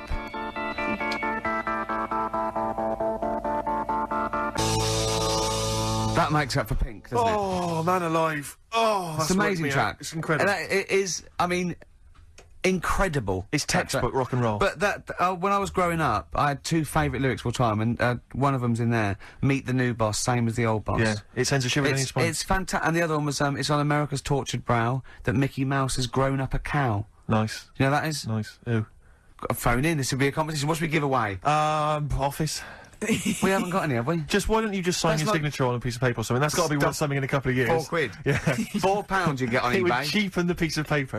Yeah, not if it's a rubbish bit of paper. I've had an which email here- I probably would sign. There's an email here from Davey Look, Monroe. it's lit up. No, wait a minute. Look at that. Oh my They've God! gone mad. They answer it. Put them live. Oh. They might know the answer. Hang on. We'll give them some. We'll give them some CD. How do you put it Oh, live? While you figure that out, let me just read this email. Go on. If you're having to play, it says here, if you're having to play extra ad breaks and 8-minute long songs, it just goes to show who provides all the material for that radio show of yours. Did Karl secretly write The Office as well? And I think to myself, it's like, what do you Hold on. want from us? Just see if This someone's sounded on One the of the phone. most incredible rock and roll tunes ever laid down on vinyl, and you're whinging I know. because you'd rather have our inane banter. What kind of a person are you? No, they'd rather have Carl's name Well, banter. clearly. Don't big your I roll just- up. no, They don't no. want us at all, Steve. I've just had a phone call from a very nice girl saying, "Where's Karl?" I said, "Well, you know, he's back next week. What's wrong with me?" She went, "No, you're lovely, Claire." She, but Karl calms the other 2 down. Sure, Really? sure. Can we just see if someone's on the phone? Is Yeah, go anyone on there? then. we got? Right, what are we going to give him? We're going to give him some got nothing. CDs or We're running something. on Well, it. take the name. Right. Anyone there? Hello? Hello? Oh, God, there's someone there. Oh, I've got to put my headphones on. Oh, haven't hang I? on. Oh, What was the lyric again? Stay Rick? there, please. Alright, It's on America's tortured brow that Mickey Mouse has grown up a cow. Life on Mars. David Life on Mars, David Bowie. It's easy as that. He. What's your name? It's John Ball. John Ball. John, I'll be honest with you, we got nothing. We got nothing to give you. It's not good enough. No, we'll get him some. We'll give him. Yeah, we'll give him an office CD. He doesn't. and We some. can't keep doing that, Rick. It's We've got pathetic. nothing Yes, else. They you don't can. give. They don't give us anything, do they? They don't. They. It's a wonder we get into the building. No one's know, around I know. on Saturdays. No one cares. Office DVD. Yeah. What would Okay. you really like, though, if you could have anything? Yeah, Office DVD. See. There you Fair go. enough, fair Brilliant. Okay. Stay on the line, mate, and I'll get you details. Okay. Excellent. That was a competition. We did. That was like real radio. Well done. It was like real radio. Now we've got to play David Bowie, haven't we? That's what they Calm do. down, Rick, you are- I can see what you no, mean. but Foxy would have it Well, you're lined gonna have, up. Rick, you're gonna have a heart attack. Am I? Live on air. I mean, Yeah. it'll be dramatic radio, and that's Sony Award winning. I know that. Any kind of. I seem to remember when Tony Blackburn had his breakdown on there. I think did he win awards for that? I mean, it was pretty impressive Probably. stuff. It was pretty intense. Yeah. What breakdown Yeah, award? Have a breakdown. Yeah. Excellent. This year's best breakdown on radio. Tony Blackburn. Yeah, but For Tessa, marry me. yeah, it was something like that, wasn't it? Yeah. Did he play the same song again and again and again? Must Did have he? been fascinating radio. Uh, That sounds like Capital Now. oh, it's that satire. High five. Yeah, nice We've one. done there. Oh, well done. Well Oh, done. Are we owned by Capital? You've We are, got, aren't we? yeah. Remember what happened last time? Sure. And now Richard Park, who owned Capital, he's the grandmaster. What? The grandmaster? He's a grandfather. No, he's a headmaster of Fame Academy. Oh, is he? Yeah. Okay, let's play a record now, because you have to lie down, because you're just getting so worked up and now. I can tell when there's an excitement and enthusiasm, and sweat, beads of sweat run down Well, your it brow. started off so badly, we had nothing, but then I did a competition, gave away some things. You've got an email that really annoyed you, haven't you? Well, we can talk about that later. Yeah. But yeah, whenever I see beads of sweat, I know, because that's not the Jeez. Ricky Gervais I know. Okay. It worries me. You never work yourself up into any kind of sweat. Okay, so you let's need to just play chill it. out, calm down. We're going so well now, aren't we? What about a bit of Beck? Let's play a lovely bit of Beck, just to chill everything out, just calm everything down. Yeah. All right. Yeah. All right, relax. Yeah. Okay, Yeah. there you are, Yeah. Steve, he's gone. Yeah. Yeah. Beck. Beautiful, that. Good tune. Brilliant. Good tune. Yeah, I enjoyed it. Lost Cause, XFM 104.9. It's going well, isn't it? Oh, I'm loving it. Right, let's do something else then. Adverts. Yeah. Adverts, I'd love to hear some adverts. Oh, please. There it is. Life on Mars, with that great lyric by David Bowie. Indeed. Yeah. Although, it's not quite as good as, what was the one, is it Jeff Lynne? The chances of anything coming from Mars are a million to one, and yet they come. Yeah, and still they come. And still they come. And I wonder still what they you get. come. Would you get that at Ladbrokes? I'd like to A see, million yeah. to one. But it's Yeah. a million to one, and still they come. Clive. Yeah, And still they come. They didn't know the odds. They go, what are you doing? It's a million to one. It's what? Some guy. There's a million to one on you. We should have put a bet on. You didn't tell me you were You should have coming. notified us. We could have split it 50-50. We I could have made fiddled it a little bit. I could have gone, wow. I could have probably got them up to a million and a half. Gorg, what were Now you you're thinking? here. We're never going to get good odds. Gorg, there are chances of that. Corgi. The chances of that happening were a million What to have you one. come for? They've probably come for that. Well, why didn't you quash. sneak in? They've come for that quash drink, haven't they, again? You could have snuck Oh, down. what are you you could have doing? let us know and flown back and then made another. You know that fella? We come for that drink you call quash. I bet he'd get off with snork. Wouldn't he? Possibly. He'd meet it Are on you the thinking pitch. of weird stuff again? You're thinking of crazy ideas again. What about those smash aliens? What, you got something on them, have you? The Yeah, little- you know, they went out, right, without an umbrella. Oh, Poured down, it they rained. I knew it would. I knew it would. Anyway. Oh, anyway, David Bowie. Now, look, beautiful. this is spiralling. Can I just mention Lynn, who's just phoned because she was queuing up all night outside the Apollo for Bowie tickets, and she got a pair, so Oh, she's dead well happy. done. Can you Excellent. dedicate that to everyone who's queuing up? So Yeah. So Best do of luck that. to them. And I wanted to tell you about the time Bowie came into XFM to talk to Zoe Ball. David And, came in, did he? Was this recently? Yeah. Oh, yeah, I remember. Yeah. I'm not going to mention her name. She works in the office, Charlotte. When he walked by her desk, which you have to do when you come to the studio, she didn't actually meet him, shake his hands, or make eye contact, but she actually cried because he was in her vicinity. Really? And she actually burst into tears when he walked by. Isn't Rick, that? I I've love made that. women do that. So, you know. You've got something in common. Well, a little something in common with David Bowie.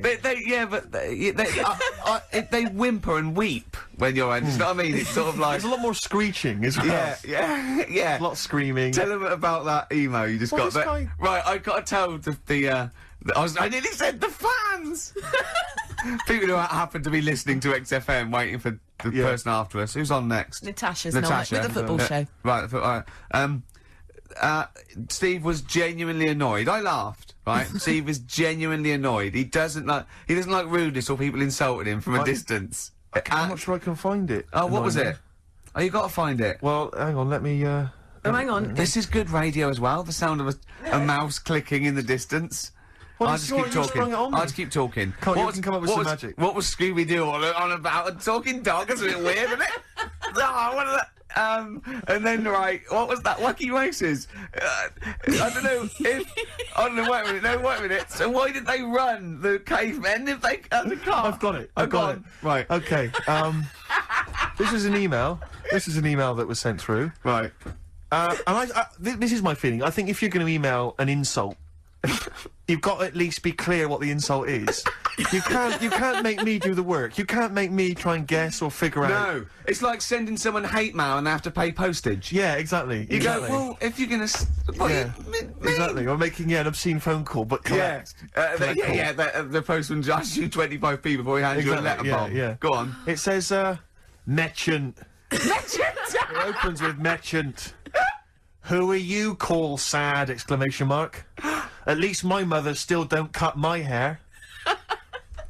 Merchant. Who are you, call sad? At least my mother still don't cut my hair. Is it an anagram? I don't know. I feel like it's been translated from the French. Yeah. It's a Japanese fella who hates exactly, you. Exactly. And he's There's a got machine- yeah. he's got a Japanese English dictionary. It's just literal. So how does he know your mum cut your hair then? You've never said that on there, have you? It's not true, Gervais. Can I just say, I think your hair looks really nice, Thanks Steve. very much, I've known you for about 5 years now. and It looks lovely. I laughed at you needing someone to say it looks fine. Yeah, it looks good. What do you mean it looks fine? It does look good. It looks good. He's got a little bit of product on it, hasn't he? Yes. Maybe I have. A little bit of hair gel. What do you use? Maybe Gavin had his fingers all over it yesterday.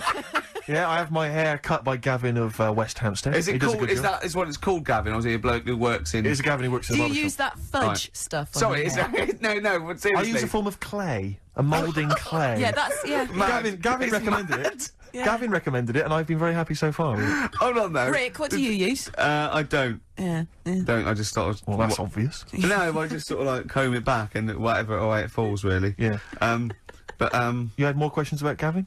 yeah, no. I was up seeing Gavin yesterday, just having a haircut. There's nothing untoward, and I thought I popped past Habitat. There's a Habitat, and it's quite a trendy kind of designer furniture shop or whatever. Sure. And I popped in there. I thought I'll pick up the sort of brochure, the catalogue. There was a big stack of the new You were catalogue. stunned by the prices you're going to tell me, aren't you? No, I'll tell you what. I was about walking out with the guy. Went, "Hey, where are you going with the hair? It's a great looking haircut, but where are you going with that catalogue?" I went, "What do you mean?" He went, "It's £2. You've got to pay £2 for a catalogue from Habitat." And I said, well, I could go down to Argos. I can get as many as I want for free. I can go crazy in Argos. I can get them Littlewoods, the mail order people. They'll Yeah. send it to my home. Yeah. I got to pay There's lingerie in that one. You know, you've just got like some furniture and stuff. And I'm paying £2 from it. If there were some ladies draped over the kind of filing cabinets, I'd be interested. I'd pay I love the £2. fact that you. No, what did you say though? You didn't say I can go down to Argos and get as many as I like. What did you did. say? Yeah, I did. I said, well, what are you talking about? This is, why am I paying Isn't it £2? weird charging for a catalogue? But this 'Cause is a it's catalogue that's just to tell me what I might want to buy. It's sort of their calling card. It's like paying for a poster or a sticker. Exactly. Of This is what something. it's almost like paying an entrance fee to go into the shop. Yeah, that's a good idea. It's a good idea. It's a good. I mean, because it's good to just walk around and browse. So, I mean, I'd pay £1 to like, walk around a really Yeah. good shop. Yeah, but I'll tell you this: if Habitat maybe had some kind of like sort of centrefold. Why don't you do I'd this? be interested. I'll tell you what. In a great shop like Habitat, you pay £1, right? If you buy anything, that comes off the thing. If you don't buy anything, you've paid You've £1. wasted Stop quid. wasting their time. It's an incentive to buy. I wouldn't like it. Sure. I wouldn't go in there. I think it's a terrible idea. Well, anyway, that's What should we that. play? That was a sideways look at the world of high street shops. I think you should play the award-winning Ms. Dynamite. Yeah, Oh, yeah, go on. she's cracking. Ms. Dynamite. Good, that, innit? It's cracking. Yeah, it's very good. Yeah. Mercury Award winning. Absolutely. Well done. Yeah, good luck to her. Good luck to her. I must admit, I wanted the streets, but I love the Yeah. she's a very good second choice, and you know, wish you all the luck in the All world. the luck in the So, world. I'm looking at your hair. It's not right? bad, is it? And you have bigged it up, so you're quite. So I assume you didn't go to a barber. You've gone. This This actually is a proper- hairdresser's. This is Right. Gavin of West Okay, Hampstead. I'm going to ask you now, Yeah. right?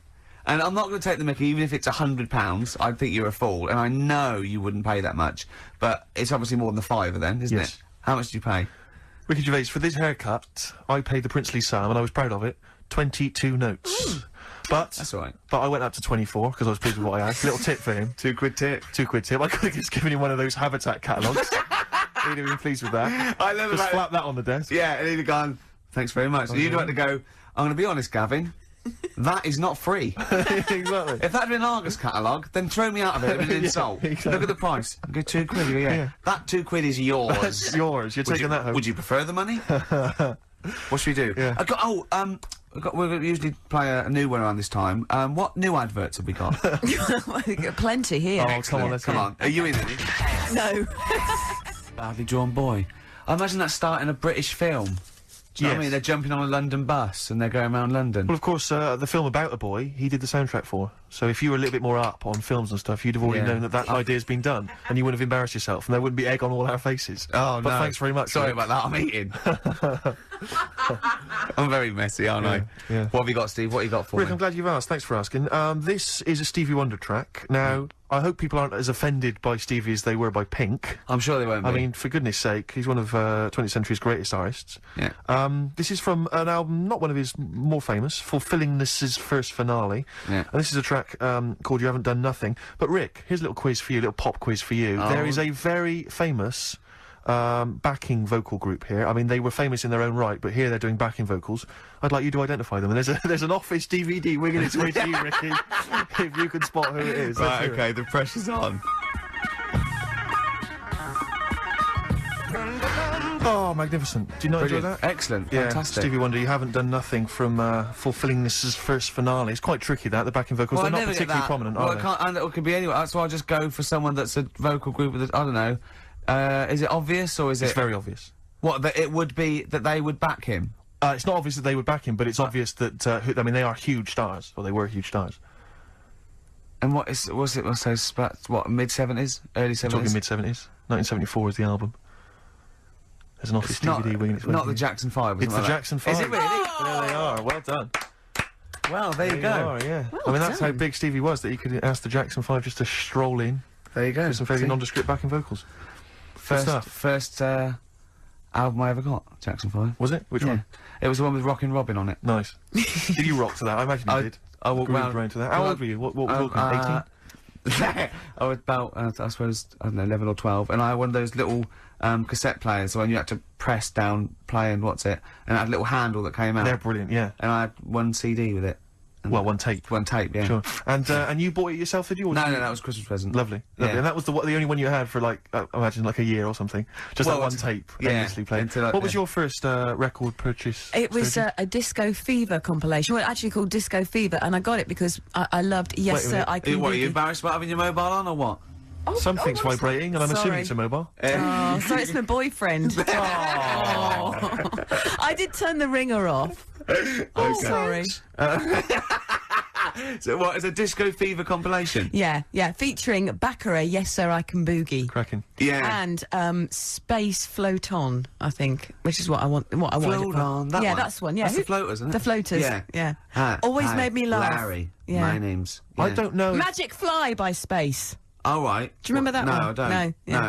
No. I don't know if my first purchase is cool or not, really, because I suppose it seems like it was. It was the greatest hits of the Stranglers. That is so we're cool. talking Are the Stranglers different- quite cool? That's Yeah. scary, because, I finished school by the time that came out. I think that's scary. The Greatest of the Stranglers. No, I was Well, I never think a that's more to do Stranglers with the fan. fact that my parents didn't have any records in the house. They had, I think they had the Jeff Love Orchestra plays big war theme tunes. I don't think everyone had. They had one of those Top of the Pops albums with a woman wearing a neckerchief on the cover. Yeah. And that was pretty much it. And the 1812 Overture, you know, played I on had the one of fiddle or those. something. I had one of those with Mozart's 40th on it, because that was released at the time. Oh, that wasn't obviously Mozart's 40th birthday. That would have been a wild swing. I'm not If he'd that made old. it that far, that'd have been a wild that would have night. been great. I'd love to hear wouldn't that on record. How old was he when he died? He was quite young, wasn't I he? didn't live long that 18 time, was did he, I? or something? He was a genius. No. He was a boy wonder.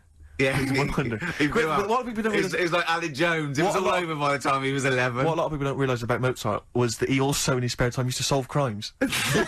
Yeah, that was why he was so. That was what musical crimes. He would often say we've plagiarism come full issues, things circle like now, that. We have haven't we? indeed. We've Yeah, brought that yeah. right back. We should Actually, have I that right. hate to interrupt you, boys, Go but on, we is it near have the got end? to squeeze one more song in. Got a before- wrap up, Well, yeah, well, break. what should we do? What should we have? What have we got there, Claire? Well, Well, we I've- haven't thought this through, really. I I've got didn't- this one I want to play you. I want What you is to it you wanna play? by Is the it? Electric Six. It better be good, because if you end a show with it, I mean, we've had lots of faux pas This and really is bad going to bits. be possibly the biggest song of 2003, You think so? Rick. Go on then. Man Yeah. alive. Electric So this is it. Six. Thanks very much indeed, Claire, for Cheers, coming down. thank you. No, it's a been pleasure. No, it Yeah. really Is was Karl good back fun. next week? Yeah. But yeah. Yeah.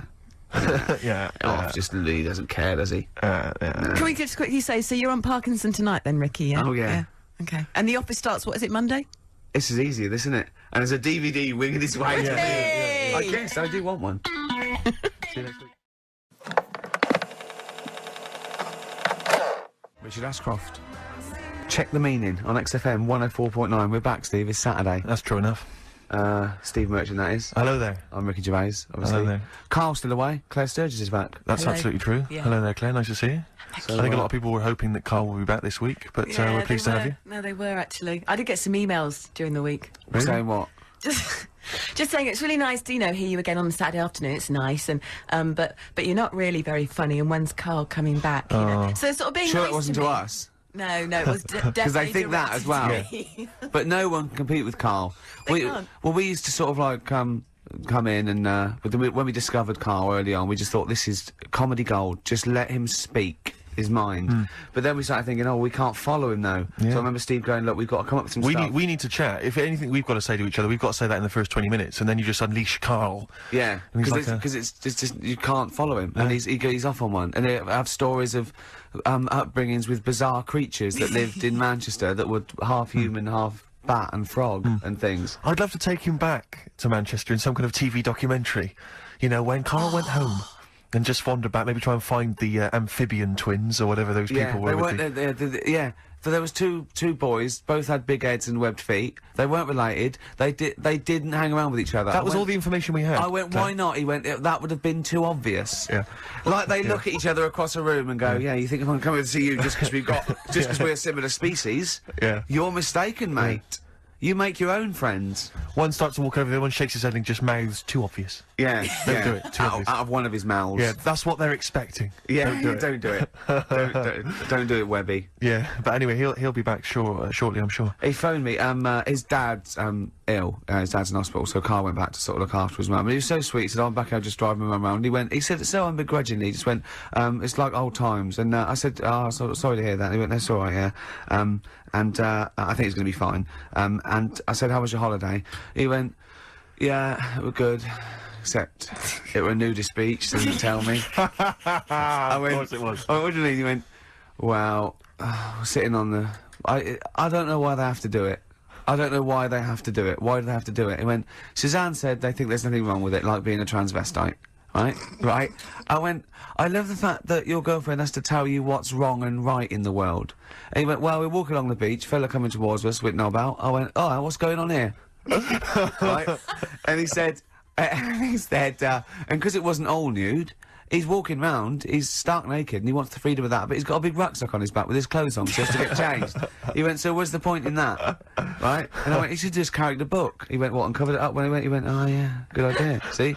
He went, "But I wasn't happy." He says, and that was the first day, so we didn't go there again. I just imagine his little face. Yeah, just going, "Oh, right, gobsmacked. That's out, Yeah. that's out. What's that doing out? Why has he got his out?" I imagine Karl sort of dressed in a suit. In a sort of safari suit, done right up with a cravat. I'm not undressing. I don't want people seeing the flesh. That's for you, love, and no one else. But I love the fact that as this girl goes, "Karl, they don't think there's anything wrong with it. They're just happy that way." and he in his own mind just goes, "Like being a transvestite." He knows there's nothing wrong with that. I'm always a little bit suspect about people who like walking around nude. I think you meant transvestite. No, nudists. What? Hold on. Can you Well, if you wanna can get me you be a started on naked transvestite? What are you then? Yeah, I suppose you're a... When Eddie Izzard's naked, is he a naked transvestite? That's an 'Cause the interesting clue is- metaphysical question. Yeah. Yeah. On XFM 104.9. If you know the answer to that metaphysical question, or indeed any of the famous ones, if a tree falls in a forest and no one hears it, has it fallen over? Any of those. Excellent. Any of That's those. brilliant. Yeah, if you leave the room, Rick, what's the does it sound? get quieter? Yeah, what's the sound of one leg hopping? Exactly. What we got there, Claire? Do you want some music or Yeah, I'd love to hear a it. bit What you more got? chat? Yeah. I've got the vines actually. Oh, All play right. it, play it. Nice. Hey Claire, out of the way. No, I'm not talking to you. It's the name of the song by the Vines. Excellent. Yeah. XFM 104.9. I'm Yeah. Ricky Gervais with me, Steve Merchant. Hello there. And Claire Sturgis. It's Have you not ever been to? fair. Have you It's ever been not to a fair. nudist beach? Have either of you been to a nudist beach? Yes. I found. Have you really? I. No, last month I went on holiday to Antigua and then I went on the nudist beach. Really? I wanted an all over. Sure. Because I was with my family once when we went on holiday, family holiday with. I suspect you going on and a inspector coming along going, "And the glasses." And the glasses. And you don't wear them there. No, I went there with it was some friends of my like family friends, you know, like kids. So it was kids my age and my sister's age who and parents were all friends, you know. Go on holiday to this, end up on this nudist beach, not a nudist beach, but where people sunbathe topless or whatever. Or maybe maybe it was just because it was France, where I think a lot of that goes on. Generally. Yeah, all beaches in Semi. No, but that's different. The nudist beaches are sort of, they're cordoned off. Sure, aren't they? yeah, with the cocks and everything. We can't say that. You can't say cock. Or did you mean the chicken? You meant The chicken. chickens. There's a lot of of them have naked got people farms, a lot of carry French male farms. birds around with There is a them. lot of poultry. And by male bird, I don't mean transsexual. You don't mean, no, I don't want to, because that's also offensive. That is also offensive. So be careful whenever. Please be careful. Claire, be careful what you're going to say on I there, just want to because you've got to say be to careful. the radio authority or anyone listening, when we say cock, we are referring to a male bird, and there is no discussion there. There's nothing. There's no other issue. There's no other ambiguity. issue. Okay, go on. What are you talking? So, there's people walking around with their birds and often they got their knobs out as well. So it was just a topless. It was just a topless beach. So we're all on So there holiday. were tits there as well. There were some tits. We've got a family of tits that come and eat the nuts that chew on my nuts. Go on. We're confusing. No, we have. Jane's got a little bag of nuts that she makes me hang out of the window. Right. So you'll often be hanging your nuts out the window, and the tits so the tits can. Sure. God, I don't know what. Please. Go on with this story. Sorry. So what I'm saying is. God. What I'm saying is. Yeah. We went on holiday as a family there. Yeah. There was some tits. There was some cocks. And I found it all a little bit, because I was about 14 or something, I found it all a little bit disturbing, because I hadn't been introduced to this sort of thing before. Yeah. And obviously my dad was having none of it, like a bit like Karl, and obviously my mum wasn't up for that as well. But the person we went, the mother of the person we went with, she took her top off, and I didn't know where to look, because I didn't want to make an issue of it. I didn't want to make, I didn't want to, but it was like, because I was with my mate, I was going, well, I wanted to say, well, there's your mum with her knockers out, really. I mean,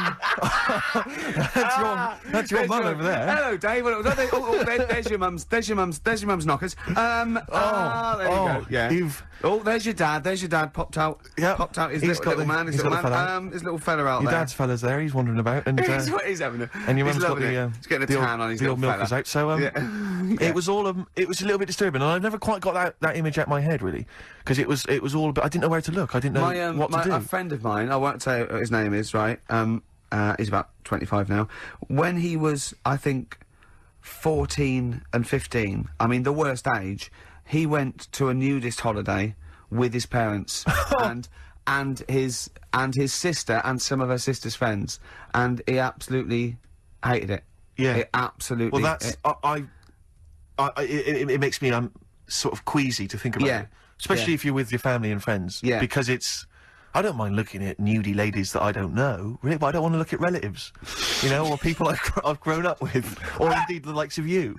I don't want to have to see that kind of flesh, and I don't want to know what's going on underneath those clothes. You've keeping them hidden from me. Well, you haven't. You've shown me much of it in the time I've known you. So sometimes there's not a bit of your body I haven't seen at some point. You'll have got your trousers down. Look at the arse. That was, thinking that was hilarious, or the old, the Johnson feeding the birds on the windowsill. It is strange because there isn't anyone with it. Let's face it, there isn't anyone with it. But I know what you mean. I think it's because we spend so much of the time covering it up.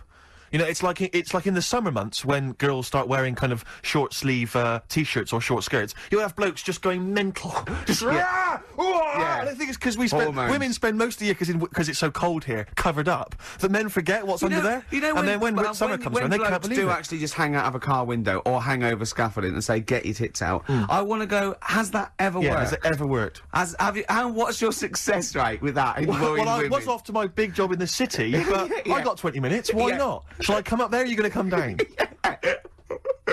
Oh, dear. Extraordinary. Oh. Right, what we got coming up? Quick, keep them hooked. Well, Rick... We've got some songs and some more chat. There'll be some chitter-chatter, and there'll be some songs. We had an email last week from a fella calling himself Paul. I don't know if that's his real name. He said that sometimes... I'm suspicious. I'm already suspicious. Yeah. He said that some time ago we played a cracking Johnny Cash cover version of U2's One. Remember that? I think maybe the last time you were here, Claire, maybe. Class. And he says he's been trying to track down that album. He says, unfortunately, like an idiot, I didn't listen to it, and I didn't catch the name of the album. Could you, by any chance, send me the album? He's having a laugh. He's having a laugh. What, for free? Yeah, so that's not going to happen. Actually, email him back. Say, Paul. Shall I do it now? Give us £8 for no reason. I've also called him some quite offensive names. Good to that. I'll put from Gervais. Oh dear, he's not gonna like that. That's pretty grim. Nor's his mother. No, you shouldn't have brought her into it. Indeed. Johnny Cash and his cover of U2's One, magnificent tune. That's from the album American 3, Solitary Man, that was released in 2000. And I've just checked that email that Paul, if indeed that is his name, sent us, Rick, and he didn't ask for a copy of the album, he asked for the name of the album. Right. So, I feel a little bit bad that I sent that email back insulting him and his mother. Yeah. And also, of course, I CC'd it to his mum as well, and many of her friends. So Send another one. I feel. I think we can get around this. I'll tell you what Paul would like if that is his real name. His name, yeah. He'd like some adverts. He'd love some bloody adverts, Paul.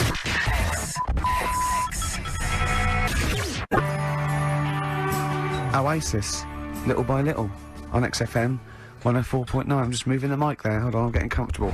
There you go. Right, sit up. I was A landing. lot of people do that. A lot of people do that during the song. A lot of the old pros. No, a lot of the old pros I like that Foxy song. and That's Tarrant great, and the like. they were on Top of the Pops yesterday, but they did My Generation. Any good? Yeah, very good. I mean, you know. Was it close to the original, or did they make it their own? No, both. It was pretty close. They did, you know, musically it was close, but you know, they had a certain. Was it Noel singing or Liam? Liam. Very, very cool. Very cool. Good No, swagger, he's an amazing- attitude back. yeah. I think back on form. A lot of for people tell me Oasis. though that if you go to any of these big stadium gigs they do now, it's an absolute nightmare because a lot of the fans are really grim. I mean, I've spoken to two people independently who've both been at gigs where there have been fans weeing on other fans' shoes. That's not what I want from a gig. That's not nice. No, They that's not own them good. then. Well, yes, apparently. That's theirs then. Oh, Yeah. what, if you wee on something? Yeah, that's you yours. own it. That's It's in yeah, cat because law. cat law. Yeah, cat law is if you wheel on Yeah. something, then you own it. Yeah. Yeah. I know you live by cat law. I do, No, you do live because my wallet. I think you own, yeah. and Several telephone boxes. much of my hair. What were we talking about? We were talking about nudie beaches. Yeah. Because I still can't get around. I don't know why they idea. only play volleyball. No, that's all they do. Don't they? Surely there's other games you could play. I think French cricket would be slightly more. All the pictures I've ever seen of nudist colonies always seem to be quite attractive women and some fairly grizzled sort of 45-year-old men. I don't know if that's generally the clientele, that, you know, it just happens to work that way. But I'm quite looking forward to getting to around the 45 mark. I'm just cruising down there. Happy birthday. Right, I'm off. Where are Exactly. you going without your clothes? Yeah, yeah. Yeah. And at what point, I mean, you can't go into a nudist colony, can you, without taking your clothes off? You can't. I don't know if there's a door policy. No. Where there's sort of No, I people think go- there is, I'm sure. Oh, actually, no, because when I went to my nudist beach, there was actually a security guard. Stopping you from... Naked? No, no. No, Claire. That's very Would it be strange. possible for a bloke who was, say, a fairly good swimmer to swim up to the beach in a wetsuit and not have to come... France? Okay, well, yeah. Let's say for the sake of it that this person, you know, had some time on his hands in a week. Yeah, yeah. You know, and Yeah. he'd made quite a bit of money. He recently, he had some time. trained 9 hours a day at the lengths in the pool, Yeah. thinking that if I can get Yeah. to the Eurostar de France. It could work. It could work. Yeah. So what was your nudist beach experience? This was not a colony. No, Not no, a it colony literally of just was a nudists. choice that this place had a few beaches. One of them was a nudist beach. And could if you wanted see to the be all nudist over- beach from the regular beach? No, you couldn't. You see, Right. it was just round the What about with corner. binoculars? Possibly. Yeah, possibly. But you see, my worry is, as a healthy young man... Yes, you're not if- healthy, young man, are you? No, but I'm talking about you two. Right, sure. You're pretty healthy young men. How awkward it must be for you on a nudist beach if you do happen to see a very good-looking naked lady. What you do if you... Well, that's the reason I've not gone to any. Okay. Claire, just exactly that worry. Because it is very off-putting. Yes. If you had, it sounds like this is a confession. Exactly, yeah. Go on, That what did happened? actually happen to us. Really? An older Go gentleman. on. An older gentleman obviously was enjoying his time on the beach. Right, explain more. I And don't then quite- came over to chat. And you just don't know where to... Sorry, so hang on. So he approached you, Yeah, for a chat, as you do. People are friendly. right, without wishing to get too lewd, within a state of arousal. Is How that the far case? can we go down No, this? I'm not. Yeah. I'm not trying to sort of. I don't want to get too kind of, graphic or gynecological. Have you noticed... that- Gynecological. Oh, I was going to say how Yeah. quiet Ricky was keeping But so at he this came point. over. He came over. Well, I'm worried about this. I'm worried about telling this story. But I think it's an interesting. I think this Yeah. is an interesting point. Yeah. Because so he came over and he was just chatting away. Yeah. Quite proudly. Yeah. Well, Standing to eventually got attention. quite proud. Yeah. And why was this, Claire? I mean, not wishing to be disrespectful, but you know, he's a I man. don't know. He's been around a bit. Were you reading erotic poetry? What were you? I was talking about the weather. Right. About how nice it was today. And he approached in pole position, or did he? No.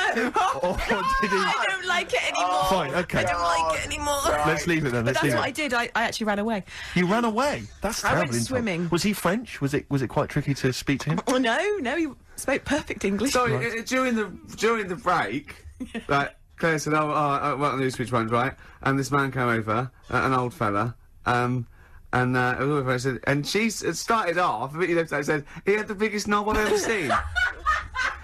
And then I laughed, and then she went, and then it got bigger. And I went, you can't tell it then. I was worried about that. But she left out the funny bit and you just went all weird. Yeah. So, play Bob Dylan. Only Bob Dylan can get us out of this. This is off, his last album, Love and Theft. It is the only track I really like, I'm afraid. I didn't get on with the rest of the album because it was too hoedowny and country blues and stuff, which is just not my sort of thing. But this is a nice track called Mississippi. Bob Dylan. Mississippi. Off the album Love and Theft. I must admit, not my favourite Dylan album, but that's a nice track, isn't it? It's a lovely track, actually. I just noticed there you've brought in 3 CDs. Yeah. You bring those 3 in every week, don't you? You just play from those 3 CDs, or what? You substitute the Dylan for different Dylan albums, and the other 2 remain the same. Well, no, I've got playing a different Cat Stevens. I've got Tea for Tillerman. I've never brought that in before. Yes, you have? Altogether. No, I've seen it before. No, I've never played anything off Tea for Tillerman. I've played it off Catchable at 4, Teaser and a Fire Cat. You don't have a sort of deal with Island Records to try and keep that Cat Stevens back catalogue afloat? No one's really shifting it. I think it might just be the CDs that are in the bottom of my bag. This is why I'm so thinking, lazy. It's just you've got one carrier bag that you bring back and... Exactly. Sure. Yeah. Well, we'll look forward to those later. Yeah, go on. No. I was just really wondering, Rick, and I don't want to put you on the spot, but could I have some adverts? Yeah. Feeder.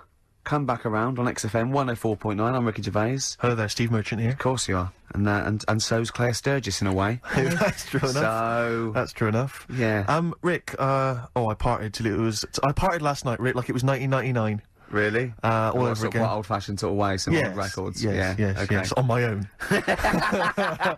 In my flat, crying. Just like 1999. Yeah, just like 1999. Now, went to see Prince at the Hammersmith Apollo, and I tell you this, I mean, if that's a man whose career is going down the pan, then I'm sorry. Then I hope ours does. Then I hope ours does as excitingly as that does. Because he was stunning. I mean, he is. A lot of people I know have seen him in the 80s or whatever, and when he used to descend from a ceiling in a little red Corvette and stuff. But he is breathtaking. He's like what it must have been to see Elvis Presley. Well, I've not seen anyone who's electrifying on stage. I mean, I think like most people had a bit too much for him, and that wasn't because it was going downhill. It's because he churned out double albums like most people churn out singles, and you don't know what you should. Can't take it all in. There was just too much. Yeah. I didn't like the sort of the end of the 80s phase either too much. But that whole period when he was fighting with Warner Brothers and he started wearing masks. I think everyone just thought, I'm not interested. Yeah. You know, you're potty.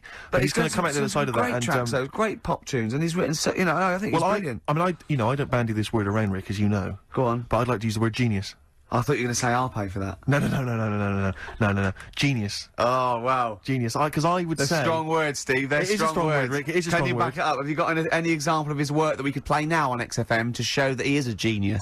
Well, I will in just one second. Thanks for asking. But, can I try and justify that? Can I just... Because it is a controversial phrase to use. Prince is a genius. And let me tell you why. On his first album, or maybe on a couple of his first albums, he played all the instruments. Brilliant. Like Squiddly Diddly.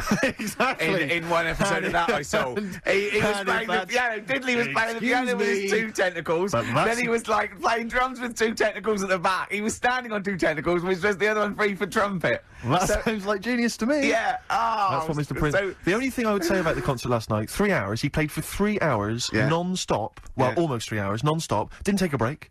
But cracking band, only 5 people. Imagine taking a break, just reading a paper, having a coffee, going, what are you looking at? And also very witty. 20 minutes, by law. Very witty as well, because a lot of people imagine him being quite dry and quite sober. It was very funny. But, sadly, Prince now... Well, I don't mean to be offensive, but as far as I'm concerned, he's now a Jehovah's Witness. He's now a Jehovah's Witness. So he's going to come round tonight? Well, no, but at the end, he did sort of spout on about, his beliefs. Yeah. And I felt a bit like I'd sort of, do you know what I mean? Like I'd sort of paid 40 quid and I'd queued up and I'd sat for 3 hours to then be preached at a little bit. So that was anything that put well, I'll tell you what, good job for him. He was good value because he'd have got an earful from you if he did. Imagine if he'd not played the singles or only did like 20 minutes. Yeah, well, I'd have been livid. I'd have just stormed out. I'm out of here. But I did because I don't know. Prince, so you've had interesting. Steve Merchant says Prince is a genius. This is XFM 104.9 coming up to 2 o'clock. Prince is a genius. Can we open the phone lines, please? What's the phone number there, Claire? 087 08700 800 1234. Me and my mate were talking about when people say genius, and they do bandy it around willy-nilly, and it's sort of like a comedian or something. They go, he's a genius, and we think that there's people in cancer research sort of laboratories and AIDS, and they're going, we lost another one to ITV. Why didn't he go into science? He could have been the new Newton, but no, he's getting the ratings up for 5. Exactly. So, but Prince is a genius, is he? Ricky.gervais@xfm.co.uk if you'd like to email. Prince, genius or little fella? It's up to you. But when you are a Jehovah's Witness, I don't know much about the faith. But are you obliged when you sign up to sort of do your time going door to door? Because it would be amazing. Imagine Prince turning up at your door and just, hi, can I come in? Well, or no.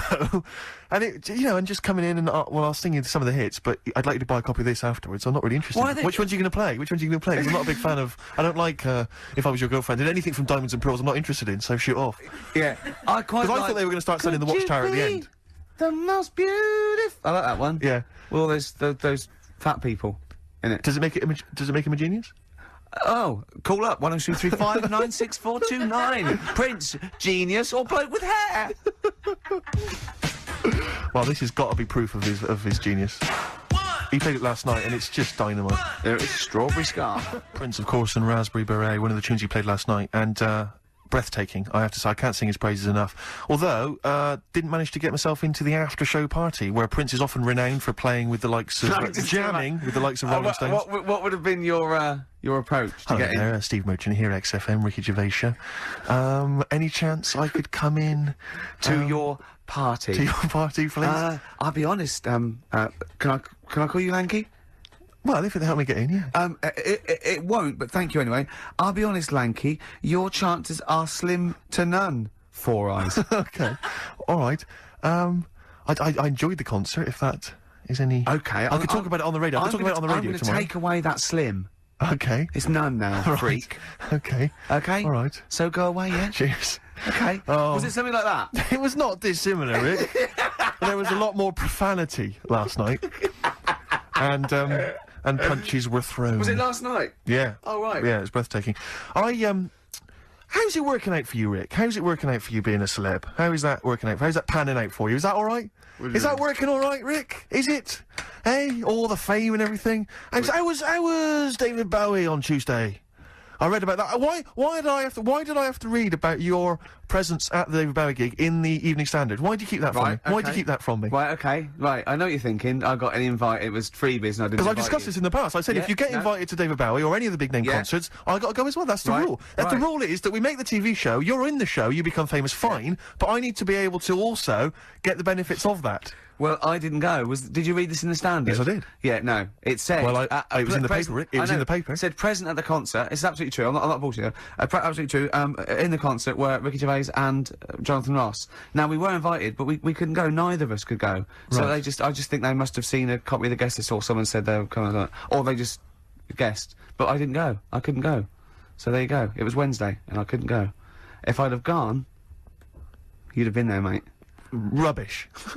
Because what worries me is that you were invited, or you requested tickets and then you didn't go. No.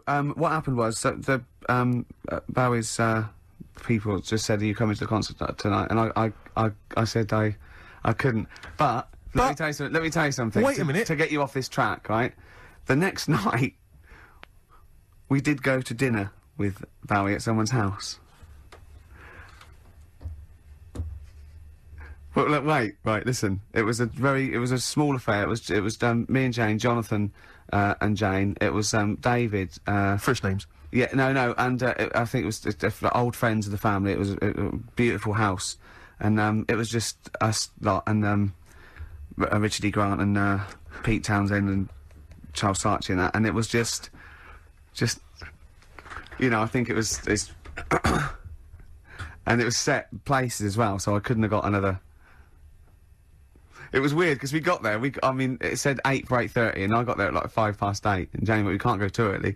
And we went in there, and we the servants gave us a drink, and we were standing there, and I was looking around. It was an amazing house. It was a beautiful house, and there's Damien Hirst paintings and Lucian Freud. And I thought, when the host comes in, I'm going to go, you didn't tidy up for us, did you? But I was actually so overwhelmed. And in through the door, let himself into the door, was Richard E. Grant. And I went, all right. He went, yeah, I'm Richard. I went, yeah, all right. And I went, just let yourself in. He went, yeah, I live next door. I went, oh, okay. And then David Bowie came in, and he came over and spoke to me, and he went, I've just seen your video, and then this isn't helping, is it? Because this isn't helping. Well, when you... I mean, the phrase I was just going to pick you up there on was, I've just seen your video. Because what... No, I just feel that what... Just for a second. What I feel that David should know is that it wasn't made sort of solely by you, or written entirely by you, or directed entirely by you. If it happens to feature you amongst a myriad of other actors, all of whom are brilliant and equally worthy of an invite to that particular do. Yeah. But you'll notice that the person that's representing the show, what got you a place round this table, you'll notice the one person that was invited is you. Yeah. Just you. Yeah. Well, there's a very good reason And for a that. woman, what you know, who wasn't involved with the show. Your girlfriend. Well, we've got partners, you've got, that's Well, it. yeah, but once again, she could have stayed at home. You could have gone on Hello? class. Well, I did actually say, if ever I get invited to see Woody Allen, and it's two people, that it would have to be you and Jane that went, because you're both bigger fans than me, and I promised that. And So, she went along with that. So David enjoyed the show, did he? He did, yeah. Yeah, he did, yeah. And how did the evening pan out? Was it suitably rock and roll? It was very nice. It was really nice. A pleasant. What did you have family to friends. eat? I had. There was nibbles sort of coming round, Nice, and then yeah. They fed you the food, didn't they?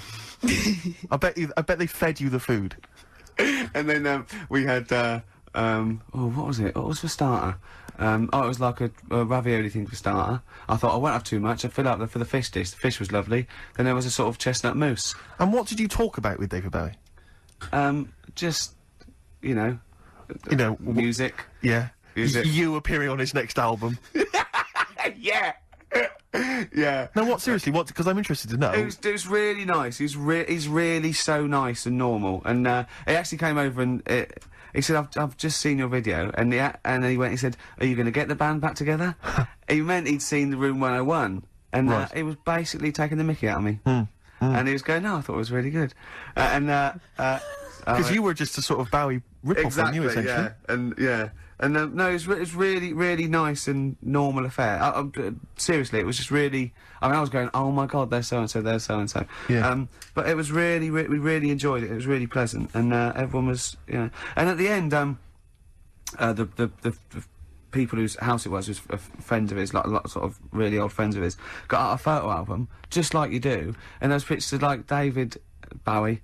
And, Dave, yeah, sure. Well, no, I mean, that's the great thing about DB is he's... No, and Iggy Pop when they were cooking, and David was sort of going, look at Iggy cooking, and he was laughing like you do a mate you haven't seen. It was so sweet. It was just so nice. And then I'm gonna see play a record, Claire, because it is actually a little bit annoyed with me. Play a record. Then Robert De Niro popped in. Yeah. And it all got a bit depressing. And Woody Allen. Yeah. And he went, do you know anyone that likes my work more than you do? I don't think so. I don't think so. Karl. Dreaming of You on XFM 104.9. One of the only tunes on the album I think worth listening to. I haven't heard it. Oh, it's rubbish. Is it really? But everyone's singing its praises like they're the saviours of British rock, but it just sounds like the Inspiral Carpets, and I don't mean that as a good thing. We were Skeleton Key as well, Steve. That's not too bad, but the rest is... alright. I think it's not. I think it's more sort of like 1978, 79, sort of those. I don't know what that means, Rick. Well, I don't think I've ripped off the 90s. I think Old hat, you mean? Yeah, sure. Yeah, like it. Let me just return very briefly to your God. No, I don't. I'm not going to embarrass you, but just returning very quickly to your dinner date with David Bowie. What intrigued me, as you say, is that when you No, it wasn't because of The Office. It was through I think because I met him with Jonathan Ross. Sure, no, but what I thought was interesting is people he'd met over this time. Because I think he was going back to Of America. course, but I like the fact you say that he came over to you and said, I saw your tape last night. I just like the idea that people are sort of saying, you'll be having lunch tomorrow with Ricky Gervais Gervais. I don't know who that is. Well, there's a tape. Watch that, and you'll be able to engage in some conversation. He's a minor celebrity here in Britain. He's had a relatively successful TV show, but we think he's a bit of a one-trick pony. Probably won't be able to repeat that success, so probably won't need to be eating with him in the next 5 years. But be polite tomorrow. He was a big fan of yours. He used to embarrass himself in the 80s, doing a sort of vague pastiche of you. And other than that, there's not much else to say, really. Just be polite to him and then move on. Okay, who else has got? You know, it's just sort of it's very odd that he was given a tape. It's like someone, you know, if you were doing a chat show, you imagine Michael Parkinson would be given a tape. I know, yeah. Just watch this, David. Oh, actually, I think he's been a fan for a long time. Oh, what? I think he's followed my career from the 80s. Sure. No, when you put it like that, it's not as flattering, is it? It's very But he odd. was very nice and very polite, and we got on like a house on fire. Sure. No, he's great. Did you do your impression of him? No, of course I Did didn't. you not? Did you feel like the urge to snap into it just occasionally? And I didn't, I was just going, that's David Bowie, that. Yeah. That's still David Bowie. That's David Bowie talking to me now. Yeah. Oh, that's David Bowie talking to me Yeah, now, yeah, that looks yeah. like David Bowie. Yeah, that was what was going through my head. Yes. And we're talking about his songs, and like, that was bizarre. Mm. It was quite surreal, and, you know, and I do know a lot about his stuff, because I mean, he's quite a musical hero of mine. Yeah. And so it was... You didn't mention Tin Machine. I didn't mention Tin Machine. Because I'd just be there just thinking, don't mention Tin Machine, don't mention Tin Machine. Yeah. Don't even bring it up, don't even say you like it, because you don't know what he feels about it. You see, I think if people listen to this show, they go, don't invite Steve Merchant because he's insulting. He insults people, he sends emails to people when he reads them wrongly. Yeah. He'll bring up a period of your life you don't want to talk about. Yes. Get the little short fat one. He's a lot more polite. Sure. Leave out the lanky one. Yeah. Yeah. But they probably wouldn't say lanky, Rick. They don't know what I look like because they listen to me on the radio. I think they're insulted. They might say, oh, you know, West Country, oik or something, Yeah. but... Who was it I was listening to? Someone yesterday. There was someone had a Bristol accent. Fascinating. And no, I think, oh yeah, it was one of those, the Fame Academy. Disappointed, but I think you'll have to get into it. Bit of a shambles at the moment, but I mean, no, there's no investment, I didn't know them. And one of them had a Bristol accent, and I just thought, it really is a stupid accent. What have we got lined up, Claire? What have we got? Well, a bit of John Spencer blues. Oh, I love explosion. this, I love this. Yeah. This is an old classic I brought in today, and I think you'll enjoy it. Hello, Don't even start on that, Rick. There's so much I could attack you about. I mean, look at you, you're laughable. John Spencer Blues Explosion. Oh, you do it, Well, sorry. no, I just thought I would. Yeah. On account of I brought it in. And then someone was complaining that we speak over each other. Yeah, we had an email saying we gabbled too much. And we both went, I don't think we do. Yeah. Did you say that? I didn't hear you. I was talking at the time. Yeah. Right Place, Wrong Time by John Spencer. Yeah. I don't... We also had an email. You didn't enjoy it? You didn't enjoy it? No. We also had an email saying. Again. No, go on. I won't. I did this. Go on. Sorry. No, you. You can see why that would annoy me. I know. You can see why that might annoy me. Take your headphones off then, because it must be louder in your headphones. Because I don't wear headphones. No, I'm not so much thinking of me as the people listening at home. Okay. The people who pay our wages. Go on then. We had an email that said. But I don't know who's the victor in this, Rick. I don't know who's winning with you making that noise. What? You're the only person who's enjoying it. But if I only do this for my amusement. But there's a handful of people listening, Rick. whose Saturdays, Rick, are empty. They've got nothing. Okay. They're running on empty, and this is all they've got. Okay. And they want conversation. They want an interesting what are you going to say then? It depends if it's interesting or not. Well, let me say it before you make the judgment. Okay. So, alright, what about this? If you don't like it, if it's not interesting, then you make the noise. Okay, alright. Okay. So this is just, we had an email. Right. It said, is Claire Sturgis drunk when she does the show? I swear to God, that was a real email. I've lost it now. But, Really? so does that warrant the noise, or? No, that's all right. That's quite interesting, yeah. quite interesting No, she's email. not. No, she's not drunk, is she? Bit coked up. That's not true. Yeah, just a it's bit- not true. The old Charlie. No, not true at all. No, you don't do drugs, do you? Claire, you're not into drugs, are you? No. Yeah, you're clean now. I am now, yeah. How did that go for you, the detox? It was great. It's good. Mainly thanks to you two. Yeah. The support At least on you air. don't. At least you don't have to steal so much now to Exactly. feed Yeah. the habit. Yeah. Anyway. Are there any drug addicts on this station? No, not anymore. No. But because I bet there are. I mean, you don't have to name names, but what about initials? Are there any skag eggs, any smackheads at all? Seriously, because I'm Not intrigued. anymore. No. Can you tell me off air who's a drug Off addict? air, I'll be happy to tell you. You- but there not are some anymore. then? That's Yeah, there terrible. were. Not anymore. What do you mean? They got No, rid of them? there weren't. Stop this.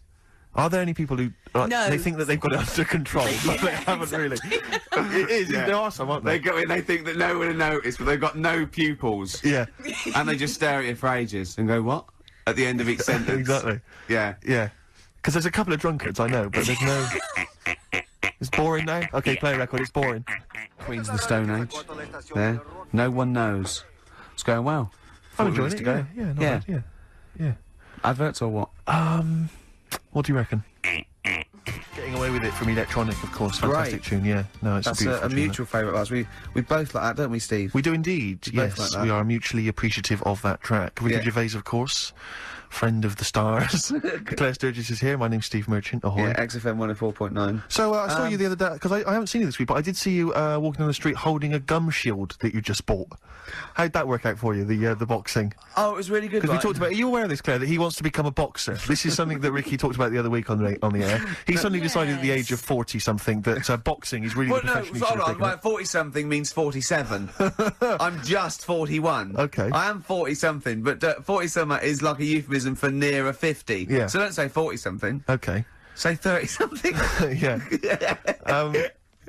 So yeah, he's taking up. Apparently, there's something called white collar boxing. Claire, did Yeah. we mention this last week? No, you didn't know, but I didn't know something about. I think you mentioned it. Yeah, before, but he, not last week. he White bas- collar boxing. Yeah, it's basically it's like a kind of a classier version of Fight Club, the film Fight Club. Have you ever seen that? Yeah. So instead of they don't meet in sort of dingy cellars, they meet in office blocks. Or And it's usually for charity at the Grosvenor or something, or a big hotel, I don't know. And you just have like a bill on there and you punch each other for charity. serious? Yeah, but anyway, I've been training boxing for a while now, just like, you know, the pads and everything. And last week we started on sparring, and it is a different level. Honestly, I can work out now for an hour on the pads, and I did about 1.5 rounds, and it was like I was asthmatic. Because you're also, the trainer, who's a you know, a bit of a boxer himself, put the gum shield and he goes, okay, I'm not gonna, and I was giggling with fear.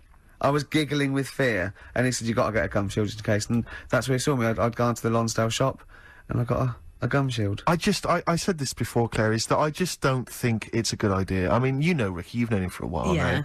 He's not mentally tough, which is a Yeah. problem, I think. He's not sort of psychologically, he's quite weak.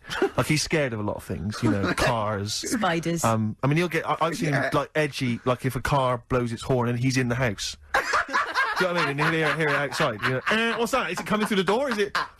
No, it's all right, Rick. We're on the 8th floor, and it's across town. It's fine. Don't worry. I don't like crossing roads. No, he can't. I mean, I've never seen a man so And terrified. on the motorway, if someone's going the motorway, well, I'm looking at the speedo, and if it's like 86, 76, then I'm going, well, let's go in the slow lane. And I'm looking, my eyes like saucers, just taking all the information.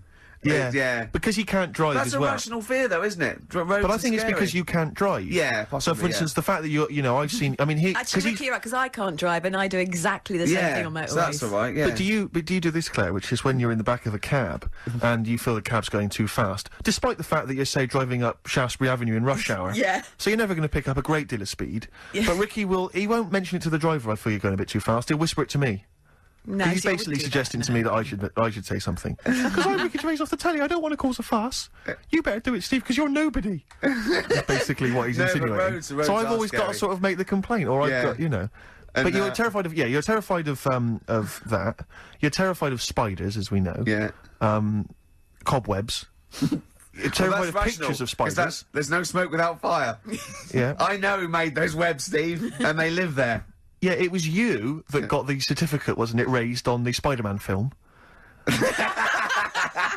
So they couldn't show the trailer before, you'd gone to bed. Are you scared of Spider-Man? Does he terrify you? No, I'm not scared of Spider-Man. No, I'm not scared of anything. But I got used to the, in I'm a Celebrity, Get Me Out of Here. That one that kept walking off the street. I quite got used to him. I got to know him. Barry Geller?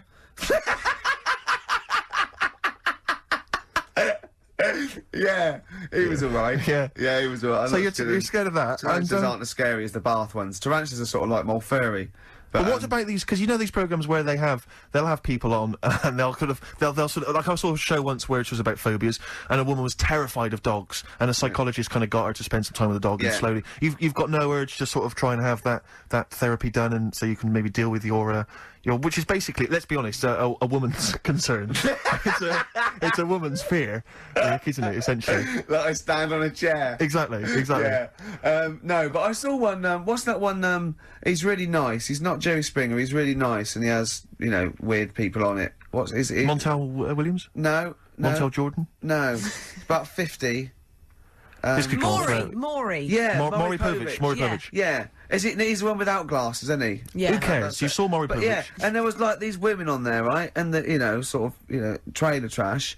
And they were going, "You're scared of snakes, aren't you?" And then a woman would go on a snake, and she'd be screaming, knocking things over. And I go, "Well, that's not doing anyone any good." Really? Yeah. That's just for the audience to prove her point that she's terrified. Yeah, exactly. And it was like tinfoil, and someone brought on millions of bags of tinfoil, and she was screaming, What, she hugging was him. scared of tinfoil? Yeah, that's worse, isn't it? Scared of tinfoil is pretty mad. Yeah, well, it's irrational. You I can't know link somebody it back. who's afraid of buttons.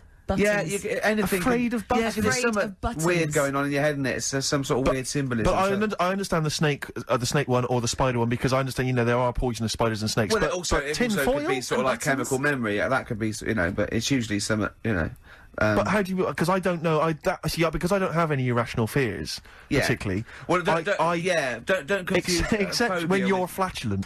That I'm terrified of, because you never know when it's going to spring. Because he's not got any of the social graces, Ricky. He'll just think it's funny to just pass wind. Dinner. I don't imagine he did it during dinner with Bowie, but if I'm having lunch with him, it's just, because he'll just start grinning, and it's on the, it's on the way, Claire.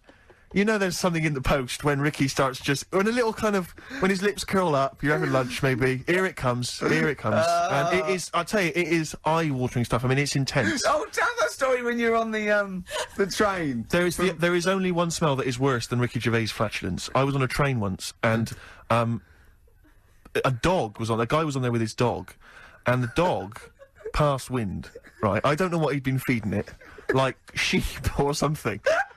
Cattle. He must have been feeding it some, you know what I mean? Like intestines or something. It was intense. This smell pervades the carriage. Because they're all like they're all kind of air conditioned, or they're tight, so there's nowhere for the smell to escape. So it's just kind of spreading, like in this kind of invisible sort of stench that fills up the carriage. I tell you, people's eyes were bleeding. Do you know what I mean? It was like, that's how, it was just... It was unbelievable. I felt like my face was melting, like that bit at the end of Raiders of the Lost Ark. That was how it felt, right? And the bloke, who was obviously a bit embarrassed, said, I don't know sometimes. I don't know who's worse, with their flatulence, people or dogs. And I wanted to go, I've got an idea. How about dogs? What about your dog? It was unbelievable. But it's that, let's try and make a joke of it. No, get off the train at the next stop.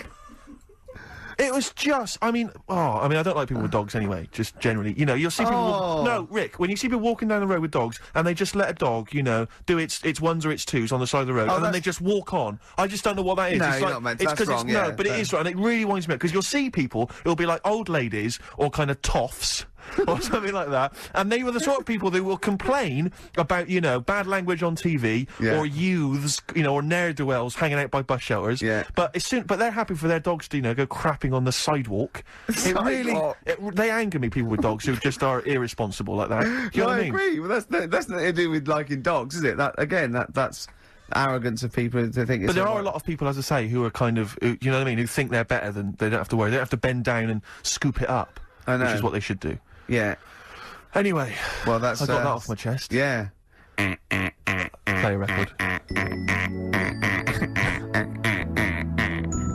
U2, Electrical Storm, they've done it again. I thought that is beautiful, that track. I know you used to disrespect U2. I just didn't like them for 10 years, and then, All That You Can't Leave Behind came out, and I sort of thought, well, I could have been wrong, and that's brilliant. So, Rick, earlier I mentioned, Prince, and we asked the question, is Prince a genius or not? We've had a lot of response, mainly by email.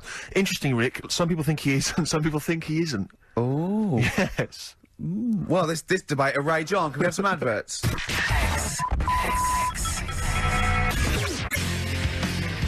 Well, in the last half hour, Steve, they've heard Nirvana, they've heard Oasis, they've heard they've heard Dylan. We've got Cat Stevens, we've got Tom Waits, you know what I mean? Now, it's great music. We're playing a lot of music and talking less in the last bit. Now, some people, right, would say that's because we running on empty and we ran out of things to say at 20 past the first hour. Yeah. I say actually we want to get in some great tracks. Well, that's my excuse as well. What's next?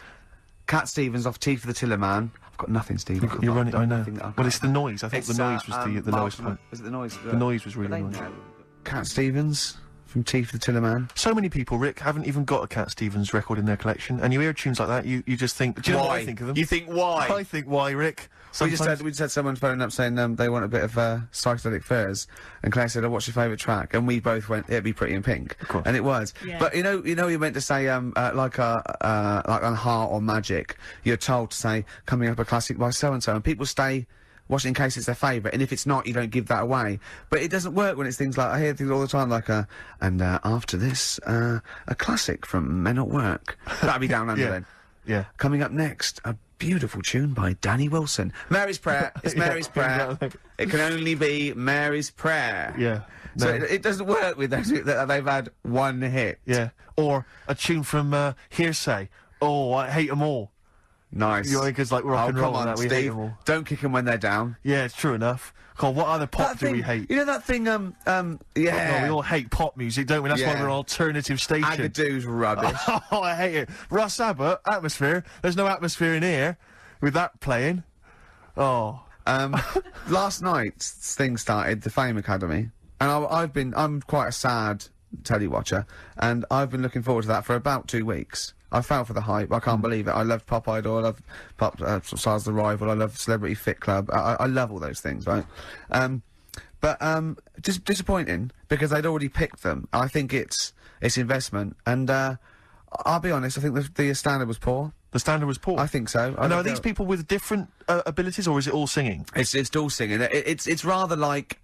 It's rather like they've got us down to the last 12 of Pop Idol, say. It's like that. You come in at that level. But to be fair to the programme, I think it's all about what happens next, because now they get voted out like Big Brother. Right. And so do they write their own material and stuff, or they'll be taught to do that? They've got the whole team together and everything, so then they're filmed. You know, like for 24 hours a day and everything. And so, I think you've got to get into it and get to know these people. There's always a few, there's already a few, I go, right, she's annoying. Yeah. Right, vote her out. And they have to, there's 3 that the teachers say each week, okay, you're up on probation. And then you vote them out, and it gets it down to one person. But the interesting thing is, it's not just they get a record and they release a single, they live the life for a year. Right. So they get this beautiful sort of pad in Notting Hill Gate. They get a sports car. Right, and it says they get to go to parties. They're already set up to go to the FA Cup final, the Brits and all those things. Dinner parties with David Bowie. Yeah, meet all these people, and then after a year, it's taken away from them. Wow. They just take everything back. And you don't like this because you feel it cheapens, like, your celebrity lifestyle, which you've worked for. No, but the other thing is, of course, they could be big stars by then, and they just have to get their own car. But how do that? What? That psychologically is going to be grim. But are we going to follow it up for that year? Are we going to? Is it like? Well, that's when it becomes interesting. I mean, now camera crews following Hearsay. Now that's interesting. Yeah, I know, and that Now what I'd like Jay to see did what happened. next, Yeah, or how exactly. when they actually, that. Yeah. But I don't know how they're going to do it. How long, Jane? Jane, why do I call you Jane? There's so many. The name Jane has been mentioned so many times. You can call me whatever you like, Steve. Love. Well, how long do you reckon Ricky would last in the Big Brother house? If he was in Celebrity Big Brother, how long would Ricky stay in there? Well, you see, as a... Well, it depends, you see. Go on, that's you a tough answer. one. No, because as someone who would be watching Big Brother if Ricky was in there, I would make sure that he stayed in right till the end, just for comedy value. Well, of course, because you know he's irritating. He's a sort of... So I'm Chris But if I- Eubank, You're the then, Chris aren't I? Eubank of the house. But Right. obviously a lot of people tend to vote out the most irritating, annoying, most loathsome person. Well, they straight want to away. get rid of me, but the public presumably the might public want me would in there love- would love as a sort of No, irritant. I think the public would turn against you as well. I know you, Rick. Right, well, it that's would about expose you for the charlatan you are. Go on. We haven't played a song for the ladies for some on. weeks, because I yeah. just keep forgetting to bring one in. I need one. Thank you, Jane. I thought, I haven't played Tom Waits for a while, and this is, one of his classics, and it's just beautiful, beautiful tune, and however many times you've heard it, it's still brilliant. Downtown Train, Rick. Oh, I can't believe it. We're That's back next it. week, and Karl hopefully is back with us. Carl, I think will be, yeah. Well, we don't know, but Let's hope everything's I'm okay sure, then. I'm sure it is, and we'll see him next week. Thanks, Jane. Goodbye, everybody. Strokes. Someday. I'm already annoyed. I've been I'm in here a bad 3 mood. minutes, and I'm already annoyed. Yeah. Oh, I'll bring back Claire, I'll tell you. No, it's not his fault. It's the whole place. The library's shite. I tried to go. Oh God, I had to go to Capital Library. Chill. Fancy that. I had to go to Capital Library to get a couple of records I wanted. Right, place is falling apart. The email's not working. It's so shoddy. He's had 2 weeks off on holiday. I mean, they might as well bulldoze this, honestly, because for all the, you know, It is ludicrous. and we get paid peanuts. You get paid, do you? Oh, and it really annoys me to have to fight. Oh, anyway. Anyway, just calm down. 104.9, I'm Ricky Gervais, with me, Steve Merchant and Karl Pilkington. Karl, you're back. Alright. How was it? What, the holiday? Yeah. Well, it wasn't all fun, was it? Because my dad was in hospital. Oh, but he wasn't during the holiday. Not during the holiday, though, was he? You came back from holiday and then found that out, didn't you? Yeah, but it happened when I was on holiday. Did you know that, though, when you're on holiday? No, because I didn't take my phone with me. Well, But that's the our weird question. thing is, Yeah. I got a feeling when I was sat there, because it normally happens. It Last wasn't the time, nudie speech, was it? when I first went When away you saw that old fella with his packet out. when I went to Ibiza, right, I had a feeling, and I called home. My dad had punctured a lung. When And you this say you had time- a feeling, what do you mean, a feeling? Just like, oh, I should call home. There's something not right. But this That's a time, very I thought, specific feeling. How did that manifest itself? How did you get that? What kind of feeling? Is that tingling thing? I'm getting a bit of a lung feeling. Yeah. A bit of a dad lung feeling. That feels like a punctured lung. Hold on. anyway. But anyway, the holiday was good. We talked about it last week. Well, didn't we? let's probe Karl about his holiday later, because you know Okay. that's the sort of thing that audiences will stay tuned for, Rick. I'm pretty certain. Yeah, sure. Find out about you know dating more things. about this radio business than me. You know, That's true you've enough. hooked them already. Indeed, yeah. Well, also, yeah. I'm thinking we've got nothing. Ever So, now. we may as well save that. No, I resent it. I used to put a lot of work in, but no, I think of the money, which is, you know, for me, pretty shoddy. Well, you know yeah, what I mean, I don't usually you get make out of an bed awful for lot of cash. Well, exactly, yeah. And, you know, the whole thing is the whole setup. It was raining today. I thought I should have a cabin. You know, then the sun came out, so I walked in again. Ah, dear. How are you? But I'll tell you what, I got a bit criticised last week as well that I only played ballads and same songs, so I'm going to rock out this week. Oh, I'm loving I've been down to Capital Library Right. to get some good tunes. And what about a little bit of AC/DC? Oh, took me all night long. Let's hear it. Well, that's cheered me up.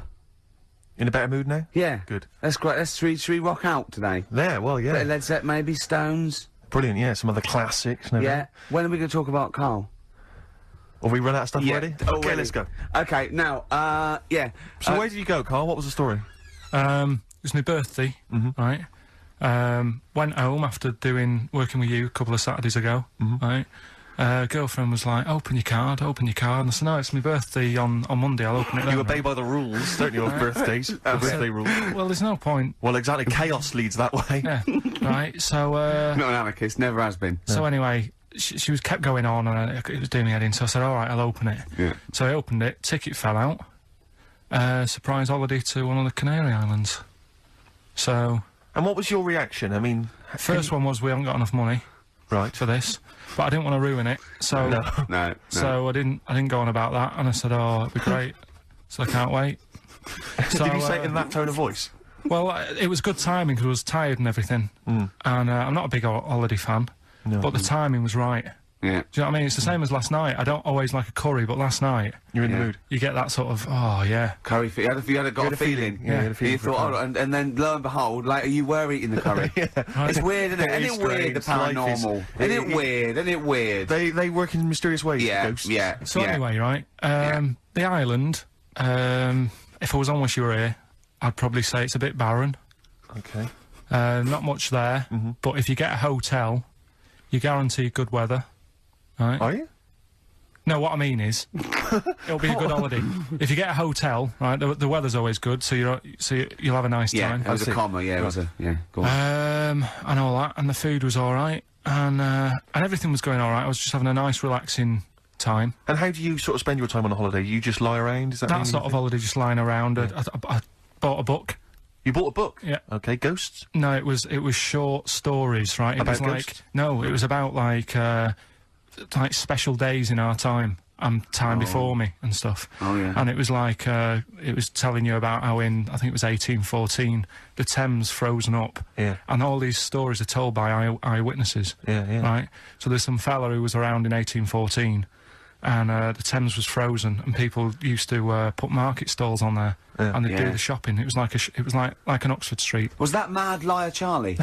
No, because he's famous for that. Well, I'm sure, you know. No, I think that was Mad Liar Charlie. Right. Yeah. So I was reading that, and then after a couple of days was a bit like, oh, Boring. yeah, you can only do sort of so much lying around And so much reading. So Suzanne said, let's go on the beach, have a walk. You ain't gone on the beach? Where had you been up to this point then? In your room? No, just like round the pool, just relaxing and having a swim and that. Yeah. So she said, let's go on the beach. I said, all right then, yeah. So wandered down to the beach, and first impressions are, yeah, it's all right, it's clean. Sea Your looks criteria is so basic, it's brilliant. Right. Hotel, yes. Roof, good. Food, adequate. Beach, clean. Next. good. So I'm walking along, and everything's good, and you know, there's a woman feeding fish bread, which I thought that's different.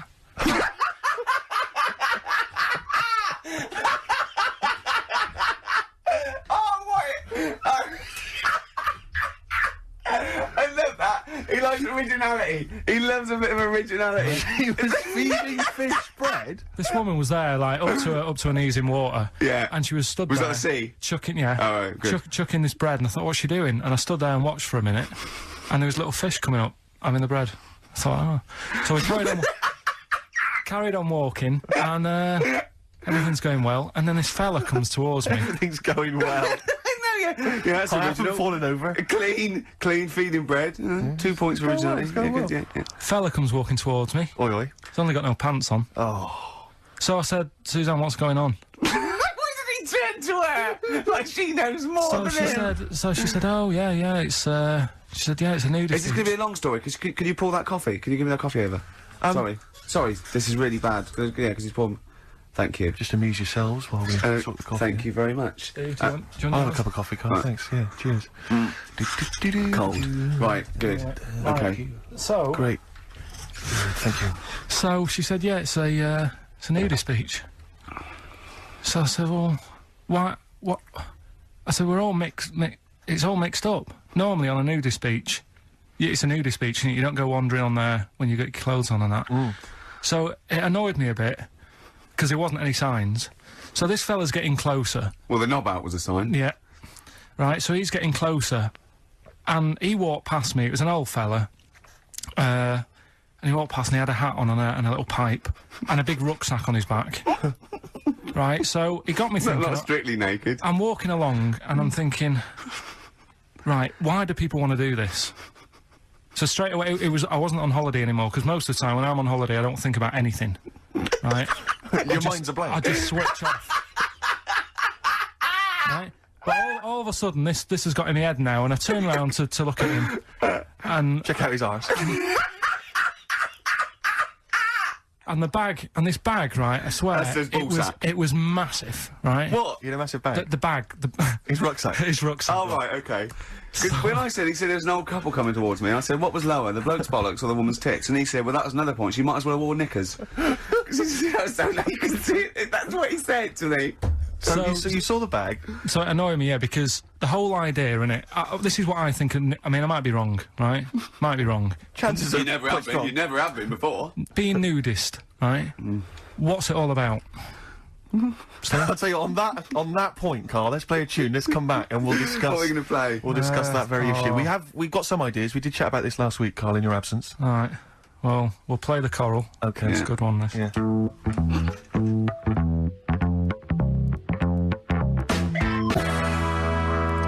Coral, dreaming of you on XFM 104.9. I'm Ricky Gervais, with me Steve Merchant and Karl Pilkington. If you just joined us, Karl is walking down the beach, and a man has just passed him with his knob out. Yeah, his testicles out and his huge bag, apparently. Right. Now, we'll sum this up, you know, quick, because we did talk about it last week. You know, you did call me and tell me some of these things, and we sort of mentioned it last week, but you just want to say just give us your thoughts on nudity. Well, what I don't understand is, right, nudity, I thought it was all about, you know, sort of being free. Yeah. Natural, letting the breeze, you know, blow around you and that. That's all I can think is of like the bonus of doing it. But you can get that by just having a pair of shorts on, right? Because I'm not one for getting my kit off. It's just something a bit weird about it, isn't it? Normally, if I go for a walk on the beach, I'll I'll put a shirt on. Sure. But leave it unbuttoned. Yeah. Oh, right, yeah, tease the ladies, sure. Do you know what I mean? Yeah. But it just feels a bit weird. So it's best to cover your back anyway, because the sun Yeah. and all Good that. advice, yeah. But when I saw him, and I thought, well, right, is he doing it to sort of be free and be comfy and all that? And then I thought, but he's carrying a big bag, right? I've got a pair of shorts on, and I'm not looking at him thinking, I bet he's really comfy. Do you know what I mean? I wasn't going, I can't wait to get home and get my shorts off. They're really annoying me, these. So, and that's just it. I don't get what it's all about. Yeah. Sure. Yeah. Sure. Well, okay. Well, my advice to you is don't go to nudist beaches again. Well, I didn't go again. Do you play volleyball? No. Well, there's nothing in it for you, to be honest, Karl. Do you ever walk around the house nude? Not really. Only if, like, it's quickly to sort of jump out of bed and go and get a glass of orange. But I've got to be careful, because living on a high street, this flat's right across the way looking in. Yeah. And the The thing is, little it's all Chinese right. fella. There's a little Exactly. And that was the other one. Is he the There's one? the old woman reading a book. Yeah, it could be dead for all we know. He hasn't moved. There's some bouncers, and Some bouncers. I think so, yeah. Is that a euphemism? They're always... There's always... Her name's Karl. But, yeah, the only time, if I nip out, sort of get out of bed at night, go and get an orange, and I've still got to be careful, because if they're awake and I open the fridge door... Oh, and the you're light illuminated, comes up, Yeah. they'll sort of see the light, And the shadow. turn round, And the weird, long, stretchy shadow. Yeah. What did you get? You get up and got orange juice or orange swash? you know, Robinsons. You can't advertise on. Why didn't you take a glass of that to bed with? Why are you getting up? Yeah. Because whenever I do that, I normally don't wake up, and it's a waste, isn't it? The man is a genius. And he, look, well, continuing our rocking out thing. Yeah, we're in a rock mood. Well, I think this sums up rock and roll, doesn't it? It's not called rock and roll, is it? Textbook. Coldplay, The Scientist. Do you think that's about you, Karl? What happened there with all that rubbish pressing the wrong thing going out and that? Don't want to go. I've sorted it now. Doesn't matter. Right. You've Just come carry on. back. You're not focused, Karl. That's what concerns me. Your mind's on other things. I'm all right now, though. You all Ready right? to go? Yeah. You sure? Yeah. Okay. This is, I just... I'll tell you can't what. believe it. Right. I'll tell you how focused I am. What? Got some new ideas for you. Go on Well, then. they've all been blinders in the past. Go on. Did you do any competitions when I was away? Did we? I think we did, didn't we? Didn't we give away a DVD? Did we? Yeah, we did, Yeah, go on. Yeah, Right. go on. Anyway. Well, I've thought of some. This isn't like radio, is it, as we know it? This is just people talking. If the mic's on, it's luck. Yeah. If anyone's listening, I've no idea what they think of this show. It's not a show. Not in the traditional sense. No. Okay, No. then you're going to change with that, Karl. Because a You've got show suggests a certain form of presentation. Yeah. A certain pride. And when we do present and dare I say it, some planning. yeah, and when we do, it's ruined by him pressing the wrong button. Yeah. Yeah, but I've got some planning here. Go on then. Quizzes. this? What I did was when I was on holiday. Yeah. Right. You said, you know, come up with a new idea, right? So the best way of coming up with ideas is sort of Thinking. nicking a TV show name and then twisting it a bit. Yeah. So Or just rip off Simon Mayo's idea completely. That's Well, good I advice for anyone out there. I didn't. yeah. If you're interested in See, ideas. Karl is presently running a course writing for TV. Yeah. And that's the lesson one, isn't it? Just That's rip the something one. else off. Just do an idea and change the title slightly. Yeah. Well, go on. this one I haven't really got. I don't know what to do on the game, but I'm thinking strike it, Ricky. That's all you've got. That's what you've come up with. How long did that take? Through. What is that? I just thought it sounded a bit like Lucky. Forget that one then. Yeah, forget that one. Okay, yeah. Well, Right. no, good. No, we all have hits and misses. Even Spielberg's, not all his films, you know, can hit the. Go on. Right. No, okay, no, it's a good. Go on. Do you Yeah. remember Big Brother, Yeah. Do I remember it? Well, no, go on. Big Mother? Right. You call in if your mum's heavy, you win a CD. What do you mean? How can you prove that? All right. Forget that. Right, here. Here's one. Right, ER. Good one. No. Yeah. No. The Price is Right. Remember that? Yeah. Right. The Price is Ricky? No. The rice is right. And what I do, I read from an Indian menu and a Chinese menu. You tell me whether you have pilau or egg fried. He's a genius, isn't he? He really is a modern. that one. Let's go on don't then. get it? Go into that. Let's go into this one. Let's not cross this off right away. Go on then. You read from what? Well, I'll get a couple of menus from like an Indian and a Chinese takeaway. Yeah. And I'll go like, chicken korma. Well, could I just suggest that as it's an Indian, it'll be pilau, and anything you read out that is... Yeah, but you don't know which one I'm reading from. What, the chicken korma's Indian, isn't it? Yeah, so you go pilau. But then Well, then you might as well say Indian or Chinese. No, because then the name wouldn't work. The rice is right. Okay, yeah, I forgot you're working for the title backwards, aren't you? Okay, yeah. Okay. I'm so confused. I don't know where I am or what day it is. A programme that they've been in on Channel 4, right? Can you cross that out? We're not doing The Rice is Right either. I don't understand The Rice is Right. No, go on. I'll tell you that later. We'll have a game in the office, right? A game that they've been in on Channel 4, but has got really big viewing figures. Well, obviously not. Right. Or they wouldn't be binning it. Go on. Do you know 15 to 1? Yeah. They're getting rid of that, right? Are they? I'm thinking 15 Taiwan. Get some items that are made in Taiwan, right? Get 15 items, and I say what they are, and then you go, oh, I bet it's the vase. Or something. That's one that's made in Taiwan. Yeah. Just explain that again very quickly. No, don't, Carl. Alright, Cross forget it out. that, forget that. Cross it out. 15 Taiwan. Right. Go on. This is the one that I've prepared for, because I think this is isn't a blinder. daft, this is good. Let's Go play on. a tune and let's hear it after that. Oh, God. I'm You very sure? excited. Are we going to play it after that, or are we going to say No, it you can explain No, it it's after out. it. I'm very excited. Could do that again, isn't it, Steve? Oh, fantastic. Waiting on a Friend by the Rolling Stones. Yeah?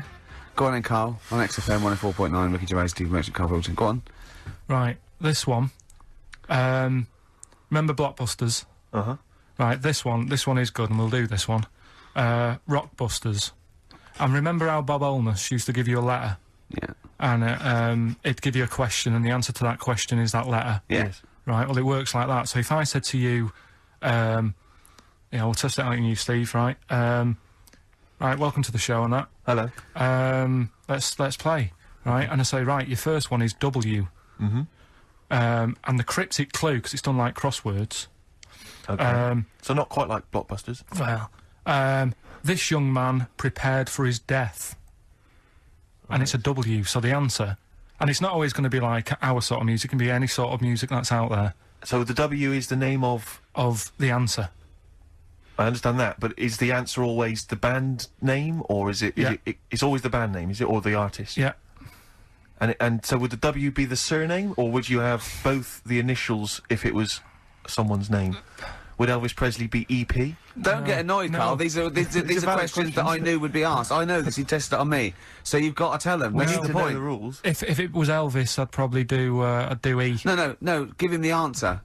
Give him the Right, answer. did you hear the clue? No, give me the clue again then. So the letter is It W. is a cryptic clue, and It's the clue's W. fine. Listen, but- and the go on. clue is, this young man prepared for his death. This young man prepared for his death. Yeah. This young man prepared for his death. And it's a W. And it's his first name. That's what he needs Well, to see, know. that's the, yeah. Yeah, but I don't... Well, shouldn't we have the initials?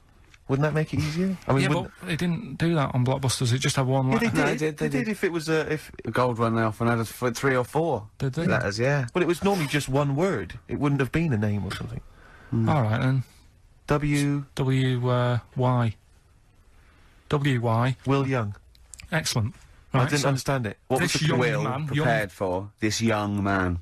So And- he's sort of mixed, sort of cryptic. Yeah. But I mean, you know, that's a we've good got effort. enough. That's better than Yeah. usual. No, it's that is definitely better than It's usual. not bad, is it? So do you want to play? Let's play Rockbusters. Yeah, Rockbusters. How many of these have you got? No, because No, let's just clarify a couple of rules here, Carl. Let's just make sure we've thought everything through, because I'm pretty certain when they get these things on TV, they at least have a go at them in the office first, before they put them straight on there. I'm sure that's how it works. I'm sure Bob Holness just didn't turn up the first day, and he goes, "Don't worry, we'll wing it, it'll be fine. Bring the students in, let's have a go."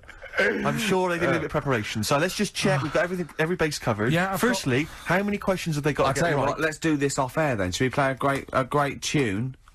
Well, yeah. Well, people need to call in, don't they? Because we're doing it, aren't we? Yeah. It'll be alright. And there's good stuff. I've got CDs, right? I've got some compilation stuff and a couple of videos and that, so that's what they're playing for. Call up now, 08700 800 1234. Get them on the air, play the game. Brilliant. Yeah? Yeah. Is that what we're doing? Bit of The Cure.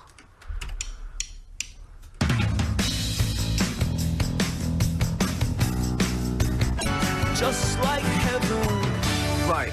Oh. That's from that Cure Greatest Hits I'm gonna have a compilation. heart attack. I you really get am. an extra It's- bonus CD on certain copies, and that's an acoustic version of Just Like Heaven. Fantastic. He hasn't thought it through. I know. We've just Right, spent we've- 3.5 minutes trying to figure out the rules. Yeah, of this game. right, we've got it now. I'm sorry if people are calling. The lines are going mental. Right, so hold on, everybody. What we're going to do is we're going to do an ad break. We're just going to figure out how to play the game. No, we're going during to get the two ads. people on there and we're going to play it. So, XFM and that.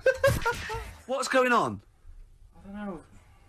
The adverts aren't working today, and I'll have to get an engineer in as well. so Right, that's don't messy. play the adverts. I don't want to play them anyway. Don't play them. It's not our fault if it doesn't work. It's... Why? Do you realise if we were like live, we'd be heckled off the stage? Right, don't play the adverts. We wouldn't survive in the real I'll world. sort that out. Right, get the people on the air now. Just No, oh. Rick, calm down. Play a record then. Do something for Christ's sake. Brilliant. Pulp. Good news and bad news. Bad news is we have got enough callers to play Karl's game. The good news is we don't have to play any more adverts. Yeah. In this show. So if it doesn't work, sod it. Right, who have you got on the line, Karl? Sam. Now let's just remind ourselves, what's the game? It's Rockbusters. Okay, now calm down, Karl. I know you're a bit stressed. You've got a lot to do, but don't worry. You've just had a holiday. Throw this desk out. Let's throw it out and start again. Rick, don't get stressed. Go on then. People wouldn't think it was us if this show wasn't, you know, half-baked and ill-formed and generally shoddy. That's what they've grown to love. Okay, alright. Sam? Hello? Is it sounding alright today? It is, just about. Right, cheers. Sounded worse. Right then. Yeah. Well, And that's- so we've got Sam on the line. Who else have we got there? that's it, we've got Tim as well, haven't we? Hello. Alright, Tim? Tim and Sam. Nice. You sound quite similar, lads. Could one of you affect an accent or something?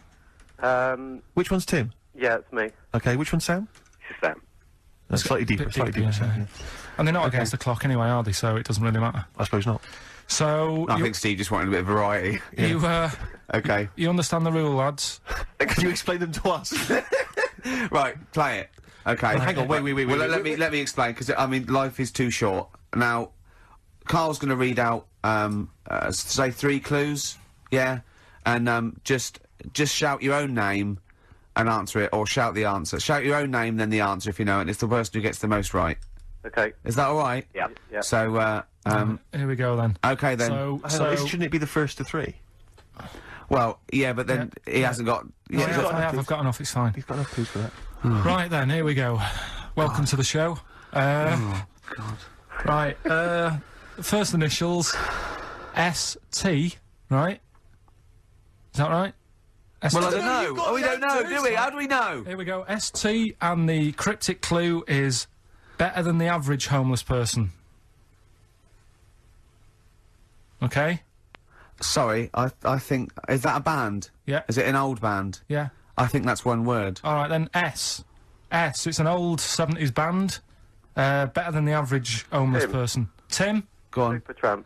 Yes. Supertramp it is. Yeah. Well done, 1 point to you, No idea Tim. why that's right, by the way.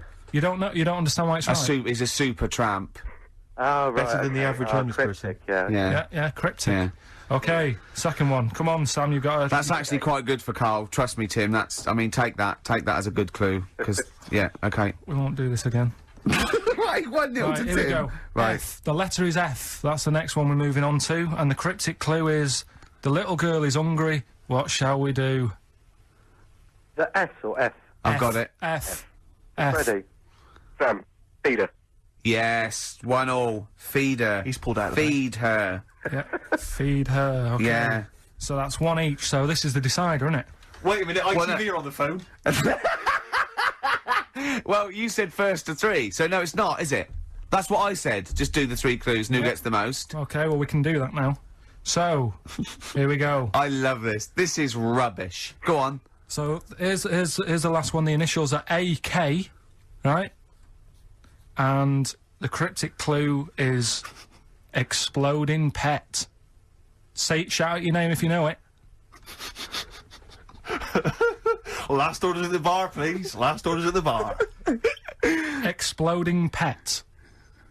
AK.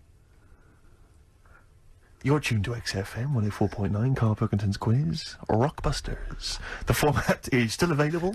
The highest bidder, please give us a call, or you can email ricky.gervais@xfm.co.uk. Is it a band or a singer?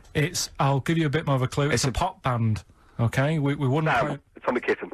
Yes. Hey. Oh, this is amazing radio. So who was that won? That was Sam who won. So it's 2-1 to Sam. So he wins.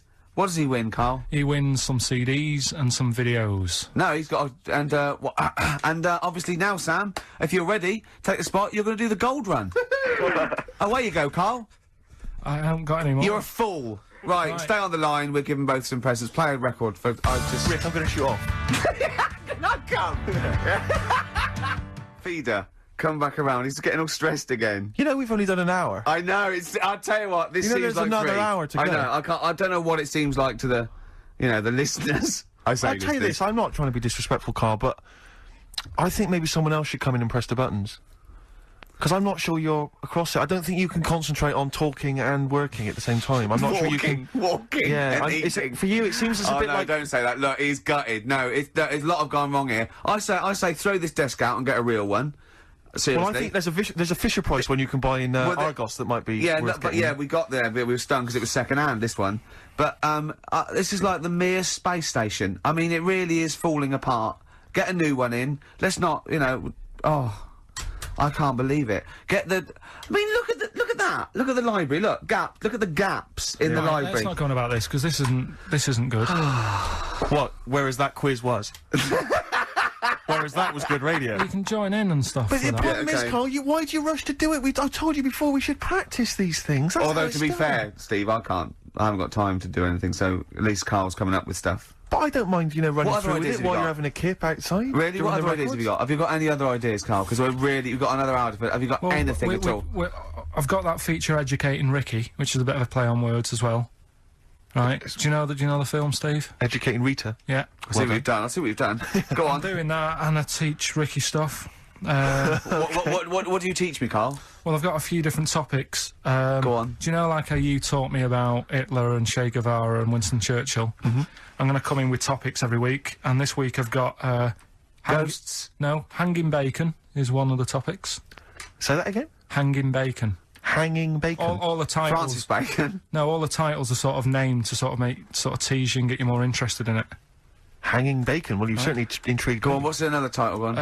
Hairy Chinese kid. I'm gonna go for that one. If there was a university degree with that title. Yeah, no, I'm gonna go for hairy Chinese kid. And I the think. final one. Yeah. Alien gives man a beard.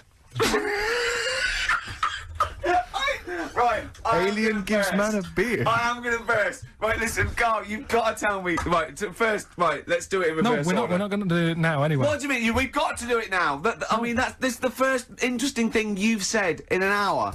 Okay, the listeners have just been subjected to rubbish and mistakes and everything for the last 6 months. Please, we've got to do Alien Gives Man a Beard. What is that? Tell us that.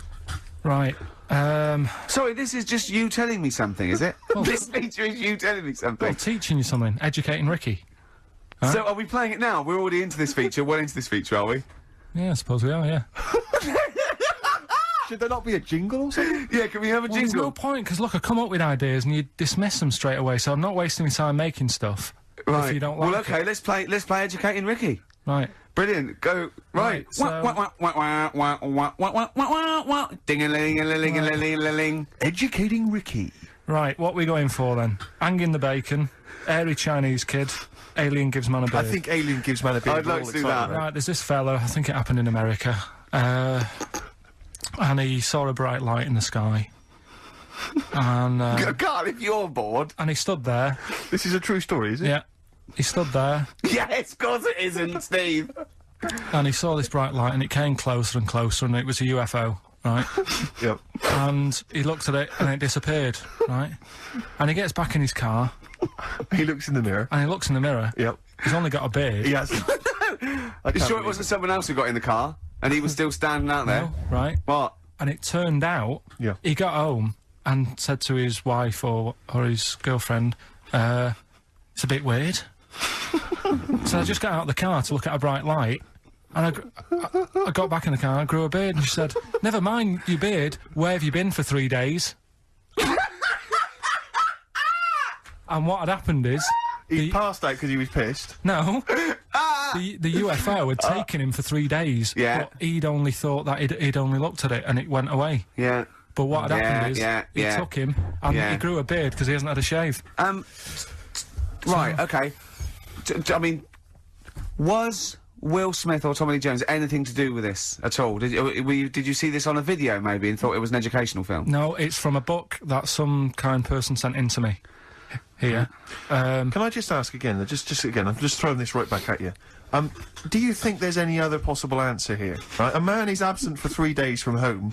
He's the grown a length beard. of time that it could take to grow a beard, lest we forget. What if he hadn't actually seen a bright light in the sky? What if he was he'd been lying? What if drunk? he was lying? He'd got knocked unconscious. He'd had a car crash. Just any lying. number of other No, things. just lying. Or he was just lying. Yeah, he'd been on a bender, getting pissed for 3 days and that with was his his mates. excuse to his wife. And they went, Dennis, what are you gonna tell your wife? Well, wait a minute. Wait a minute. She's not going to believe I was out with you, lads. Just say you're only away for a minute. No, she didn't know I wasn't away from it because of the beard. Oh yeah, look, it looks like you've been out for 3 days. Well, we have. That's Exactly. right. Okay, we've got to cover that then. Alien abduction. Great one. Okay, let's try that. Do you see? That's a little scenario there that could have been played out. So, when you say educating Ricky, what have I learnt from this? Never listen to you again. That's all I've learnt so far. Never listen to you. Yeah, we'll add a little bit more in here, right? To Well, spice this no, up. what do you mean add a little bit more? We'll add a bit more to this what I'm educating you about. Go on. Right. There's only a law in America that says if you touch a UFO, you're going to get done. Now, why would they make a rule? I don't know that. Do you know, like, all their rules have a code? Carl, I genuinely do not know what you're talking about. Right. Do you know, like, how here they might have... Do you know I what? have no idea. Right, Okay. Do you know, like, over Rick, here... I'm listening to Capital on these headphones. I got Foxy on from yesterday. Right, let's bin that. No, wait, it's great. No, I want to hear about Airy Chinese Kid. let's play a tune. And Okay, let's come play a back tune, with come back with Airy a Chinese Play Kid, a bit- definitely. Some doors. Yeah, I Yeah. just thought I'd go back, take it back to the 60s. This is a tune that a friend of mine sent If me. you touch a UFO, you get done. Soul Kitchen from The Doors. Shambles today, this. David Bowie, Slow Burn, yeah. Quite a Eno trilogy Yeah, feel not bad about at it. all, yeah. Lodger Is it and a sort new of tune? low type, yeah. But, yeah. Enjoyable. Now, okay. That's stressful, isn't it? I think we've got things working now. We've had people coming in and out, just shaking their head going, shouldn't have bought that desk. But it's all sorted now, I think. And, You notice how it took about What? 25 minutes for them to come down as well, though? Do you feel like we're maybe quite low in the pecking order in the building? Definitely. You know, it's like Capital First, Capital Gold. They can shoot off to other sort of pirate stations.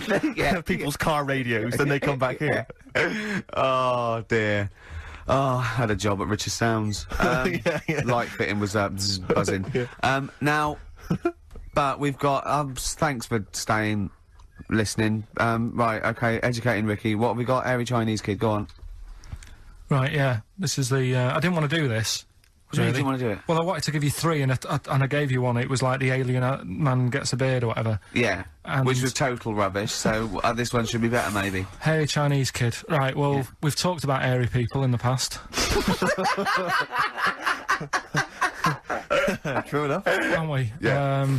You know, the little kids who grew up in woods and hung around with wolves and that. Yeah. Again, you're confusing it. Yeah, they're not. There were some people that were born.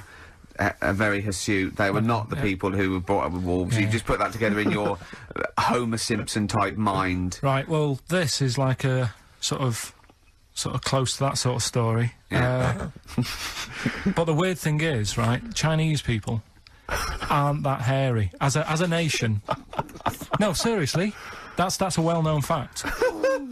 They don't have that much body hair and stuff. Okay. So this little kid who was born over there, he was like covered in stuff, Was he? and it was only his nose that wasn't hairy. The rest of his body was caked in hair, right? And his hair sort of What grew. sort of hair was it? Was Thick hair. No, what I mean is, was it sort of like a pony's mane? So he just looked like an Ewok. You know what I mean? Just like hanging down, sort of straight, Well, dark it hair. looked, in the picture, it looked like it grows was it from his downy? eyebrow. It grows from his eyebrows quite thick, and then it just goes all the way over. You his don't think head. it was just really long eyebrows that he'd done a comb over?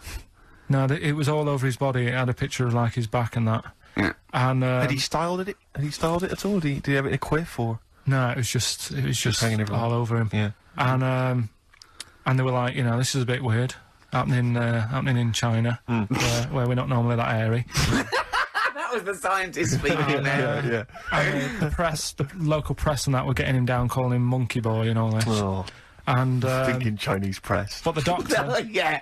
Oh. They're cruel, aren't they? It's like those game shows. That's Japanese, isn't it? Yeah. That's all that. Yeah. and the doctor said, I was Carl talking through all that time while we were just like talking to each other then. Because I turned round and I still saw he was talking. Go on. So anyway, the local press came in to see the hairy boy, the monkey boy. and they were like being tight, taking the mickey out of him, and the doctor said, Showing him nuts. said he's only airy. Said he's a healthy young kid. The only faults he's got is he's got a little bit of eczema and a boil. And he said everybody should just treat him the same, and I think he grew up a healthy kid. Yeah, so that's the That's the end of the story. That's not a story. why. But I've got nothing. I don't know what to say to that. So someone in China was born slightly hairier than the rest, and he was normal apart from eczema and a boil. That to me isn't a story. But if it is, I've got a million. I mean, it's sort of like bloke from Manchester went a bit bolder than the rest, got a job on radio. He was normal. I mean, that's not a story, is it? Do you know what I mean? All right then. Hang on. Hold on, he's got the big guns. You're not going to give us hanging bacon, are you? Yeah. Come on then. Right. Come This is the one on. we've been looking Come forward on. to. This is it. No, this is a good one. This is the one. And this is a story, right? Do you know the saying, chewing the fat? Good one. It's one of my favourites. Yeah? Yeah. Do you know what it means? Talking. Right. Well, do you know where it came from? No. Right, what they used to do years ago, when people didn't have much money. Is this the same as the throwing the baby out of the bathwater? No, it's not it's not the same saying, but it's... No, but I mean, is it as wrong as that was? Well, let me tell you, and we'll Go see. on. Okay. Like, people go out to work, and with the money, they'd buy food. Oh yeah, go on. This is a good system. What? Go on. What do you mean? People go out to work and with the system. And if you were quite well off, you might treat your family to some bacon, right? But do you know, like in these days, if people earn a lot of money, they might buy a nice suit or a car. Yeah. So what are you saying? You're saying wait. Let me get this straight. You're saying that you go out to work and get money to buy things to live, and if you get sort of enough money to live and you've got some left over, you might treat yourself on like a suit or a car or something. Is that what you're... Yeah. Oh, but back then, if you earned money, they'd say... This is olden times. Yeah. Okay. Let's get some bacon in, right? And what they'd do, they'd hang it in the kitchen. What, to show it off? To show it off to all the neighbours and friends. Because if you had hanging bacon, it was like, he's doing all right for himself. Yeah. Some lovely bacon. So they had loads of bacon hanging up, and people would come round, right? And whilst they stood in the kitchen talking about whatever they're talking about, in olden times, they'd say, "Do you got a bit of rind?" And they'd rip a little bit of rind off, and whilst they're having a chit chat, chewing the they'd fat. chew on the rind. Well, I think that's probably true. And I they'd haven't say- heard that, but that one to me sounds true. Do you see the difference between that one and a man was abducted and grew a beard? Can you see the difference in Yeah, but why they're I accept that story? Different stories for different things. Different stories for different things. So, see, that's a nice story. If it's true, I don't know if it's true. I mean, but it seems totally possible, viable, quite interesting. I won't be quoting that myself until I've verified it. But that's, you know, I won't be telling anyone the bloke got in the car and he had a full-faced beard. Why has his car been towed away? Because it was a quiet road. Was it? Wasn't in the way. So. Are you filling in the blanks again? That wasn't in the book, was it, that you read? See, that's the thing. Sometimes I think you make up bits of the story as though they were fact. That doesn't seem right. Well, that's all you can do, innit? So that's educating Ricky. Will we Brilliant. do that next week? That is brilliant. No, I think Carl. that was good. I did. I mean, I enjoyed that. I learned something from that. I mean, I want to get I mean, this is all from one book, is it? Yeah. That's an interesting book. With the, I don't want to dwell on it, but with the hairy Chinese kid, what did they say about that? What was the, I mean, was it once there was born a kid who was slightly more hairy than everyone else, but it's all right, he only had a boil. How did they word it? How did this capture your imagination? There was It was a picture that grabbed me first of all. Yeah. Sure. And it was like, God, what's up with him? And that's when I read it. Did you see the boil and the eczema or just the hair? No, you see, because his face is like, just under his eyes is sort of nice and smooth, and his nose is sticking out, and that's not hairy. But the rest of him, it looked like he had the sort of a balaclava on or something. And then I read on, and it's like, this is a hairy kid in China. Yeah. Yeah. So. Yeah. Okay. Good. Anything else in there? Because I mean, I like that. No, we'll do more of that next week. How is that alongside hanging bacon, alien abduction, a hairy Chinese kid, and a little interesting fact about the derivation of a phrase? What do you mean? He didn't understand a word of that. I knew the word derivation was going to cause problems. I thought derivation shouldn't have come out. He's all smug because he just had a phone call. That was Beck, lost cause. Go on, tell him why you're all smug. Because Adrian just called up. Yeah. After hearing the story about the Chinese kid. Yeah. And he said, yeah, that's true. He said that there was a TV programme on it. Yeah. He had a chromosome defect. Yeah. And it made him hairy. And his mum and dad used to have to shave him. That wasn't in the book. But, thinking about it, that's not a good move anyway, is it? Because they say that for women, if you get a few hairs on your top lip, don't shave it because it'll grow back thicker and faster.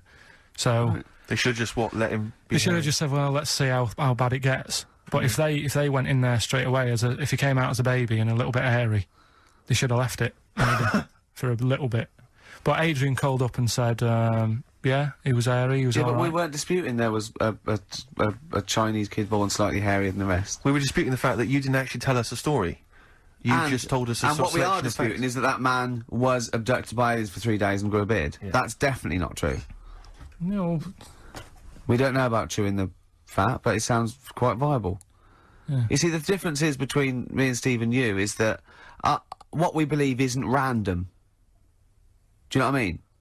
It's not random. The things that... We don't believe stuff just because it's interesting. It's not every other thing we believe and every other thing we don't. Well, I think Karl believes stuff if it's interesting. Yeah, I know. Yeah. If he thinks, oh, intriguing. Fact. He said to me on the, before he got a minute, he said, that Ollie's record, he ain't heavy, he's my brother, what's that about then? And I went, oh, I don't know, I heard, it was about someone who had a disabled brother, and, he was lifting him in and out of a car or something, and someone said, oh, do you want a hand? And he went, no, he's not heavy, he's my brother. I.e., this isn't a burden for me. Yes, yeah. Right? Yeah. Karl, what did you say? I'd say... No, I'll tell you what he said. He went, that's ridiculous, he was still heavy. And he said, don't turn down help.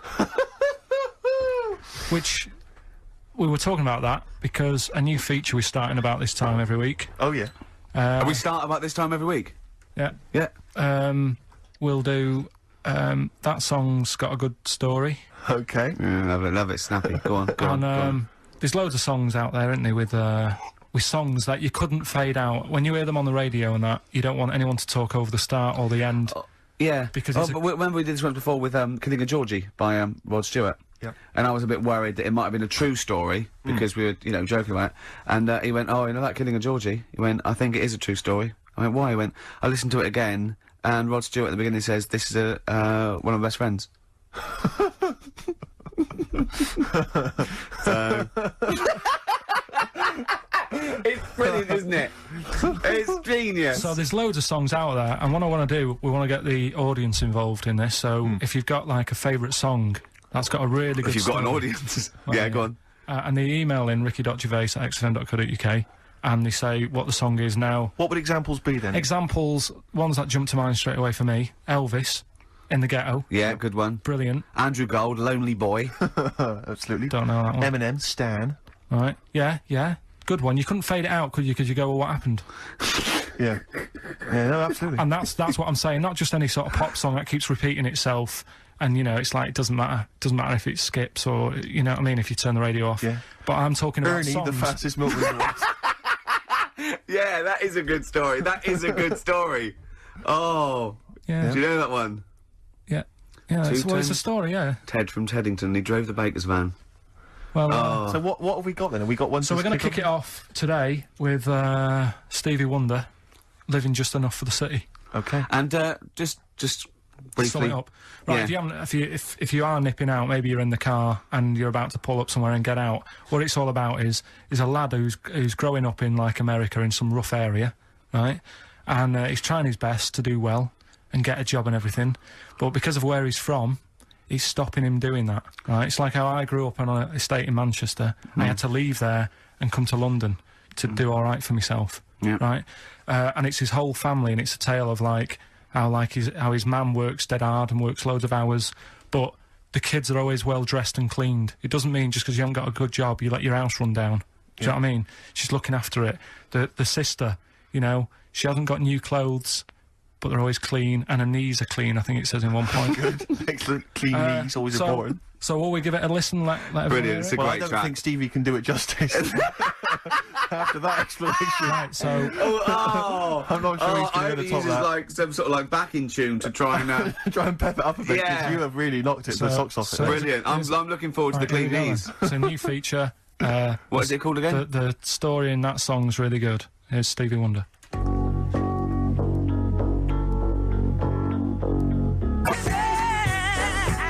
Go on then, Carl. Back announce that. It's your choice, that. Right, songs with good stories that you can't fade out. Yeah. Although you can heavily edit them for Yeah, them. I noticed you didn't play the full version, which has No, it's obviously radio, got the complete story in. You've just played a. I haven't heard the other. a That's single all I version. know. Well, in the album version, he gets goes abducted. to jail. He gets abducted as well, and he comes back with a big beard. Yeah, and he's No. covered in hair. No, No. he gets arrested and goes to jail. But it's just it's just because he gets picked up because he's black and he hasn't done anything wrong. There's a whole other never heard that sort one. of section. Maybe we should change this section. No, what we'll do, right? Abridged versions of songs. Yeah. No, next week we'll play the second bit, and it'll be like Star Wars or something like that. Brilliant. Doves. Caught by the River on XFM 104.9. Well, it's been a good show, hasn't it? There's been sort of like quite a rock and roll 70s feel to it. Mainly the equipment. But we got through it. Karl's been telling us some great insights into his mind, really. We've had a few laughs, a few tears. Bit stressful. What were you telling me in the week about when you went to visit your dad in hospital? Oh, we're talking about yeah, me when I got back off holiday, my dad was in hospital. I shot back to see him, see how he's getting on, and hospitals are depressing places, aren't they? Yeah. Really, like, God, you know, even if you're not that ill, it makes you feel worse. Yeah. Because it's really, like, drags you down, there's people walking around moaning, and, you know... You, mainly.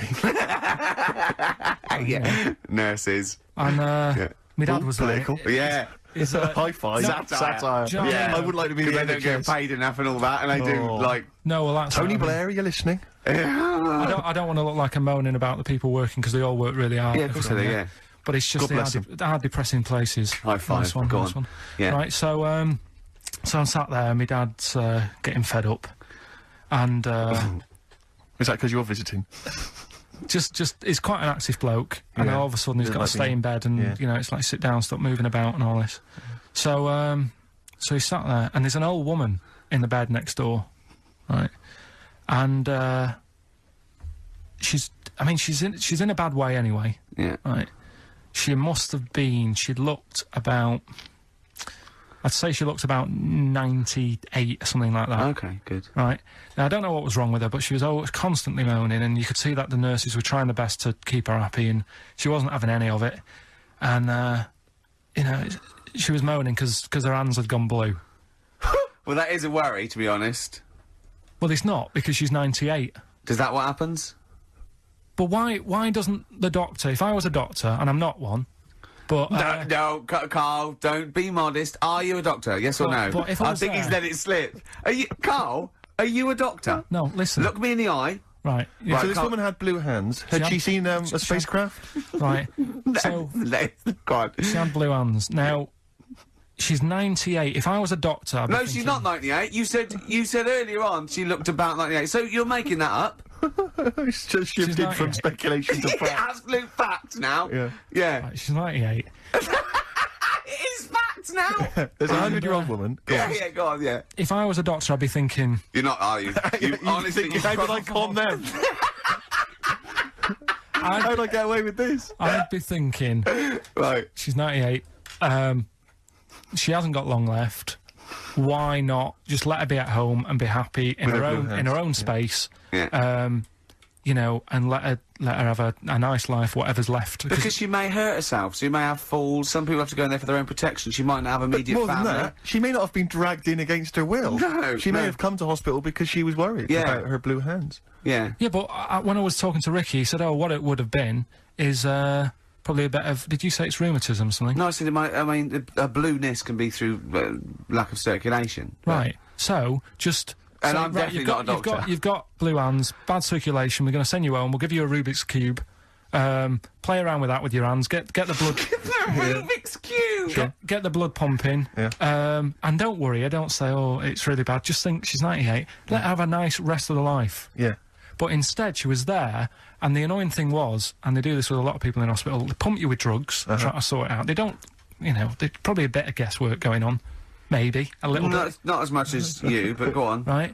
And because of that, they sort of break wind a lot. So I'm sat there with my dad talking. Drugs do that, Steve.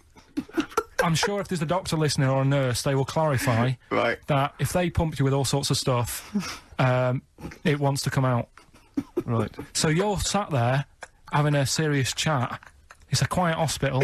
The woman next door with the blue hands suddenly starts seeping gas, right? I start laughing. Because if there's one thing that makes you laugh, it's that, It's a 98-year-old woman with blue hands farting. So you try to hold it in because it's a really quiet hospital, and it'd be obvious that that I was laughing at, and I didn't want to be mean, but it was funny. And then it got me talking about my auntie, because my auntie Nora, she same thing, pumped her with loads of drugs. She used to have a cabinet next to the bed is like Boots. She's got loads of stuff, right, for all sorts of stuff. And I mean, she's not that old, but she's on loads of stuff, right? She's a bit coked up, is she? She called up my mum once. And, yeah, you told us this. Go on, tell it again. And she said, "Oh, how are you doing?" And that. She said, "All right." Bit worried though. My mum said, "Why? What's up?" She said, "I've been breaking wind." So she goes, "Well, you know." She says, "No, but this one is going on and on and on." And she was like, she was like, what do you say? What's like passing wind, farting for 5 minutes. one thing, not like, you know, trumping and then nothing. Yeah. Continuous drone of a fart. Yeah. I don't think she had. How big was she? She must be the size of a barn. No, she's not that big. She's, you know, she's good for her age. No, Quite but I slim mean, and that, quite slim. No, It's but just- fighting for 5 minutes. Where's all the gas? Was she circular breathing? Was she sucking it in with her mouth? It was just, I don't know that much about it. But she called up my mum. About 2.5 minutes in. Could you hear it in the background? 2.5 minutes in! 2.5 minutes in, she called my mum up, and it went on for a further 2.5 minutes. Oh. And she just stayed on the phone, did she? Where On the was- phone, going, well- can you hear that? Well, Did she hold the phone next to her arse? Listen to that. She was off the I'm ground. trying to work a tune down. she was actually hovering. She was 4 Yeah. foot off the ground Yeah. when they found her, the ambulance Yeah. men. The cat's dead. Don't light a match! Don't light that cigarette! Yeah, it's like that advert. The kids come home from school, switch on the light. Yeah. There they see Granny Yeah. hovering, turn the light on. Be careful if you have an elderly woman at home. Yeah. Drugs make you fart. so that's what I'm saying, you know, just let these people... What are you saying? No, wait a minute, what are you saying? I'm saying let people enjoy the life they've got left. No, you're not. You're saying don't put them in hospital, leave them at home to die. No, I'm not. Give them a Rubik's Cube and let them die. I'll tell That's you what you're something- saying. Yeah, I'll tell you something now, right? Steve, I'll tell you something. I didn't want to do it because it'd bring the show down, but she did die. Who, the blue-handed lady? Yeah. How do you know? Because I said to my dad, how's the woman next door? How's He said, farting? oh, she went last night. They've got an old fella in there now. God.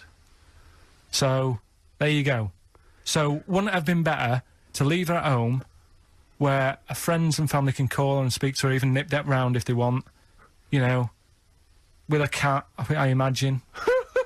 No, it's definitely a cat now. What was that cat's called, that you imagine? Probably, I'm seeing like a big ginger one, so I don't know, something like, I don't know, maybe ginger or whatever.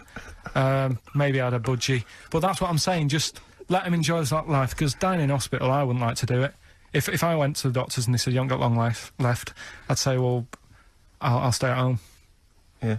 And that's the point I'm getting at. Yeah. Right? If you can't do anything for them, let them enjoy the life. Yeah, a Rubik's Cube.